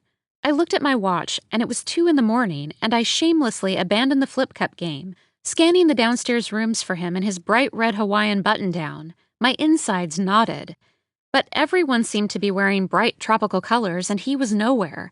And then, in my drunken blunder, I remembered that he had gone upstairs. "Hey, Lucy." Topher Rigby stopped me at the base of the staircase and offered to refill my drink. Jackie and Topher had grown up together in Connecticut, and she'd told me 80 times that he liked me, but he was way too short. And besides, I was with Stephen. It annoyed me how Jackie was always telling me to go for Topher when clearly I was with Stephen. Topher grabbed my empty cup before I could answer. He started talking about lacrosse. Topher was always bragging about being on the lax team, probably to compensate for his literal shortcomings. I watched him as he talked, the top of his frizzy dark hair barely clearing my forehead. His face was decent. If he were taller, he might have been hot. "I gotta go," I said, cutting him off. "Good to see you, Topher." I practically sprinted up the stairs. I was on a mission. I placed my jungle juice down on the ground because I knew if I had another sip, I'd be sick. I checked the bedrooms until I found one with people in it, and there was Wrigley's blonde head bent over a textbook covered with coke. I scanned the rest of the room. If it contained Wrigley and Blow, it would contain Stephen. But my eyes found every face, and none of them belonged to him. I did a double take, squinted harder, and Wrigley was asking me if I wanted a line, and I was shaking my head, asking him if he'd seen Stephen, and he was shrugging. "He was in here earlier." I flew back into the hallway and felt all those fireball pulls and jungle juices hit me, absorbing into nothing in my empty stomach, and for a moment, I wished to God I could let myself eat something because then maybe I wouldn't get so sickeningly drunk on top of coked out, and I drifted farther down the hall, determined, and stopped in my tracks when I turned the corner because there he was in his red button-down at the end of the hall.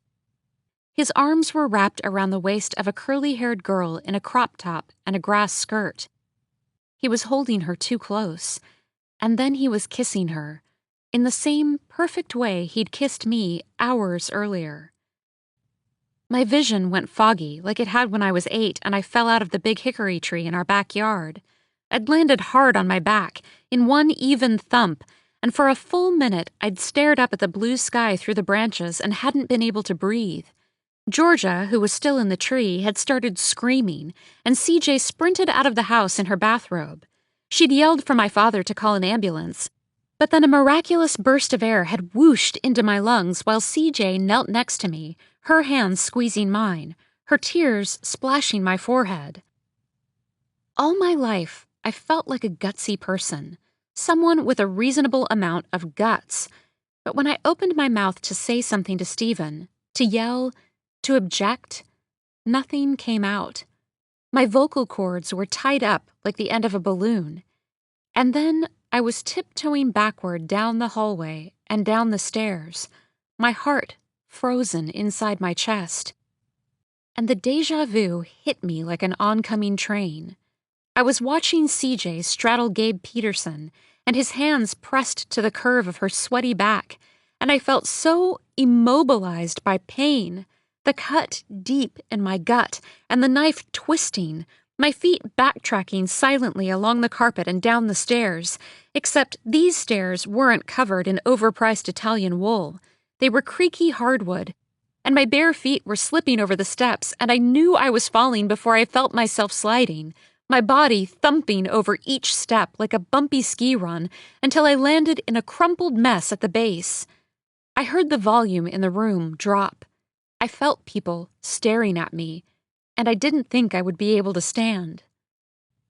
And then some guy's arm was hoisting me up, Stuart's, I think, and Pippa was saying, "I've got her, thanks," and adjusting my stupid bikini top. "Lucy, where are your shoes?" I didn't know, and it didn't matter. I knew I would be sick. I tried to tell Pippa about Stephen and Diana, though I knew I wasn't making much sense. "I'm taking you home. We're going home, and we can talk about this there." "I'm gonna be sick, Pip." "It's okay. Let's just get home first." I shook my head, my legs wobbly under me. I couldn't stop seeing Stephen and Diana's kiss just moments before, and I really was going to be so sick. Pippa held my hair while I puked into the bushes outside Sigma Chi. "Do you feel better?" she asked afterward. I nodded. "I think so." "I called the safety van. It'll be here soon." "But we're close to the dorm." "You can barely walk, Lucy." "And I ordered pizza." "I'm not hungry."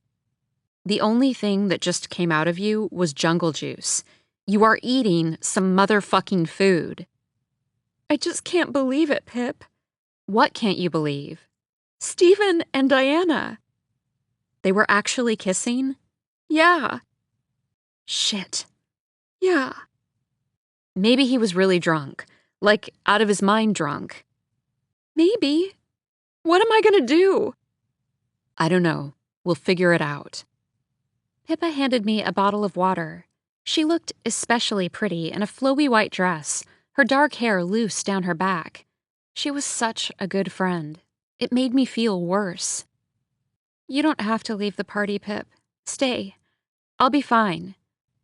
"Don't be ridiculous. I'm taking you home. It's late anyway, and Wrigley is wasted and, trying to bitch me out."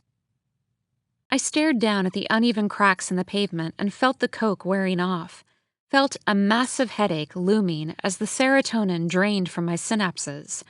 It seemed like hours later when Safety Van finally pulled up in front of Sigma Chi. Pippa and I got in the back seat.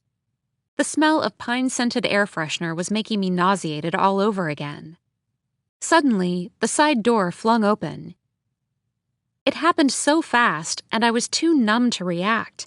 Stephen and Diana climbed inside Safety Van and sat down in the middle row, in front of Pippa and me. "Corner of Logan and Grove, please," Diana said in her voice, which I didn't recognize because I'd never heard her speak. I opened my mouth to say something, but my vocal cords had hardened again, and no sound came out. Safety Van started moving. The way Pippa's temples were pulsing, I could tell she was going to do something. She had a bad temper when it came to this kind of stuff. "Are you fucking kidding me?" Pippa's voice was so loud she was almost yelling. The driver glanced at us in the rearview mirror. Diana shot Pippa a glare, but Stephen kept his head forward.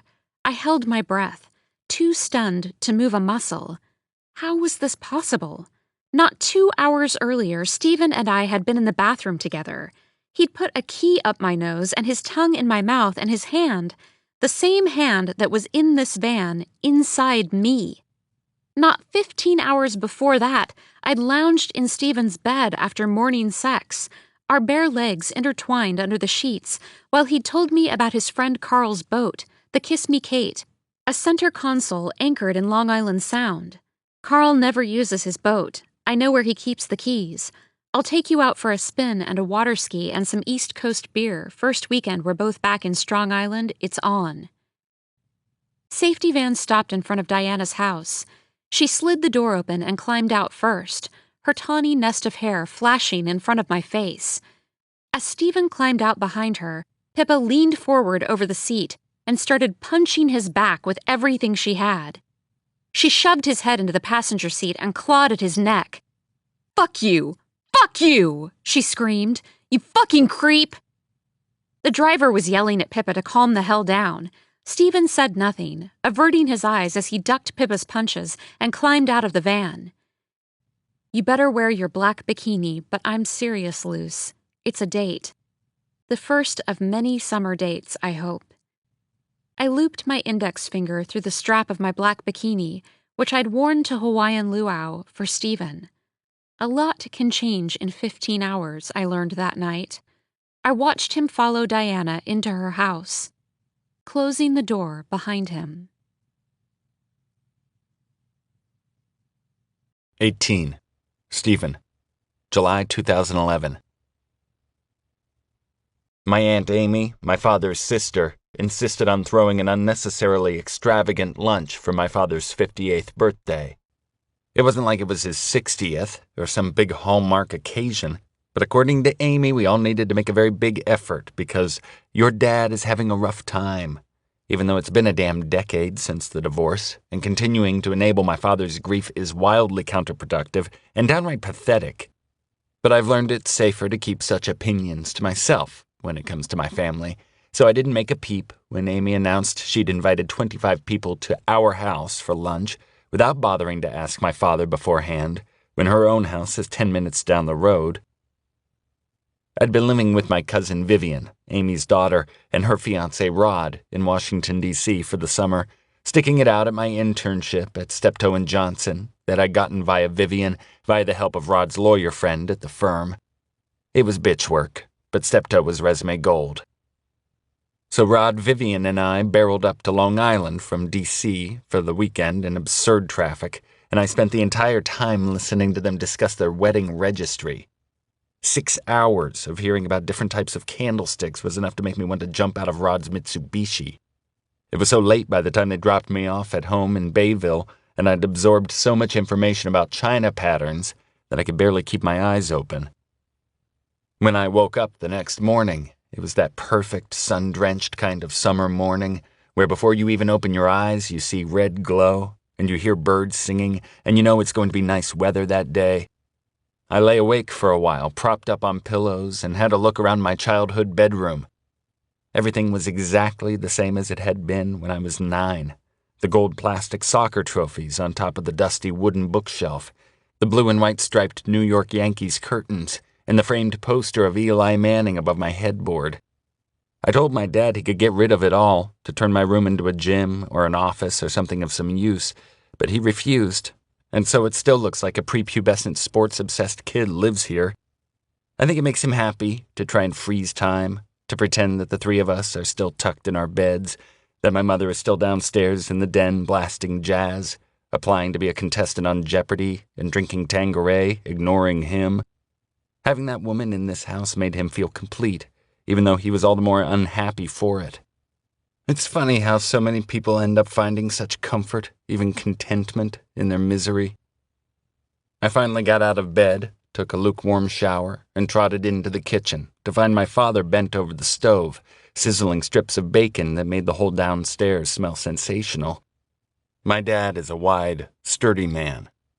Big-boned, my mother would say when she was feeling manic and honest, usually curling her lips in my direction and adding, "Like you, Stephen." Aunt Amy was in the kitchen too, already starting on lunch. I hugged both of them and wished my father a happy birthday, then poured myself a cup of coffee and walked out onto the back porch, warm rays of sunlight hitting my face. Skipper, our golden retriever, sniffed around my ankles. "Go on, Skip." I shooed the dog away. I don't like dogs all that much, to be honest, and I don't see why people go so crazy over them. Skipper was more of an attention-seeking nuisance than anything else. I turned my face back toward the sun. God, it was warm out. I suddenly craved a spin in Carl's boat, like the good old days when we'd take the Kiss Me Kate out on the Sound, have a few beers. Lucy popped into my head then, probably because I have this fantasy of having sex with her on a boat. I'm not sure why. I think it's because she's the kind of girl who would look very sexy on a boat. Lucy's hometown, Cold Spring Harbor, is only 20 minutes from my house in Bayville. I wondered if she was home. I thought about texting her, saying something about this nice weather, maybe adding a flattering comment, maybe something about the boat. Lucy was a sucker for the flattering comments. But I hadn't talked to her since Hawaiian Luau, since the unfortunate safety van incident, and for all I knew, she could hate my guts. I didn't need to be stirring things up with her over the summer. Better to wait until school started to evaluate the damage. I sipped my coffee, always black, and gazed up at the cloudless sky. My train of thought was disrupted by the sound of Luke's voice as he walked through the front door with his bombshell girlfriend, Kathleen. "Want to take Carl's boat out?" I asked my little sister, Sadie, who lay on the chaise next to mine. "There isn't time," Amy yelled from inside. She's like God. She hears fucking everything. "It's 11:30, I called back.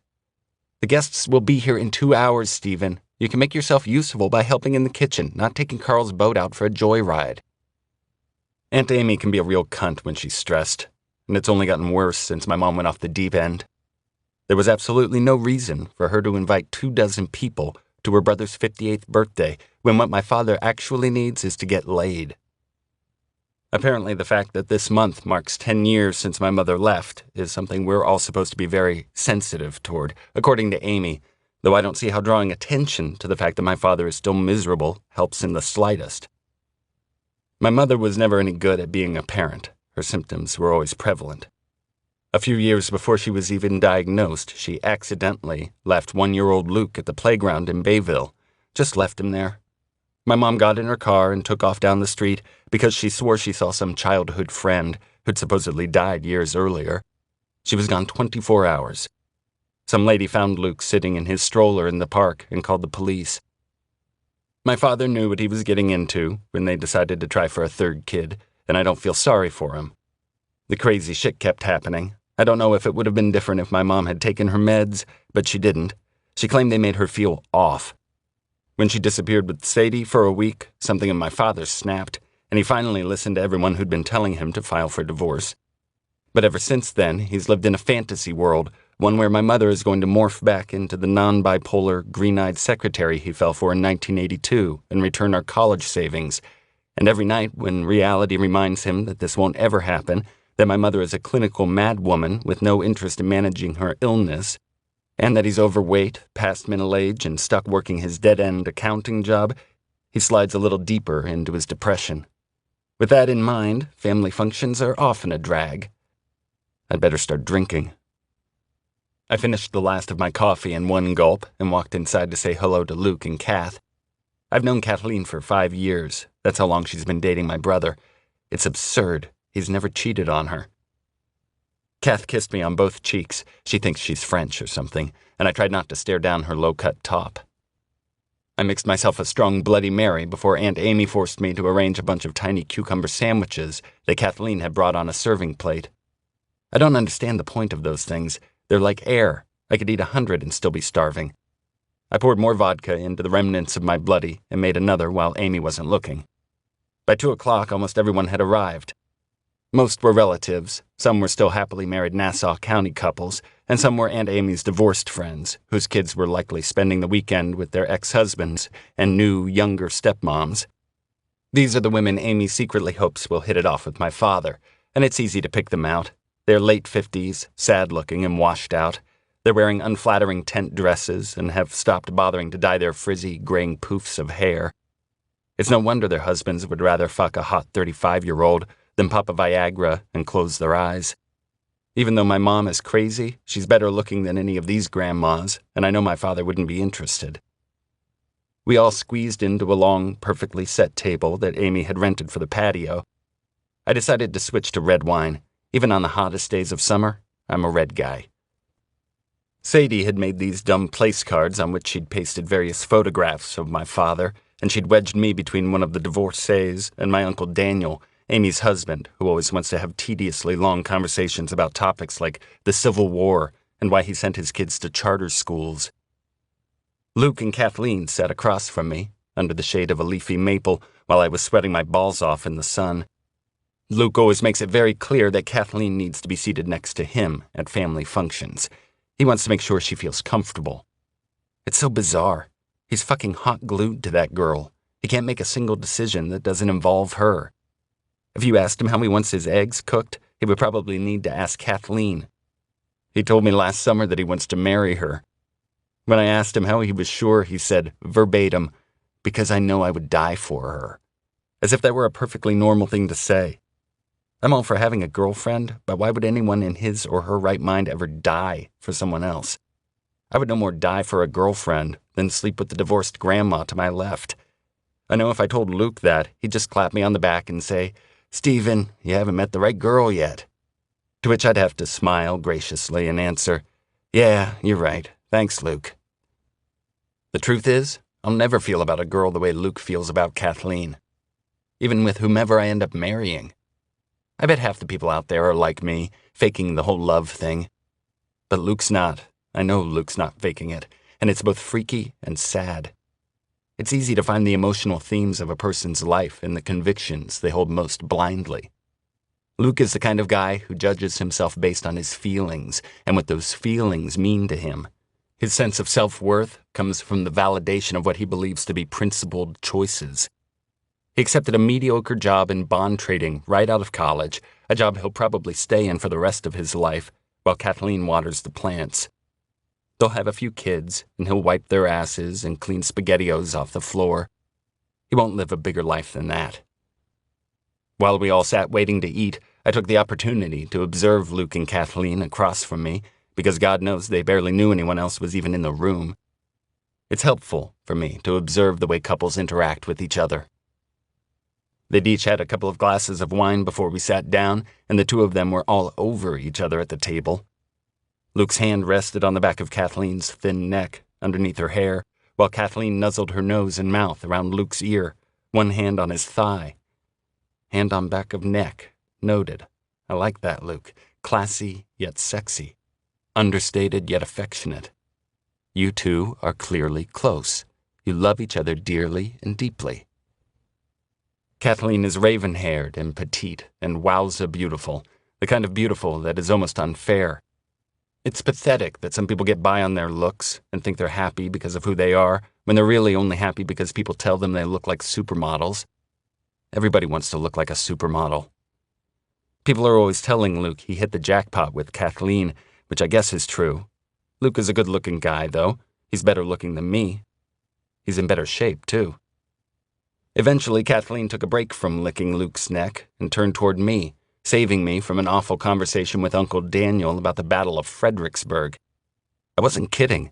He is always bringing up the fucking Civil War. "Excuse me," I told Daniel. "Kathleen?" "Stevie, I want to know about your love life. Are you still dating Diana, is it?" She batted her eyelashes. Kathleen is the kind of woman who knows she's hot and goes out of her way to make sure everyone else knows it too, even her boyfriend's little brother. "Diana, yes," I replied. "We're together, basically." "Basically?" Kathleen always pries. "I mean, we got back together a little over a month ago, but we had a rocky year. It's one of those relationships, where we both love each other, but something always seems to get in the way."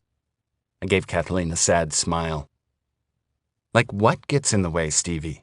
she asked, looking legitimately intrigued. I have asked her not to call me Stevie about 80 times.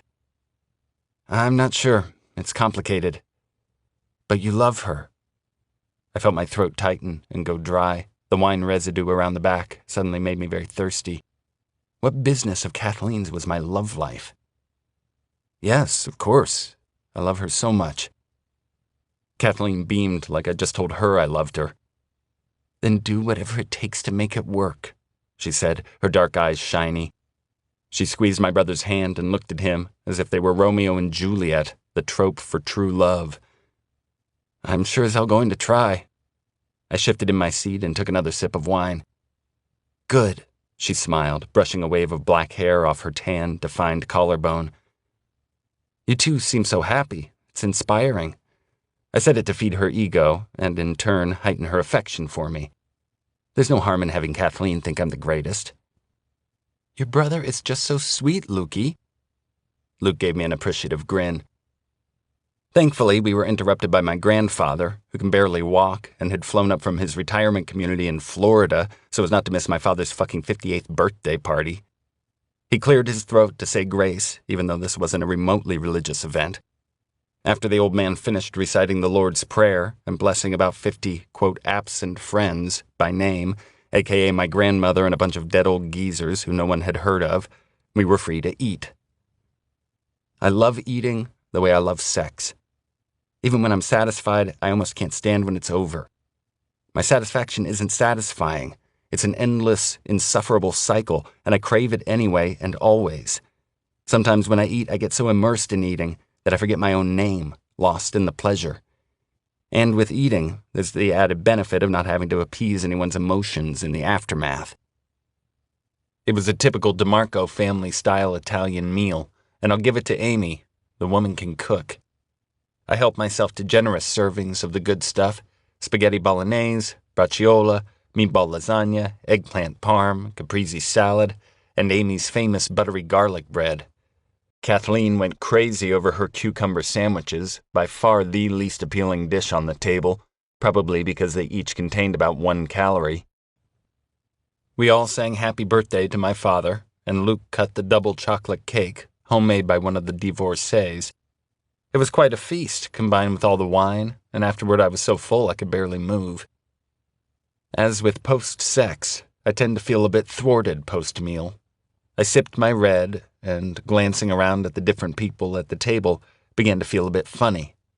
I get this same glum, slightly anxious feeling every so often, so I am able to sense it coming on. It's kind of an uncomfortable uneasiness with roots that are impossible to place. Today I felt especially bothered by the continuous sight of Luke and Kathleen in front of me. I glanced farther down the table, at Vivian and Rod, their hands interlaced on the table, dumb grins plastered on both their faces. Vivian and Rod are another couple who've been together forever. Rod taught Vivian, Luke, and me how to surf out in West Hampton 8 years ago. My grandfather has a place near the ocean where we grew up going in the summers. It's a simple beach house, the kind of place where there are never enough beds, where aunts and uncles and cousins and friends are all packed in together, and someone always ends up sleeping on the couch or an air mattress, and sometimes there's even a tent or two pitched out back.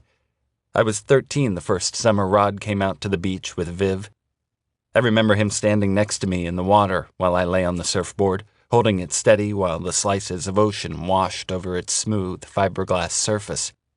If a surfable wave would come along, he'd say, "Okay, this is the one. Ready to paddle, Stephen?" and push me into the wave seconds before it broke, yelling, "Paddle, paddle, paddle," after me.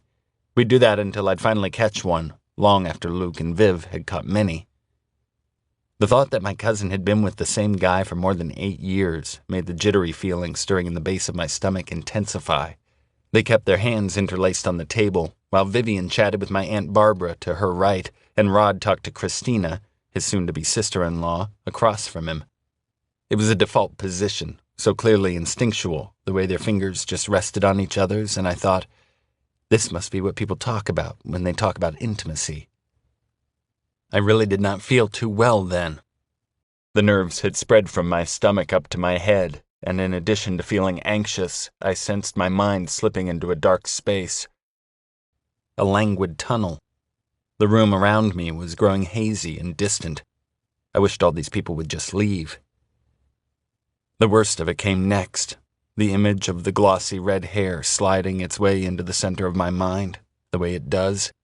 The hair, so red, burnished, vivid as anything, matted against the black leather seat of the Jeep. Her car. My pants unzipped. The blood around her mouth. The pearly white tooth lying on her lap, buried among the shards of glass. Zombie by the cranberries lingering on the radio.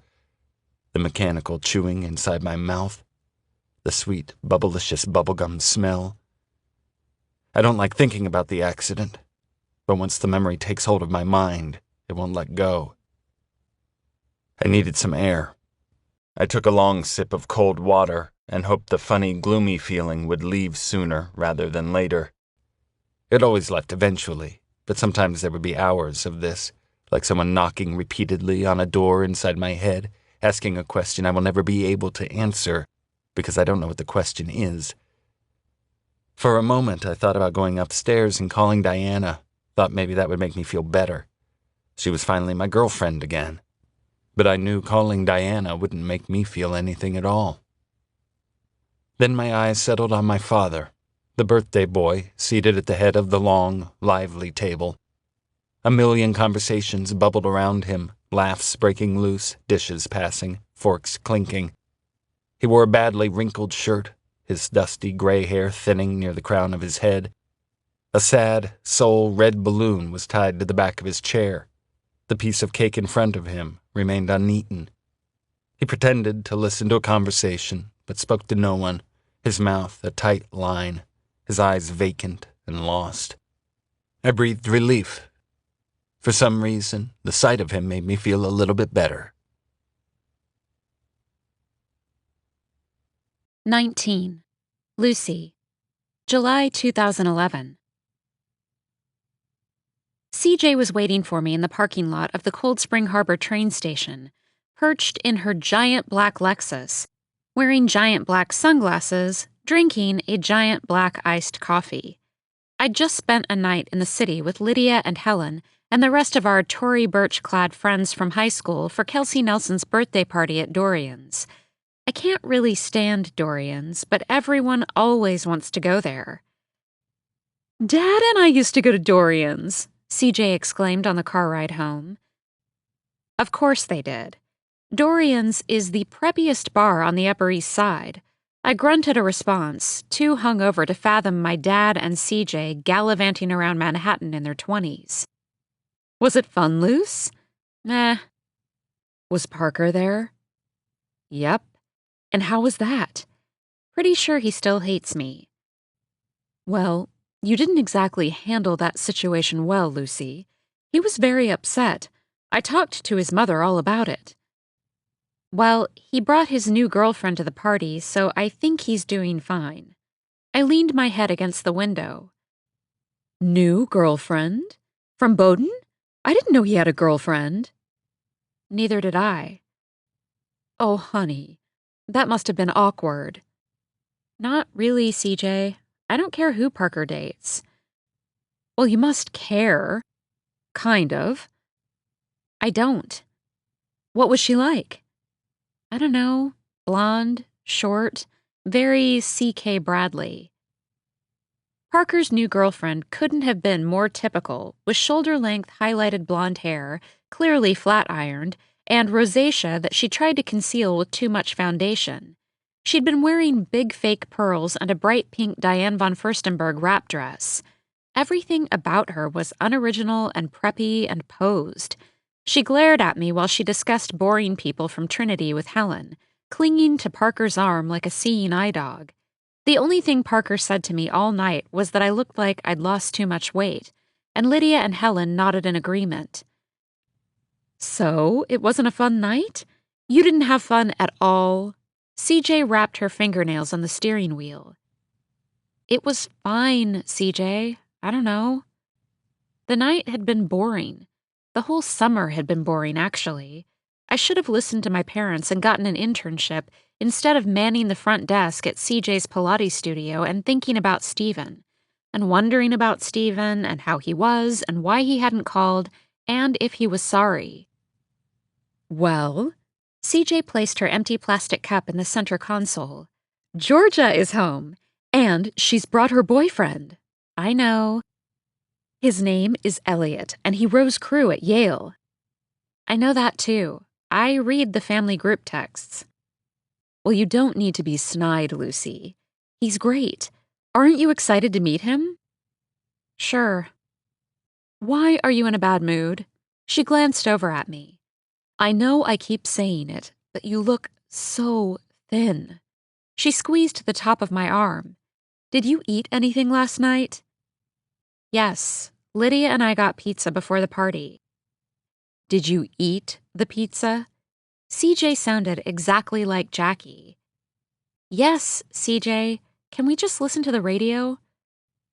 I cranked up the volume and stared out the window at the familiar East Coast landscape, the hilly mounds framing the highway, the huge trees lush with green leafy branches that made the Lexus feel encapsulated. On the West Coast, everything seemed to stretch farther. There was space and sky and room to actually breathe. I closed my eyes until I heard the familiar sound of CJ's tires crunching over the gravel. Outside, the Long Island air was hot and humid. I could almost feel the moisture seeping into my lungs. CJ slid her hand into the loose waistband of my jean shorts as we walked inside. See, your clothes don't even fit. How much weight have you lost? Just a few pounds. These shorts were big to begin with. I wriggled out of her grip. I knew she didn't believe me, but I went inside before she could say anything else. My dad was rinsing dishes in the kitchen. Daddy! I wrapped my arms around his neck, and the familiar smell of his Noxzema made tears sting the corners of my eyes as he gave me his signature butterfly kiss. Georgia sat at the kitchen table playing cards with Elliot. She grinned her easy, wide Georgia smile. As always, she looked beautiful in that effortless way. Her shoulder-length blonde hair fell in a curtain around her heart-shaped face. A few tiny freckles sprinkled her enviable nose, which sloped at the end, the way I'd always wished mine would. She looked more and more like CJ's doppelganger. Georgia stood and her eyes met mine, inches from my face. The sight of them punctured my insides. The same cerulean blue Georgia eyes I'd known all my life. I thought back to 6 years ago, when we were 13 and 14 having sleepovers at the Montgomerys and making fluffernutter sandwiches in the middle of the night. It was hard to believe we were the same set of sisters. We hugged, which didn't come naturally anymore, at least not for me. Your hair is getting so long. She picked up the ends. I know, I should cut it. How was the city? Fun, I lied. This is Elliot, Georgia said, a rosy flush spreading over her collarbone. Elliot, this is my sister Lucy. Elliot gave me a firm handshake and an obnoxious Ivy League grin. Lucy, it's wonderful to meet you. Georgia has great things to say about you. I forced a smile and scanned him. He wasn't tall, maybe 5'10" on a good day, with a sandy blonde crew cut and a boyish face. He had on a salmon-colored polo shirt and khaki pants, and I noticed he wore one of those gold rings that are from those exclusive societies they have at the Ivies. "I like your ring," I lied. The way Elliot looked at me, I knew he knew I was being sarcastic. Thank you. It's our crew team's ring. "Oh, right. CJ mentioned you do crew." He squinted, perplexed. Georgia jumped in. "Mom, she means. Lucy calls Mom CJ. It's a thing." She shrugged and gazed at me innocently. I row crew. Elliot corrected. "I'm going to take a shower." I already wanted to punch both of them. I knew I was being kind of rude. Normally, I hated being rude. It made me feel small and weedy. But the spite felt good. I wanted Georgia to know I thought her boyfriend was lame without having to say it. Nice to meet you, Lucy. When Elliot smiled, his oversized front teeth made him look like a chipmunk.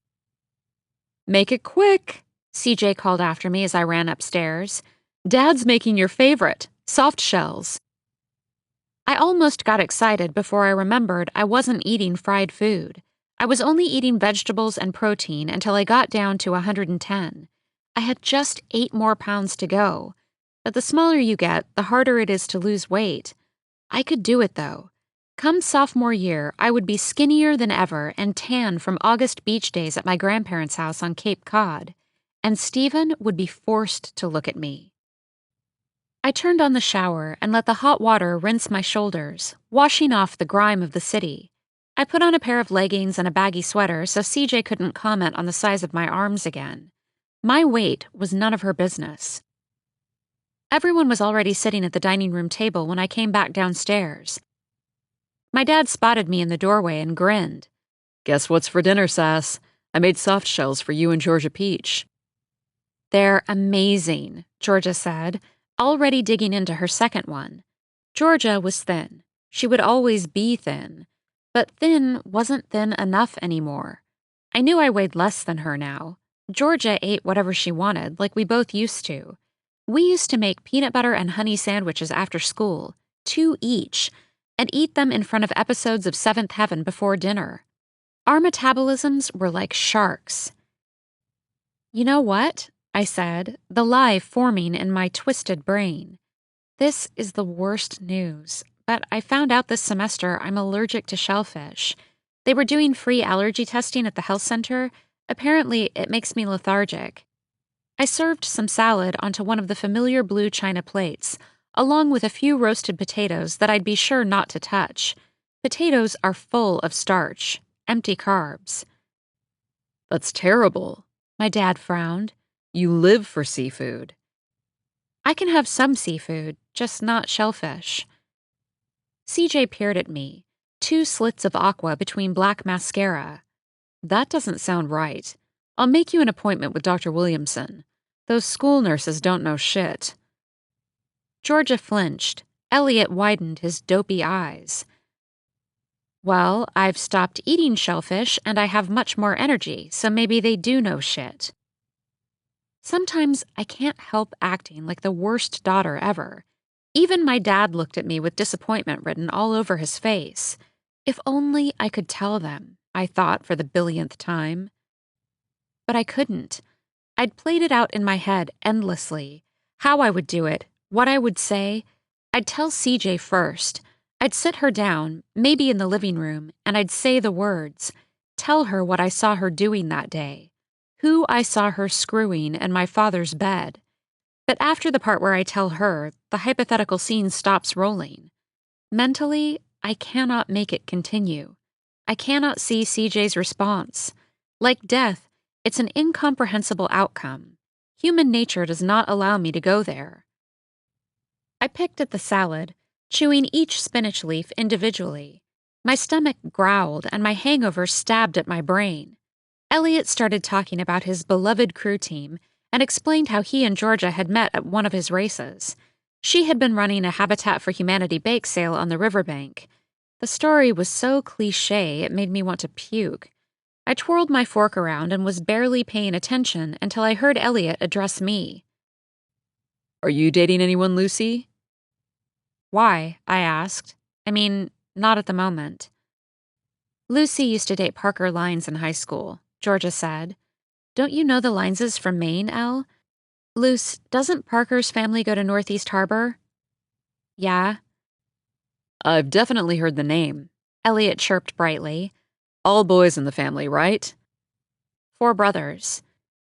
Lucy saw Parker last night, CJ commented knowingly, clutching her goblet of Chardonnay. He has a new girlfriend. Already? My dad looked up from his plate. It's been more than a year, I said. I don't care. You know, I really think you two can find a way to be friendly. Maybe we should all do lunch at Cove Club. I'll call Patricia. Please don't call Patricia, I sighed. CJ loves the Lineses because Mr. Lines is a VP at Morgan Stanley. They donated the new turf playing field at Friends Academy. Any new love interests out in California? Elliot asked out of nowhere, his buck teeth sticking out like a beaver's. Mountain men, explorer types? I'm sure it's a very different dating pool out there. Not really, I replied tartly.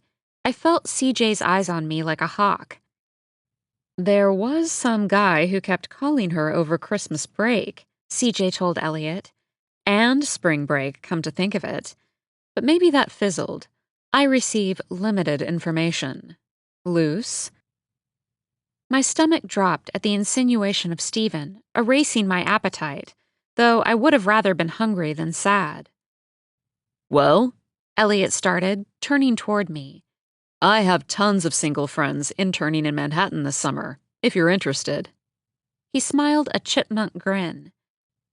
Lucy will meet someone, Georgia said. It's only her freshman year. She gave me a look that told me she was sorry for Elliot's nosiness. I didn't know why she was still so nice to me when I acted the way I did.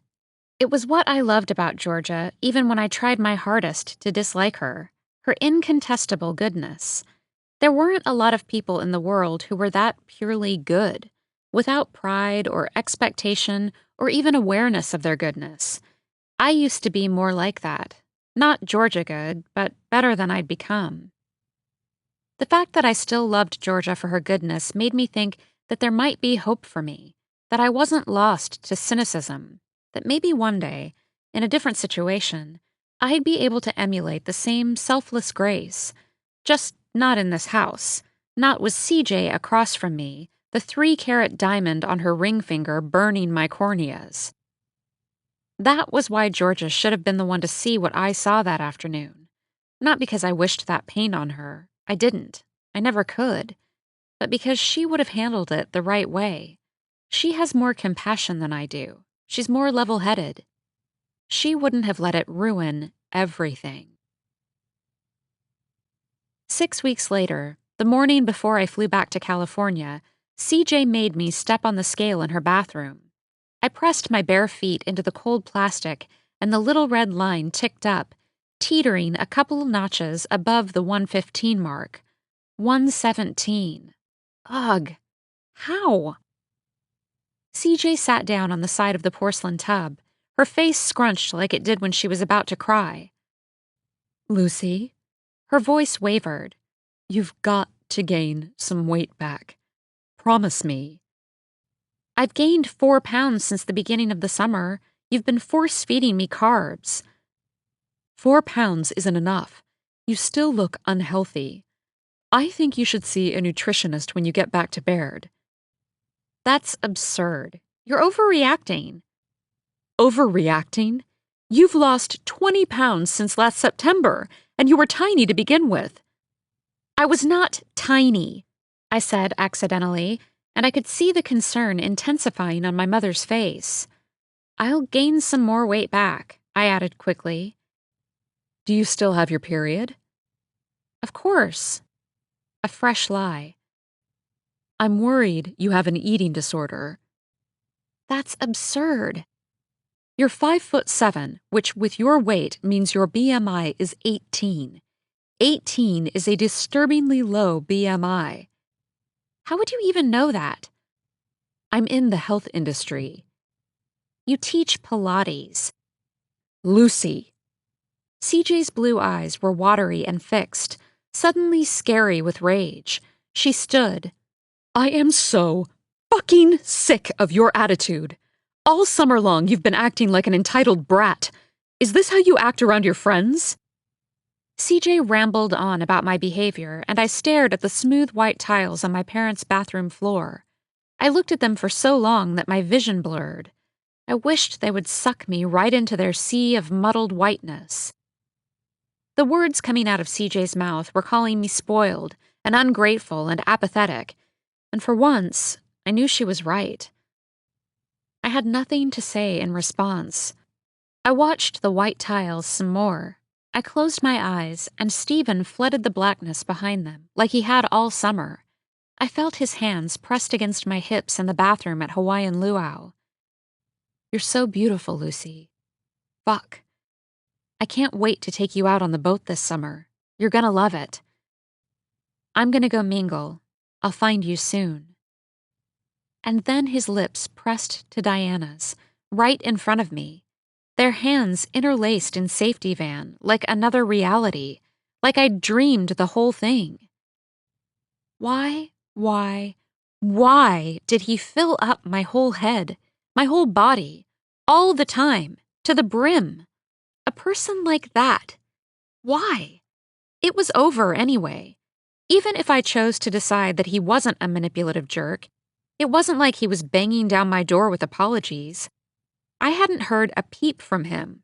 I was beyond pathetic. I heard CJ walk out of the bathroom, her voice trailing. She was still yelling that she was absolutely going to make sure I saw a nutritionist at school, as though she had any authority over my life in California. After she left, I closed the door, took off all my clothes, and examined myself in the full-length mirror. My body was a sliver of what it had been. I could see the bones in my shoulders and through my chest. I'd gone down a whole cup size and was borrowing A-bras from Bree, who, despite her non-existent figure, ate whatever she wanted. My skin was golden brown from lying on the beach in Chatham for the whole month of August. The tan lines ran right above my nipples. My brown hair was streaked with lighter pieces from the sun. I was skinny, but I wasn't gross skinny. I looked good. I looked better than Diana. He would have to notice. En route to LaGuardia, CJ sped down the Long Island Expressway and rambled on about her cousin Linda's terrible battle with anorexia. It's something she never got over, Lucy. To this day, she won't use anything but skim milk in her coffee. Not even 2%. Not a droplet. That's how messed up she is in here. CJ tapped her head with her pointer finger. She pulled the Lexus curbside at the terminal and helped me haul my bags out of the trunk. She squeezed me hard. I love you, Sass. When she let go, her eyes were wet. I felt tears rise in the back of my own throat, and I pushed my sunglasses down. Bye. See you in November. Please eat well. Lots of protein and carbs, and call me when you land in LA. I rolled my suitcase through the sliding glass doors and down the shiny black ceramic flooring toward the check-in kiosks. The airport smelled of stale, overused air. I glanced over my shoulder when I reached the end of the United line and could still see CJ through the windows, standing on the sidewalk in a stream of sunlight, watching me, her hands clasped together in front of her chest. 20. Stephen. September 2011. I was sweating bullets as I flipped through Chapter 5 of the LSAT Logic Games Bible, grouping linear and combination games, while I waited for Diana on the back patio of Juliana's. There were just 7 weeks until the LSAT, and I couldn't afford to lose a minute of studying.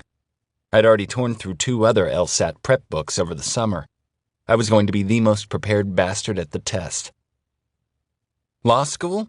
The short Asian waiter inquired as he filled up my water glass. That's the plan. Can I get a scotch and soda on the rocks? Diana was always late. I hear it's tough to get in. Good luck, bro. What kind of Asian says bro? Thanks. Can I get that scotch and soda, please? Sorry I'm late. Diana's face was sun-kissed from her summer on Lake Winnebago, where she'd taught canoeing. Pieces of her caramel hair had lightened from the sun, and her tanned skin made her brown eyes pop. I'll have a glass of Merlot, and he'll have a scotch and soda on the rocks. Diana smiled, the whites of her eyes shining. Already ordered one, baby. I reached for her hand. I loved this. Diana and me, back together at Baird, having a little date night in town, hearing her recite my drink order like old times. I love that you picked Juliana's, Stephen. You remember we came here on one of our first dates. She tilted her pretty head. Of course I remember. I think about that night all the time. Close that book. You've been studying too much. She circled my palm with her thumb. I know, but the test is soon, Di. It's an overwhelming amount of information. You're going to be so good. She shimmied out of her cardigan. It was a steamy September night, and I would have much preferred the air-conditioned comfort of indoor seating, but Diana loves the damn patio at Juliana's.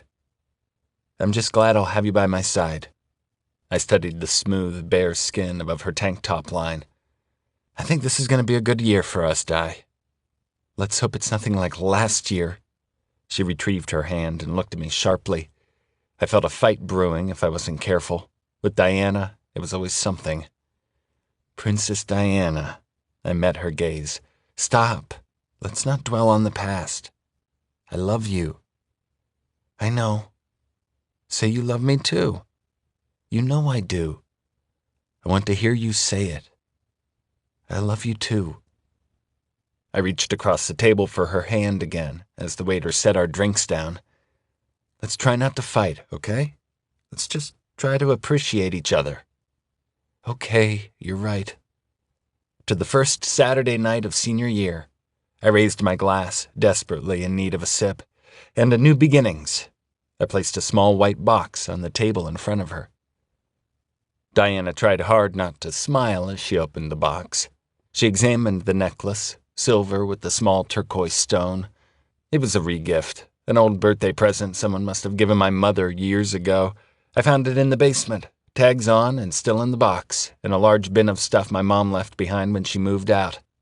Diana loves turquoise jewelry, so I snagged it. Stephen, it's beautiful. She fingered the silver set stone. What's the occasion? No occasion. Just wanted to do something nice for you. Thank you, she said, glowing. This looks like real turquoise. It looks expensive. Where'd you find it? At a boutique in D.C., I lied. I just love it. Did Vivian help you? No way. I know your taste. Here, try it on. I shifted my chair closer to Diana's and fastened the necklace, watching the pale hairs rise along the back of her neck. It's perfect, I said, centering the turquoise stone on her collarbone. You shouldn't have. I'm glad you like it. I don't like it. I love it. Well, I don't like you. I love you.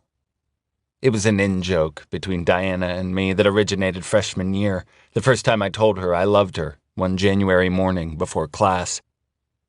We'd woken up angry at each other after some stupid fight about my having flirted with another girl at a party, a ridiculous accusation on Diana's part.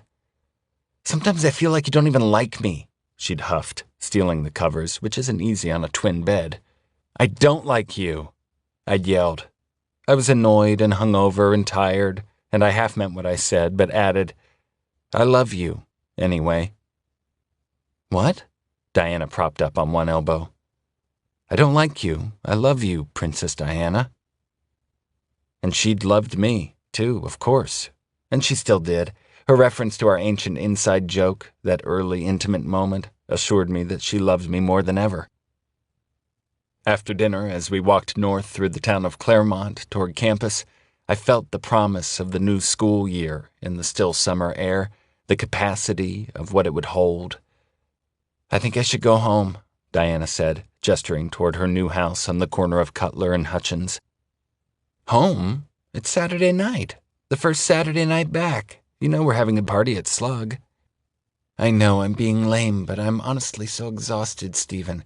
Red wine was a bad idea in this heat, and I really have to be productive tomorrow and get a jump start on my thesis outline. Besides, Keaton and most of the girls won't be back for a couple more days. Just go have fun with your friends. I'll be boring and tired the whole time. Aw, Di. I circled her waist with my arms. You sure? She nodded mid-yawn. Have a beer for me? Sure thing. A beer? I'd have 4 shots, 2 lines, and a good portion of the keg for her. I was suddenly glad that Diana was staying in for the night. This was our first rager of the year, and Diana didn't like it when I did drugs and got too wasted. Come get in bed with me later? She touched the turquoise stone on her necklace. Duh. Not too late. Promise? Promise.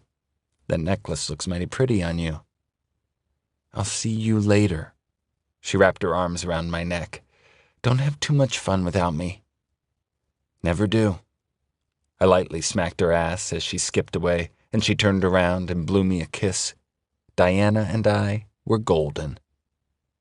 Back at Slug, our first party was going strong.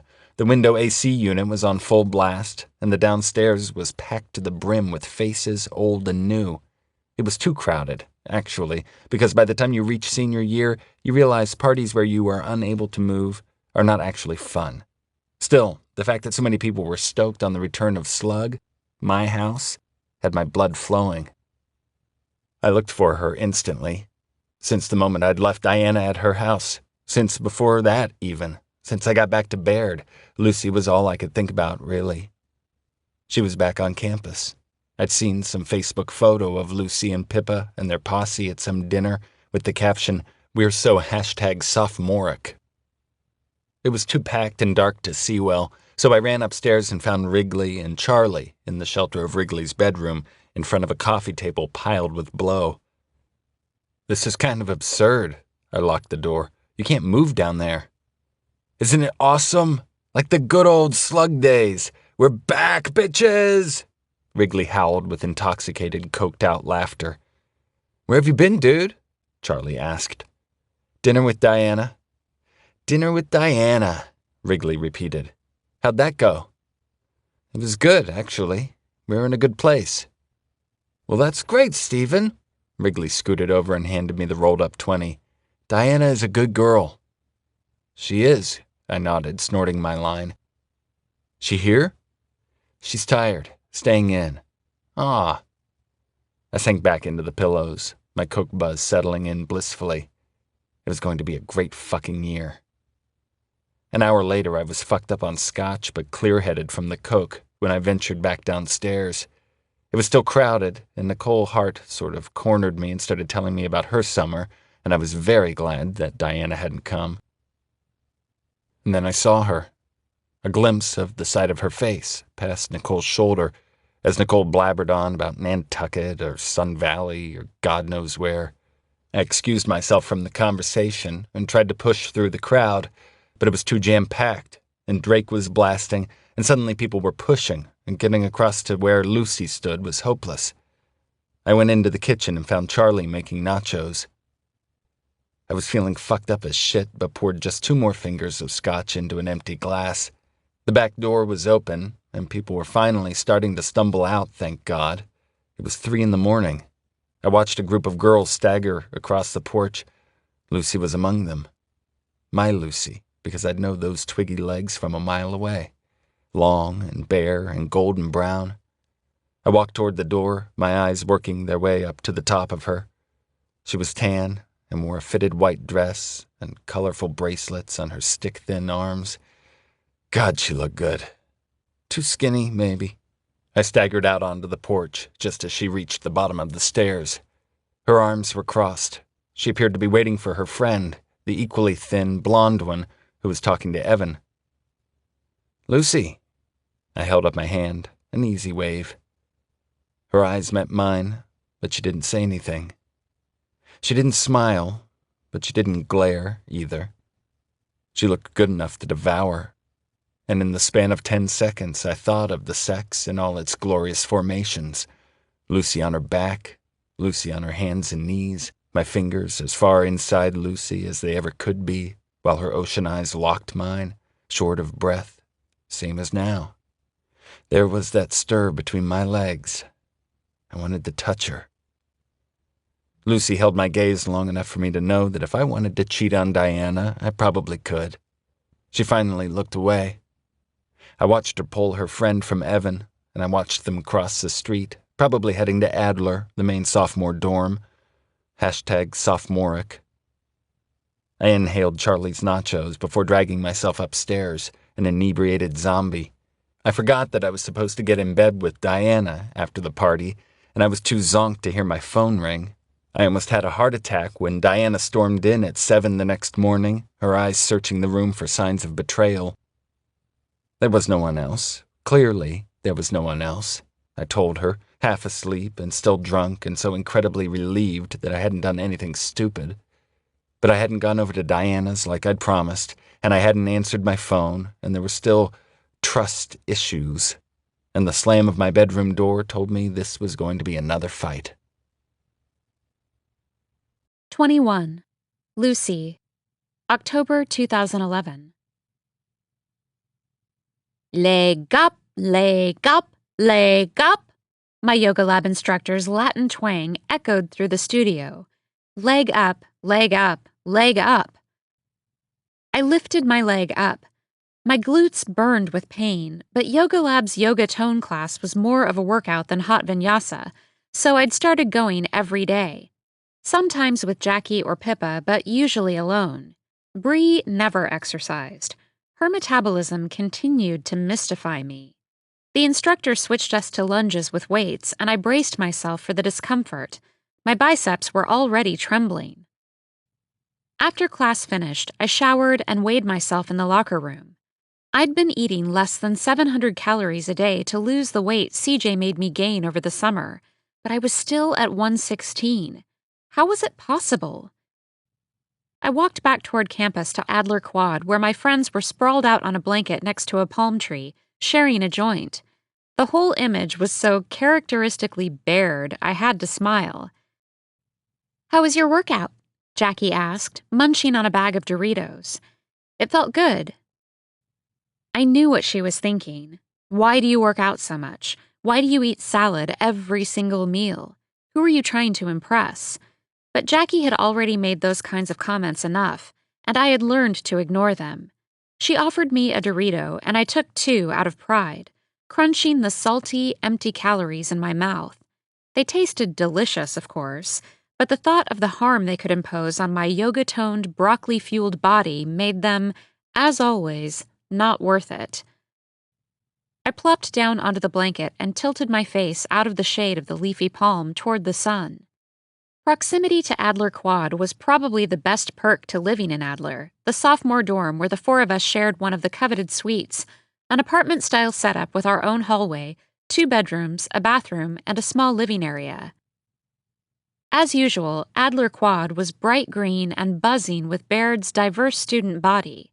The intellectuals smoking hand-rolled cigarettes, the Delta Gamma girls sunbathing, the bros playing frisbee golf, the hippies slacklining between palm trees, the art majors painting, the music junkies in guitar circles, and the others, like us, who fit somewhere in between 2 or 3 of the defined social circles. This was the scene at Baird most weekdays after class for those who didn't rush straight to the library. The sunshine often felt endless in California. 80-degree weather always beckoning us outdoors.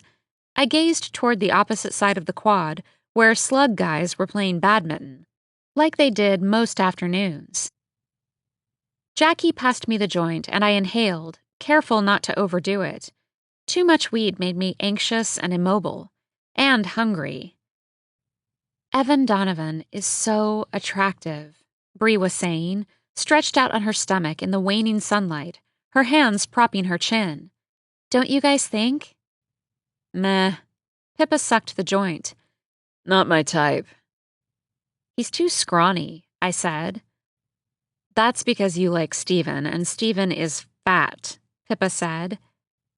"I don't like Stephen, and he's not fat." "He's large," Jackie said. Actually, I see what you mean about Evan, Bree, Pippa said, glancing in the direction of the badminton game. He's definitely your type. What does that mean? It just means that you two would be cute together. Well, he has a girlfriend, so it's hopeless. Bree took the joint from Jackie. Maybe they'll break up. Nah, doubt it. What about Walter? Pippa nudged Bree's bony ribs, the infamous V-card stealer. Never again, Bree said, and we all laughed. After a month of hooking up, Walter had written Bree an incredibly cheesy sonnet declaring his love for her, and she'd run for the hills. The sun sank lower in the sky, and the slug guys finished their badminton game. I watched them grab their backpacks and walk across the quad back toward their house. Wrigley saw us and waved, but Stephen didn't look over. Maybe he hadn't seen us. I watched him cross Carroll Street, his white t-shirt stretching the span of his back. The dip at the base of his neck glistened in the melting sunlight. I could feel my friends looking at me, feeling sorry for me. I didn't want their pity, and the weed was making me feel worse, more analytical than usual. He could at least say hi, Bree muttered. It's fine. He knows he's not exactly my favorite person. Still. Whatever, I shrugged. He's with Diana now. Except for that first slug party, Stephen and Diana were together everywhere, walking across campus hand in hand, eating in the dining hall, teaming up for games of beer pong, kissing against the deck of the houseboat on Lake Mead. I hadn't wanted to go to Mead this year, but my friends had insisted. The sight of the two of them never failed to make my insides lurch, never failed to make my head foggy with anger and lust and jealousy and frustration and sadness all mixed into one heavy dose of agonizing nostalgia. You're so beautiful, Lucy. Fuck. I can't wait to take you out on the boat this summer. You're gonna love it. I'm gonna go mingle. I'll find you soon. 1 second, I'd had him. The next, he was gone. It only takes a moment for something perfect to erase itself. A flight of stairs that leads to something unimaginable and irreversible. Stephen's mouth pressed to Diana's. Gabe's hands holding CJ's hips. A perception shatters, and an imaginary line is drawn, separating the way it was from the way it is. He's back with Diana now, and yet he refuses to give you any kind of explanation after the shit he pulled at Hawaiian Luau last year. I hate boys. Pippa stubbed the roach. It's so true, Jackie agreed. I hate how guys just never take responsibility for the things they've done. They never feel like they have to own up to anything. Not all guys, Bree offered. Well, guys like Stephen. Dicks like Stephen. You just need to hook up with someone else, Luce, Pippa said. It will make you feel 1,000,000 times better. I know. I hugged my knees into my chest. But who? There are tons of guys, Bree said. What about Stuart's friend Clay? He's hooking up with that freshman, Jackie said. What freshman? Pippa pressed. Some Delta. Ugh. Fucking DGs. What about Kevin Bianco? Kevin Bianco is one of the guys who gangbanged that girl while one of them was filming it, Jackie said. That was him? Ew. Oh my God. Never mind. That junior guy, Riley? The super tall one on the soccer team? Girlfriend. West Davenport? I'm pretty sure West Davenport is gay, Bree pointed. I know, Jackie said, grinning ear to ear. Topher Rigby. He's so cute, and he already likes Lucy. Topher Rigby is shorter than me, I said. I've told you this.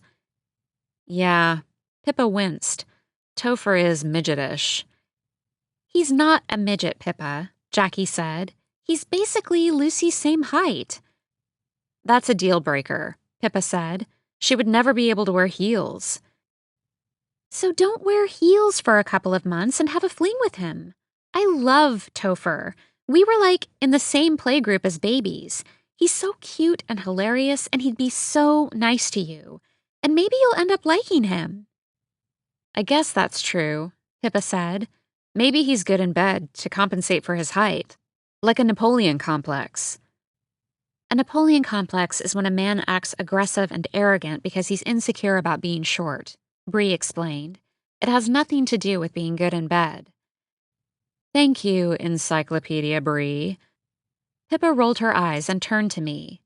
Lucy, my dear, you are a very beautiful girl, and despite this conversation, there are lots of boys at this godforsaken school who would love to get into your tiny little yoga pants.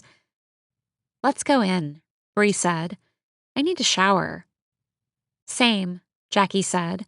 Let's go in and shower and make drinks and do something fun tonight. Something different. No slug boys. Amen. Slug boys are the worst. Pippa stood and swept the grass off her jeans. I should really do my Latin reading, Bree said. I'm supposed to work on this piece for the lantern, I said. Do it in the morning, Pippa said. I'll wake up early with you guys. I have to do my effing calculus. 6 hours, 5 vodka sodas, and 1 generous line of blow later, I found myself in Topher Rigby's dorm room. Jackie had texted Topher to come meet us at whatever random midweek party we'd gone to, and he'd shown up in a clean polo shirt and with a freshly shaven face. Jackie was right. Topher did have a handsome face, and the more I drank, the taller he became, and by the end of the night I was basically hanging onto his arm as we continued an in-depth conversation about Breaking Bad, and the next thing I knew we were in his room, which smelled faintly of Axe. Topher's single in Adler was covered in lacrosse posters and lacrosse trophies and photographs of his Wilton High School lacrosse team and several 5x7 close-ups of himself laxing in action. So you play lacrosse? It was a dumb, easy joke, but Topher laughed too loudly and poked my side, and my subconscious sober self debated running out the door. You're funny. Topher sat down on the bed. I can't believe Lucy Albright is in my room on a Wednesday night. I really couldn't stand any of this. I didn't know if it was his height and poofy black hair that were bothering me, or just the fact that he wasn't Stephen. I knew if I didn't sit down on the bed, I was going to leave, maybe run down the street to the 7-Eleven for an emergency bag of Smart Food popcorn. You can sit down, he said. I sat.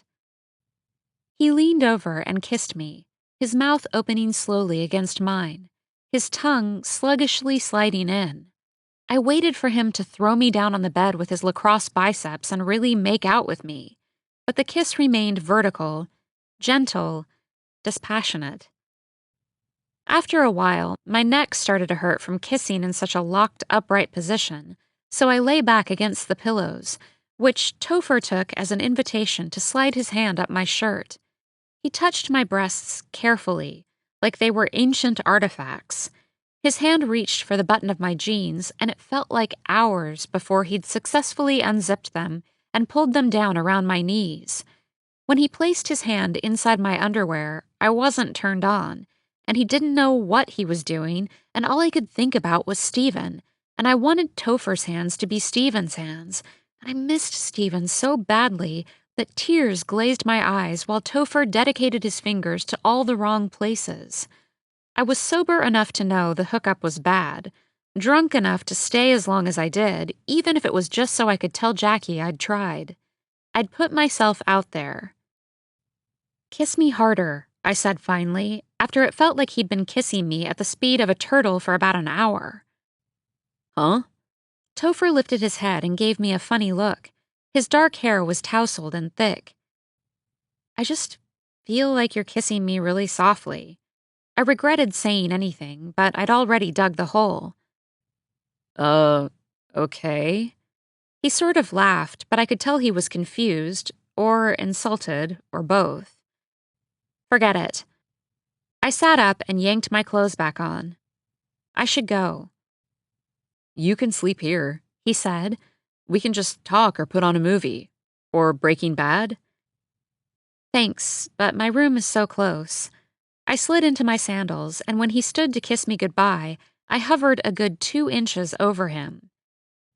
"Sorry," I said. "I'm just tired." "No worries," he said, even though he probably thought I was nuts. He asked for my number anyway, and I gave it to him because there was no other option. I hated myself as I walked back toward our suite at the west end of Adler, Stephen filling every corner of my head, the hallway lights still fluorescent at 2 a.m. Months had gone by without a word from him. Months. And now he was with Diana. And what exactly was I hoping for? Maybe he missed me. That first night at Slug, I'd caught him staring at me. Unmistakably staring at me. Then he'd waved. That had to have meant something. But even if he did miss me, he wasn't saying he missed me. And even in the hypothetical scenario in which he was saying he missed me, how could I give him the time of day after what he'd done? It was a pointless question with the wrong answer, and the only thing that made sense was that I knew I had fallen in love with him. It was what had made these past months so horrific. People always talk about realizing they're in love during the happy moments, but I think you realize it in the bad ones. The ones that knock you off center, scaring you when they prove that no matter what kind of logic is in your head, it's what's in your heart that determines fucking everything. 22. Stephen. November 2011. Have you ever been cited, arrested, charged with, indicted, convicted, or tried for, or pleaded guilty to the commission of any felony or misdemeanor or the violation of any law without the record later being sealed or expunged? If yes, please describe. Include a statement of the charge, charges, the disposition thereof, and the underlying facts. I stared at the question for the umpteenth time, a line of sweat dampening my forehead. The early decision deadline for my application to Columbia Law School was approaching fast. Only 8 more days. If yes, please describe. Fuck. I couldn't help but laugh at my ironic misfortune. My misdemeanor wasn't even related to the night of the accident. My misdemeanor was the DUI I received 6 weeks before the accident. What can I say? It was an unlucky summer for driving. The night of the DUI happened 2 months after my 18th birthday, and it was on my fucking record, and the record had not been later sealed or expunged. I'd been drinking at Carl's with some guys. Carl's parents were always out of town, and we used to get shit-faced in his garage all the time. On my way home, I called Macy Peterson, because by that point, cheating on Jenna had become routine, and Macy was the sexy, soft-spoken girl whose body had begun to preoccupy my thoughts. She was a couple of years younger, went to private school at Portledge, and we met at a party one weekend shortly before my high school graduation. It was too easy to hide our relationship that summer. Jenna was preoccupied training for Emory's volleyball team, and I snuck off with Macy as much as I could. Macy let me fuck her however I wanted. The way she came with me, you could tell her boyfriend didn't know what he was doing. We drove around and screwed in the car or on the golf course, wherever we felt like going. I'm coming over, I told her on the phone that night. Sneak out to the barn. Macy's parents lived on this huge estate in Oyster Bay with a barn/guest house where Macy and I would meet up late at night. I used to park on the road near the end of her driveway and walk up to the barn in the dark, unnoticed. But this time, I didn't make it there. I was used to driving drunk. It wasn't my choice mode of transportation, but I'd been in enough situations where it had occurred, and I considered myself to be a relatively cautious, alert driver when under the influence. So when the red and blue lights flashed in my rearview mirror, it caught me off guard. I pulled over, paralyzed with fear. The fucked part is, I wasn't speeding or swerving. It was a broken headlight on my dad's goddamn Subaru. So the cop came to the window and was telling me about the broken light, but she could smell the doers on me. Those bastards have bloodhound noses. Officer Gonzalez. I'll never forget her name. She looked like a big Mexican lesbian feminist who probably despised men. And that was that. The breathalyzer showed a 0.09% blood alcohol level, and I was done. A $500 fine, license suspended for a year, 30 days of community service, and a scarlet F scorched onto my record.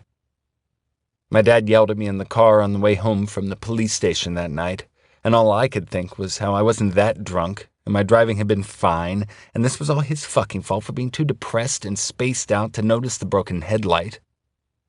Everything leads back to the DUI in the world of the law, because there is always a box on every godforsaken form that asks about your criminal history and whether you've ever been charged with a misdemeanor, and I always have to check that box simply because I got unlucky. But I choose to look on the bright side, because 6 weeks later, on August 16th, the night of the accident, the world was on my side. The trouble I could have landed myself in, should an Officer Gonzalez type have been in the right place at the right time that night, would have made the DUI look like a parking ticket. If you think I don't count my lucky stars, you're very wrong.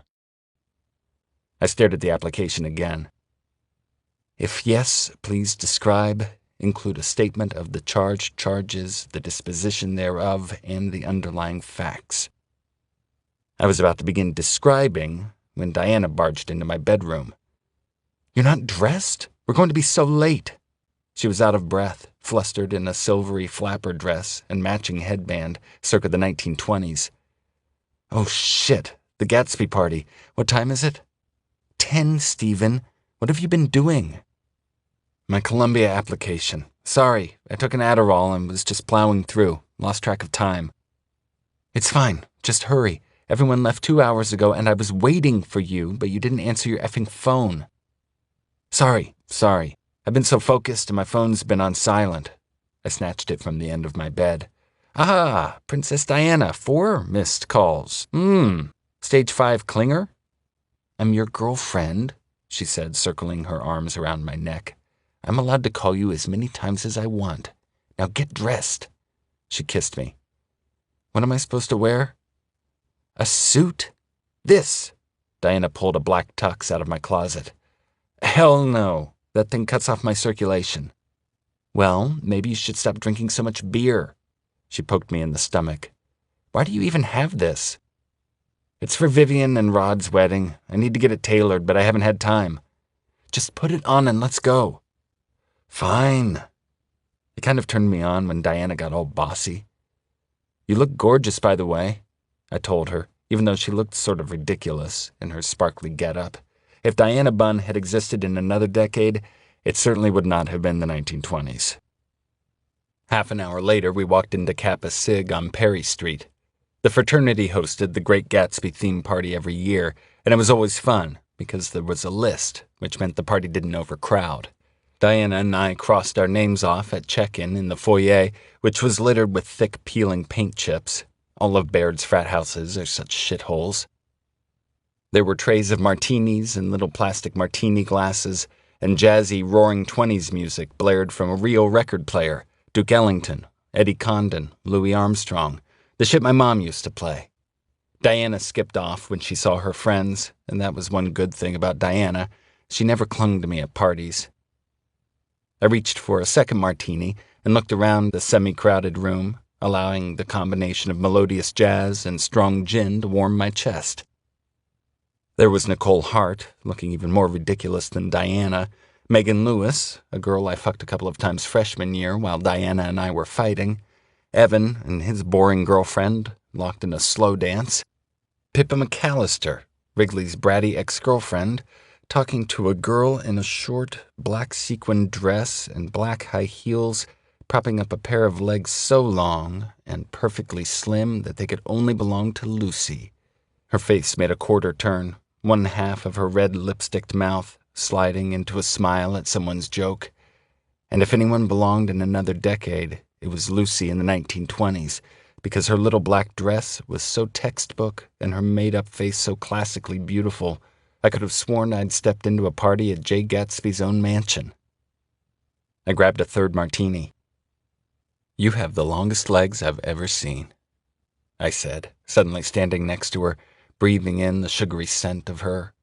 Her hair was pulled up into a twisted chestnut bun, and I watched her neck curve like a swan's, as it made its way toward the source of the flattering comment. "Lucy."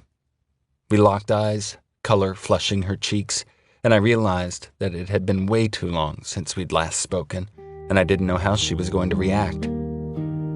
"Hey." Her voice was smaller than it should have been in that outfit.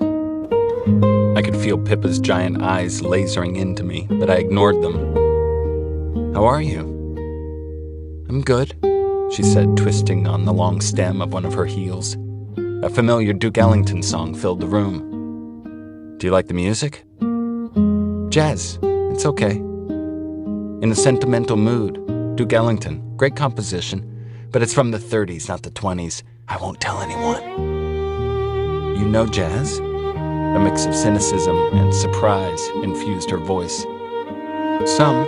My mother used to listen to jazz. She turned the volume loud and danced with my father in the kitchen. Before things got worse. It was a long time ago." I held Lucy's gaze. "And do you remember the names of the songs?" "Some of them, yeah. I have a good memory." Lucy was looking at me like she wanted to say something. Her lips parted, but then she closed them and said nothing. Pippa had wandered off, thankfully. "You've been good?" she asked finally, even though I didn't mind the silence. I liked just looking at her and was grateful she hadn't run off after Pippa. "Yeah, busy. I have my thesis due this winter and law school applications. It's been hectic, actually." She nodded, and over her bare shoulder I caught Diana staring at me from across the room, frowning, her arms folded. "Lucy," I said, turning back to face her. "I want to say that I'm sorry. It's really overdue, but I'm really fucking sorry, okay? You're a little late on that one." Lucy shrugged, her eyes sad under all the dark makeup. I sort of liked that she wasn't afraid to show me her brokenness. She didn't bury it with pride or shame like a lot of people, and God, there is something so attractive about a broken person. I took in the details of her face, and I wanted so badly to kiss her. If Diana hadn't been staring straight at us, I might have done it. "Diana and we just have a history is all," I said. "I have to see this thing through, I guess. It has nothing to do with you."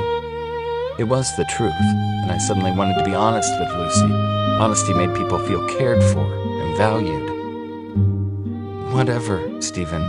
It doesn't matter now." She sipped her martini. "Yeah," I said, noting the contradiction in her words, because to Lucy, it did matter. The way she was looking at me, the sadness and lust transparent behind her deep blue irises, her facial muscles practically twitching with want, told me she wasn't remotely over it, that it mattered a whole fucking lot, that she would take this conversation to bed with her and think about it tomorrow and the next day and the day after that, deciphering its meaning the way girls do. She wasn't seeing anyone. Social media and the incestuous Baird College gossip circle told me as much. "Thanks for apologizing," she said eventually. "It's good to see you," I said, locking her gaze for as long as I could before she turned and walked away, expensive perfume in her wake. "What the fuck?" Diana sneered when I found her in the kitchen, pouring more gin into her glass. "Calm down, Diana," I whispered, grabbing the gin from her and topping off my own drink. I wasn't doing anything wrong. I literally ran right into her and she started asking me about my thesis. "Why was she asking you about your thesis?" "I don't know, Diana. Why don't you ask her?" I knew very well that Diana would never approach Lucy. She had no problem yelling at me, but she despised female confrontation. "Ugh, she's just so skinny and thinks she runs the sophomore class. I can't believe you slept with her." "She doesn't think she runs the sophomore class, Diana." "Why are you defending her?" "I'm not defending her. I just don't think she thinks she runs the sophomore class. She's probably a lot different than you think."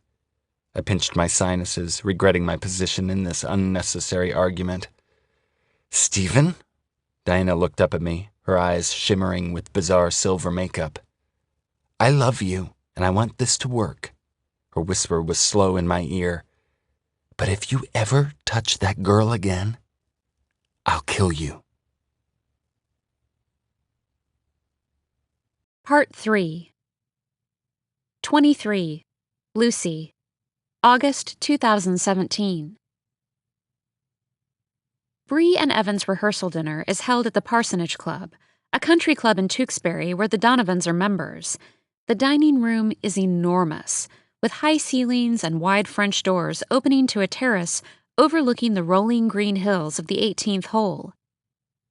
After a long day of last-minute errands, followed by 2 rehearsals at the church, my stomach is growling for dinner, and I scarf down chicken piccata, wild rice, and a sourdough roll before I have time to feel bad about it.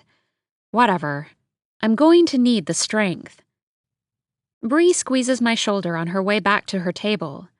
"I told you he wouldn't be here," she whispers. "What did she say?" Pippa asks, her mouth half full of chicken. "Nothing." I take a sip of champagne. My phone dings in my purse. It's a text from Melissa. "Melissa, work. Why is the departures article still live? I told you to take care of it. Take care of it. I talked to Harry, and he agrees, obviously." Fuck, I mumble. I consider calling Harry, but it might not be worth it. "What's wrong?" Jackie asks. "Just my psycho boss." I tell her about the departures fiasco. Another new text flashes on the screen. "Dane, crushing the dinner, babe? Bet you're the hottest bridesmaid. Send me a nudie? Your beautiful butt in a tiny thong? Smiley face." "Oh my God," Jackie says, nearly choking on her wine, leaning over me reading the text. "Is this seriously the guy you're seeing?" "It's not funny. All Dane does is ask me for pictures of my ass," I say, which only makes Jackie laugh harder. "Jackie, I actually need your advice." Okay, sorry. Well, you like him, right?" "I mean, I do. He's so hot. One of the hottest guys I've been with." "Hotter than Billy?" "Different." "So the problem is, I don't know how much we have in common, intellectually." "Elaborate." "We don't have very intellectual conversations. Half the time, I don't understand what he's talking about. He's obsessed with skateboarding and Ariana Grande, and you know the Instagram handle Butt Snorkler? Butt Snorkler. No. Maybe? Well, he's obsessed. It's like this collection of butt pictures that he always shows me.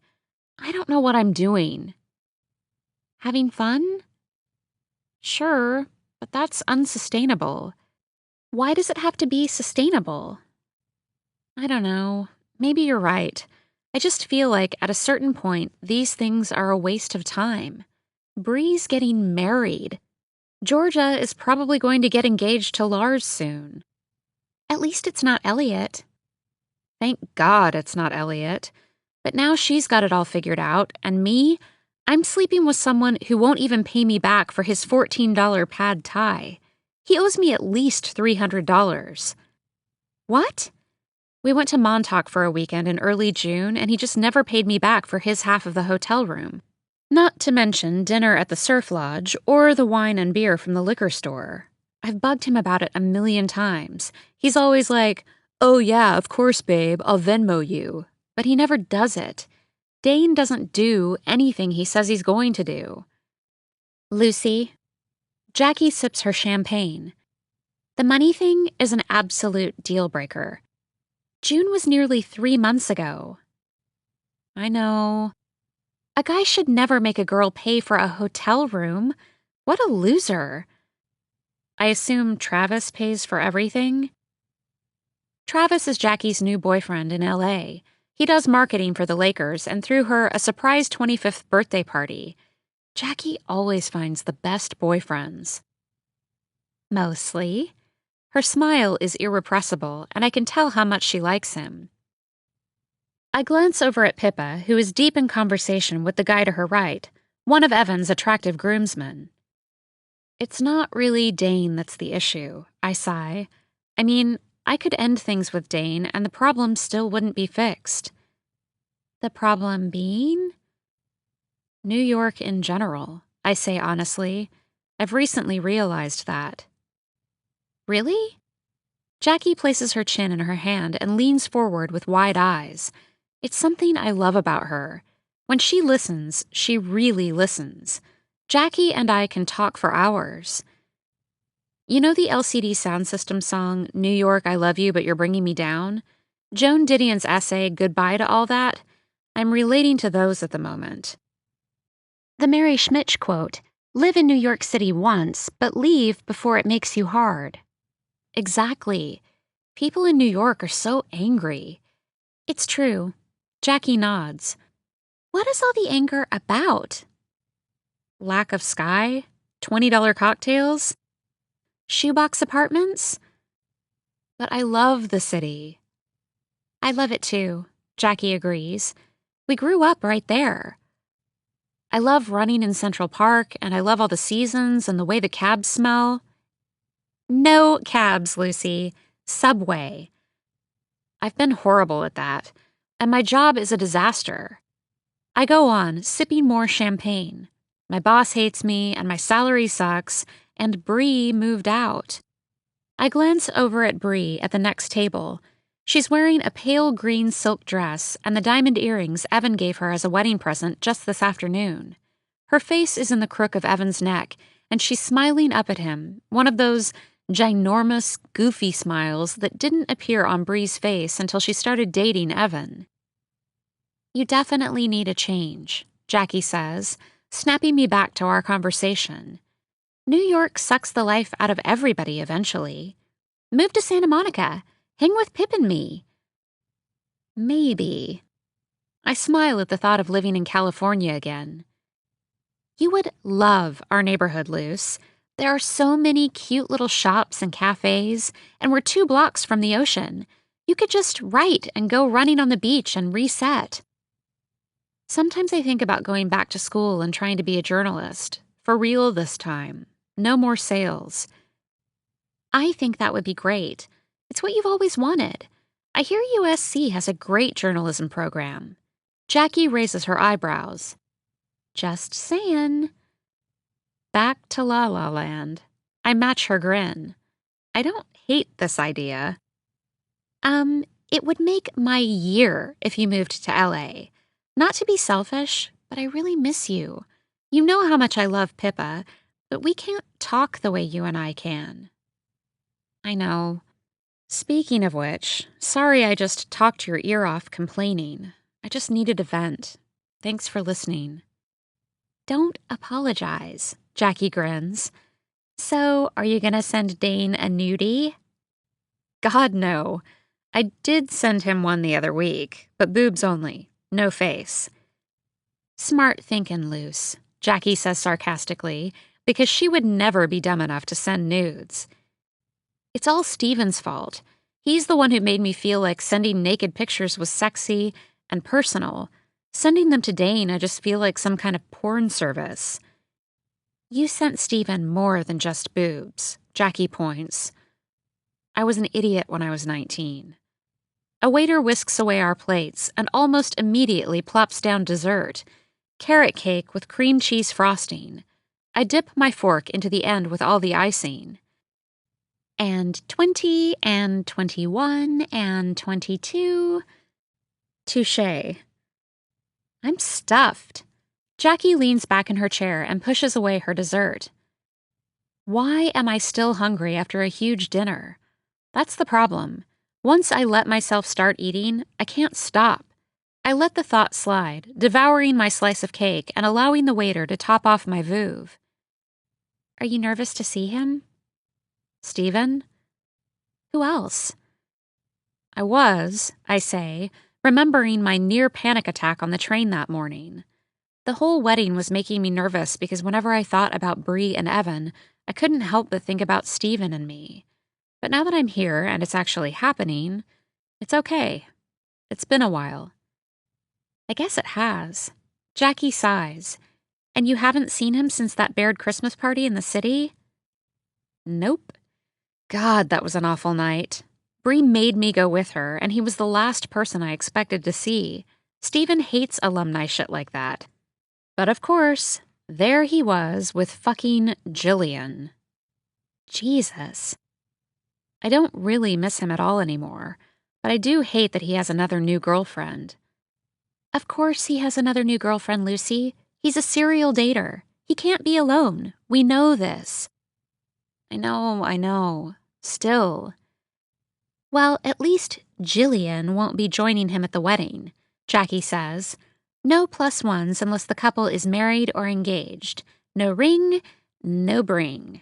She wiggled her naked finger in the air. Thank God. I would die. Suddenly, the sound of a clinking glass fills the room and everyone looks up at Mr. Donovan, Evan's father, who is kicking off the toasts.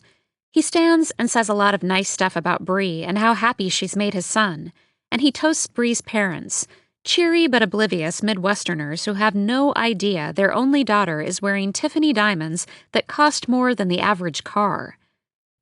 Next up is Evan, standing tall and handsome in front of the open double doors, the orange sun nudging the horizon behind him. I'll keep this short and sweet because you already know why we're here, he says, raising his glass and gazing down at Bree. Bree, you continue to take my breath away. I'm in awe of your grace, your kindness, your intelligence, and your beauty, equally radiant inside and out. When I first fell in love with you, I used to feel so frustrated that I hadn't found you sooner. You were right there at Baird, right in front of me for 2 years. Right there.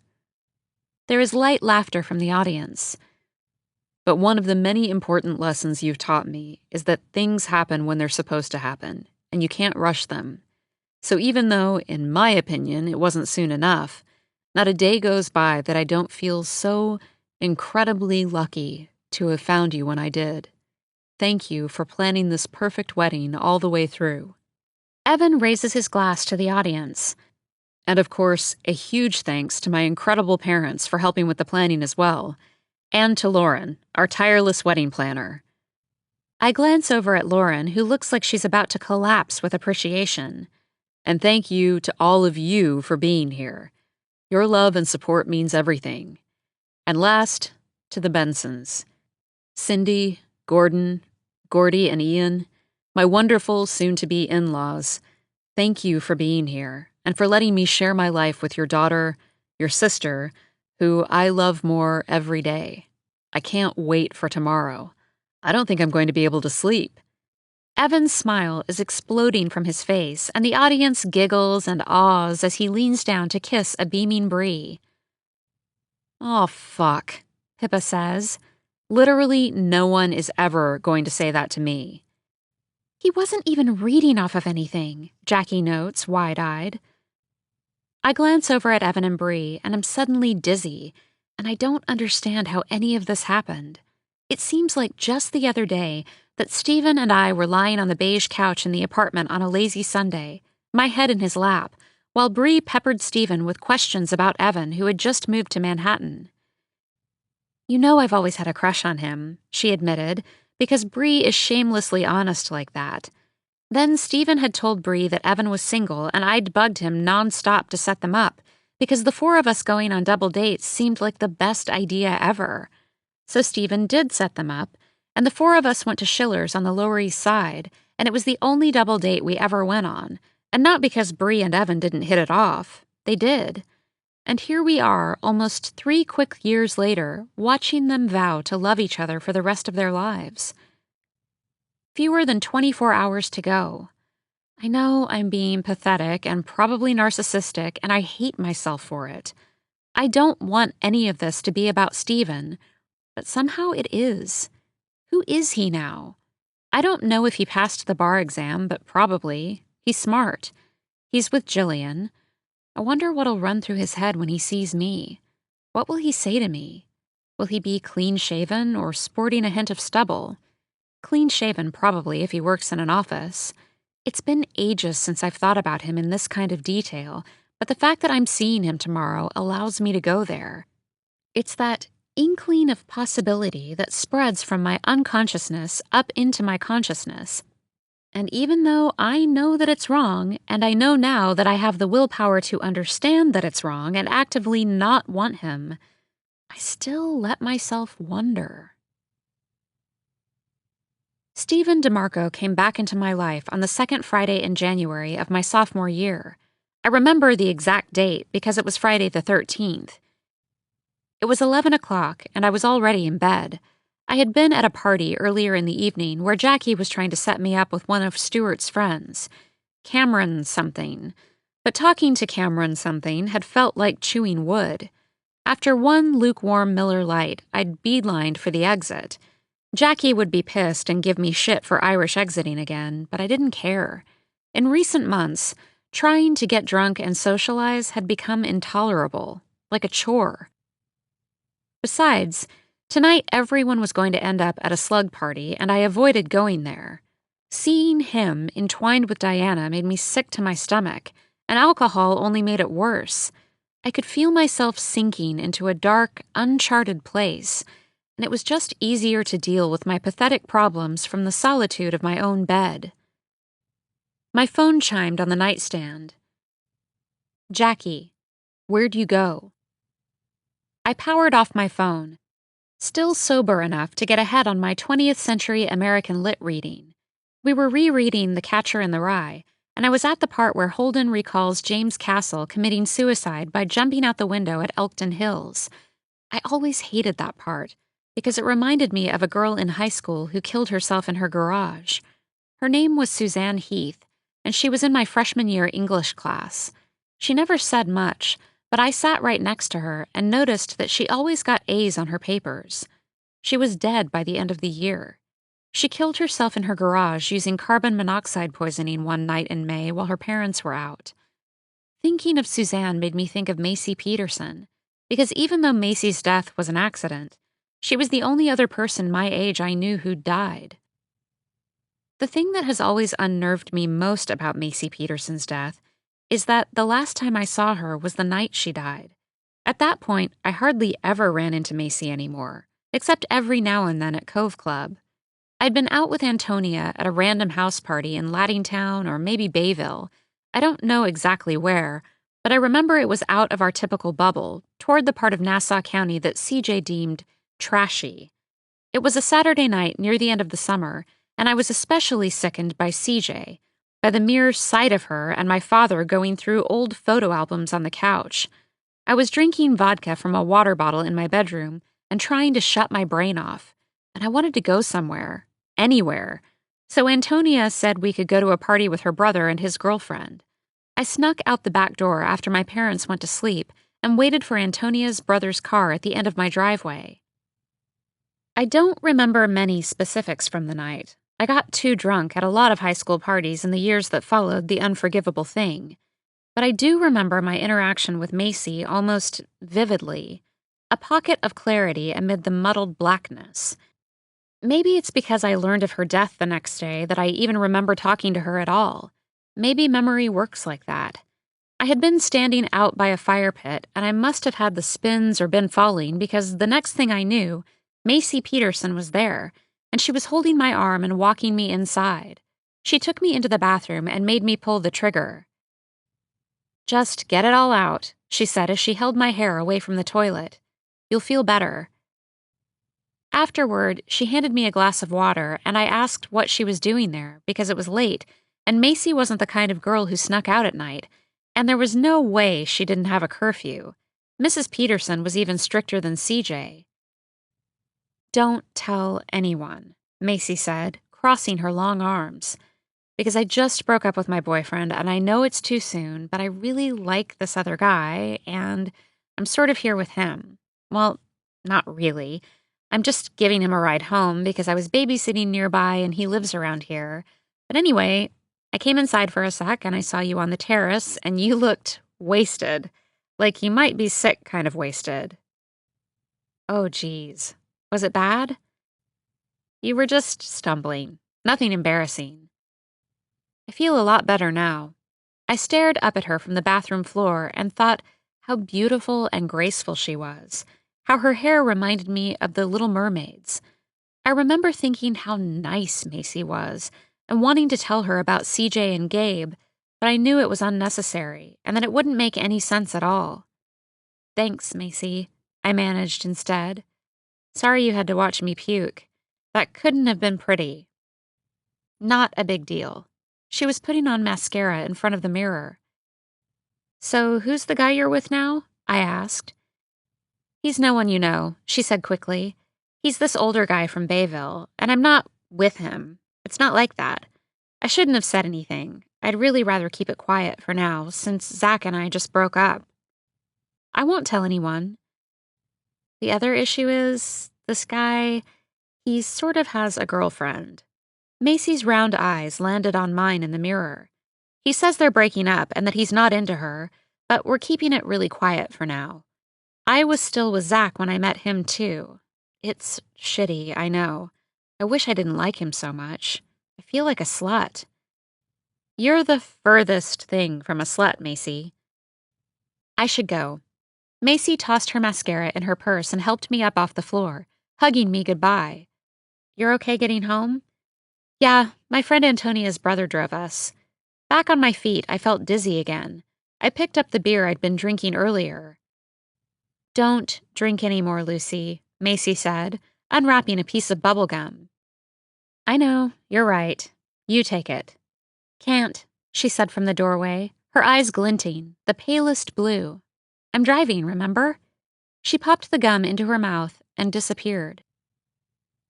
My mind spiraled into thoughts of Macy and that forever ago night, and I missed her in a strange, distant way because I never really knew her all that well except when we were little kids, and it had always struck me as eerie and sort of tragic that the most intimate moment we ever had was that night, minutes before she got in her car.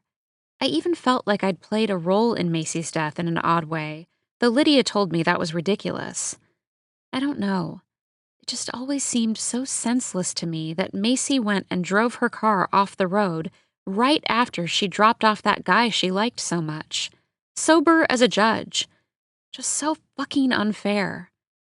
Maybe if Macy hadn't died, we would have become friends. Maybe I would have even told her about Gabe and CJ eventually. I was deep in thought when the door creaked open, light spilling in from the hallway of the suite.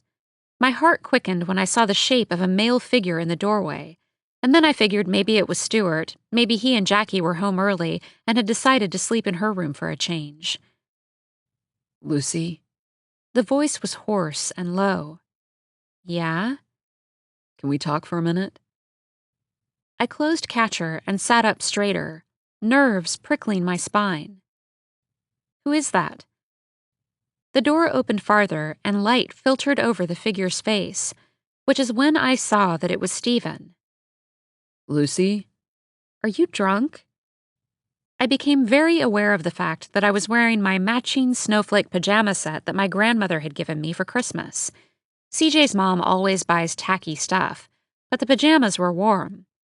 Can we talk for a minute? He flicked on the overhead light. He was wearing a Baird college t-shirt and dark stubble covered his cheeks, his weak chin. How come? Nerves were awakening all over my body. Nice jammies, he said. Isn't it a little warm for flannel? It got cold tonight. Cold enough for flannel? I wasn't expecting company. Or you would have worn something sexy? My stomach flipped. I couldn't believe that he was in my room. Why are you here?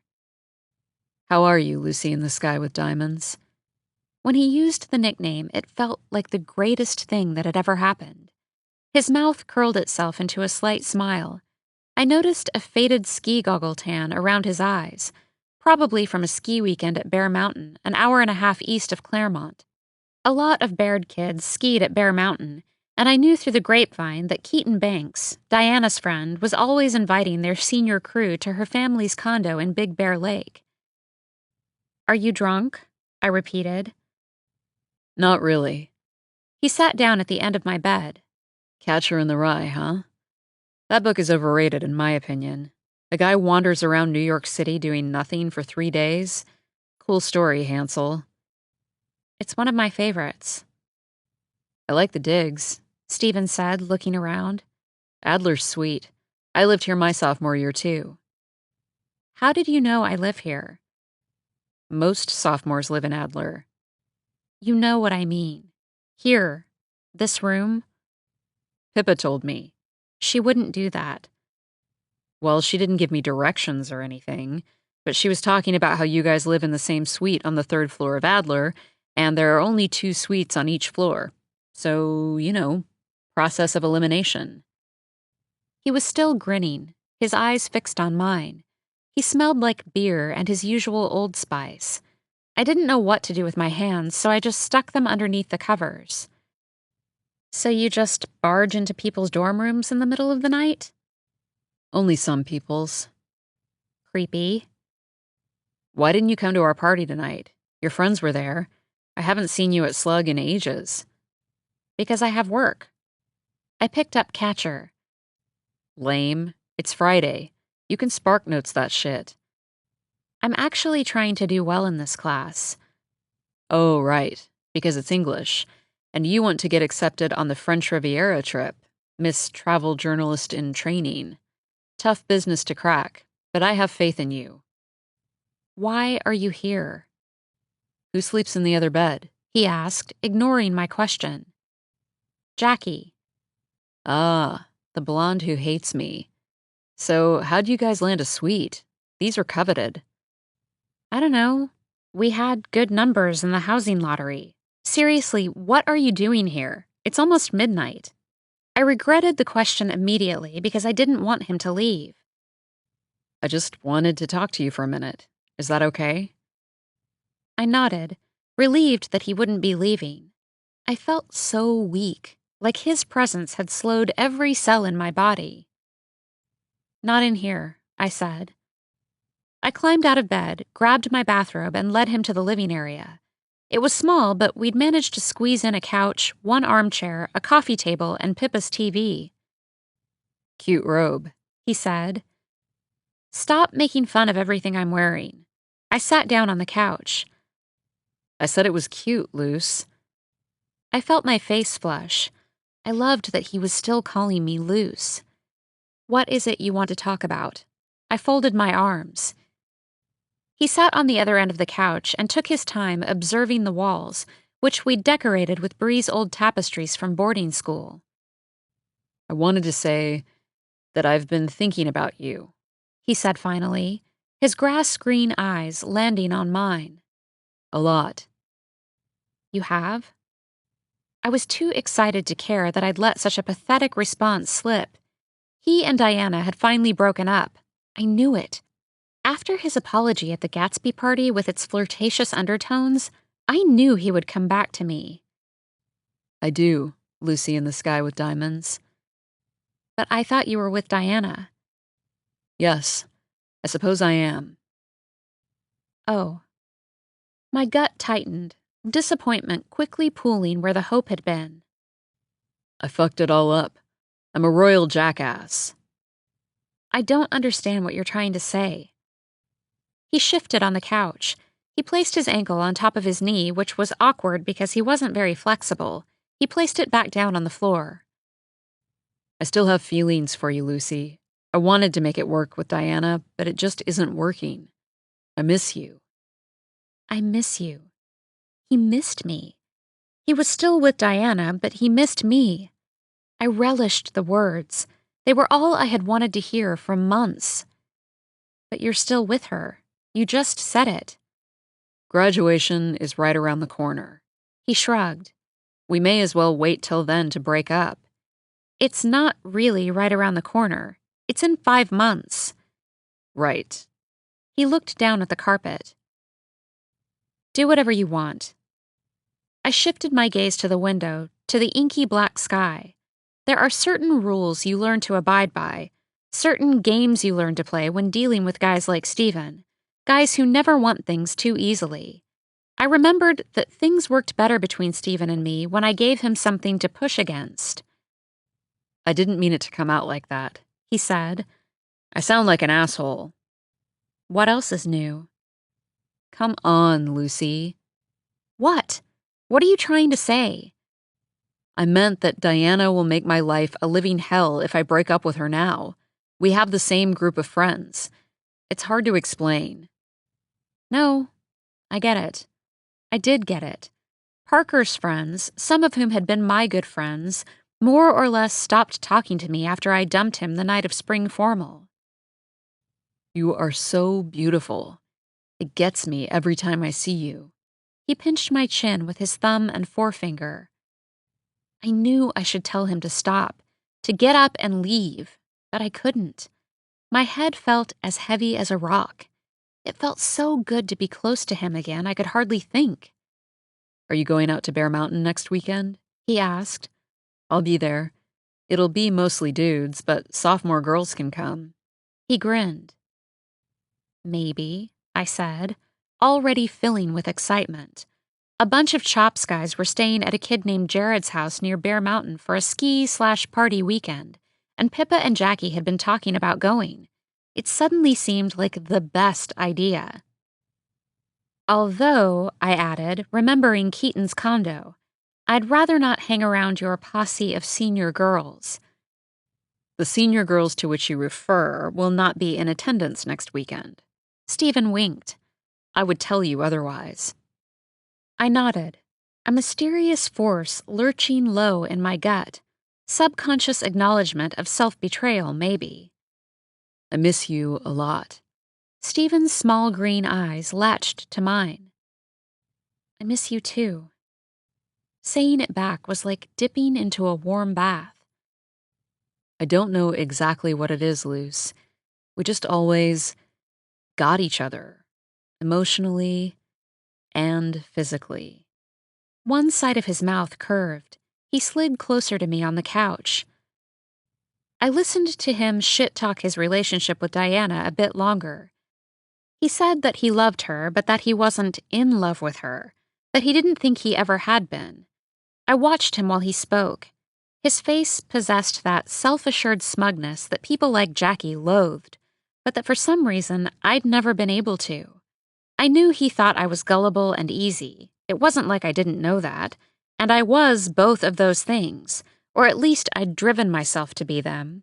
I didn't have to accept what he offered, but I did, because I had known from the moment he opened my bedroom door that night that I was going to let him sleep with me, regardless of the circumstances. There was no way out. I'd imagined this scenario in my head 1,000,000 times. There wasn't anything I wanted more. I didn't know if I was addicted to the pain or if love was pain that you had to push through in order to access something greater, a final result you didn't understand but stored your faith in. There are girls like Georgia who never let stuff like this happen to them. It's only when you do let this stuff happen to you that you realize your morals and actions are not as aligned as you'd hoped. Maybe things would have been different if I hadn't seen CJ and Gabe that day, but I did, and I know what I know. Lust and love erase ethical parameters, and that's just the way it is. We went back to his house to do it. I couldn't risk the girls coming home, and there was no chance of Diana walking in at Slug. She was away at Keaton's ski condo for the weekend. I changed out of my snowflake pajamas and into normal clothes beforehand. His hands already all over me as I undressed and redressed, his beery breath heavy in my ear. We snuck in the side entrance of Slug, since the party was still in full force. His room was messy and smelled like sweat. I watched his face go slack as he slid himself inside me. On top of him, I savored each grunt below me, each hungry thrust. Feeling satiated was something for the first time in longer than I could remember. I didn't even come. I was too distracted by the excitement and relief of being with him again. He shut his eyes in bliss and groaned as he came, gripping my hips. There was almost nothing I loved more than watching him get off. I found it so privately empowering, the knowledge that his paramount pleasure was mine alone. It was the same feeling I got when I made it a whole day without food and woke up the next morning to the churning in my gut. Stephen had to get up early for a meeting with his advisor. I'll see you soon. He leaned down to kiss me goodbye, his 3-day stubble scratchy against my chin. And I'll be thinking about you naked all day. I murmured a goodbye, already miserable that he was leaving. Oh, and Luce, he called from the doorway. I hate to say this, but maybe use the side staircase when you leave. You know, be stealthy. Charlie and Rig are cool, but if Evan sees you, well, the kid has a giant moral compass up his ass. I nodded, absorbing the implications of what he'd just said, but knowing that it would be unfair for me to react. I knew what I was doing. I had conceded to my part in this, and the way I felt now was infinitely better than sitting alone in bed, or pretending to have fun at parties, or tolerating Topher Rigby's clammy, inexperienced fingers on all the wrong parts of me. I'll text you when I get back, he added, before closing the door behind him. He was going out to Bear Mountain later that day to meet Diana and their crew. I didn't bother trying to go back to sleep after he left. I knew I didn't belong in Stephen's bedroom anymore. On the way out, I saw a red bra on the floor that was undoubtedly Diana's. I picked it up and held it inside my coat down the side staircase and out the door until I was far enough from Slug, then threw it in the nearest trash.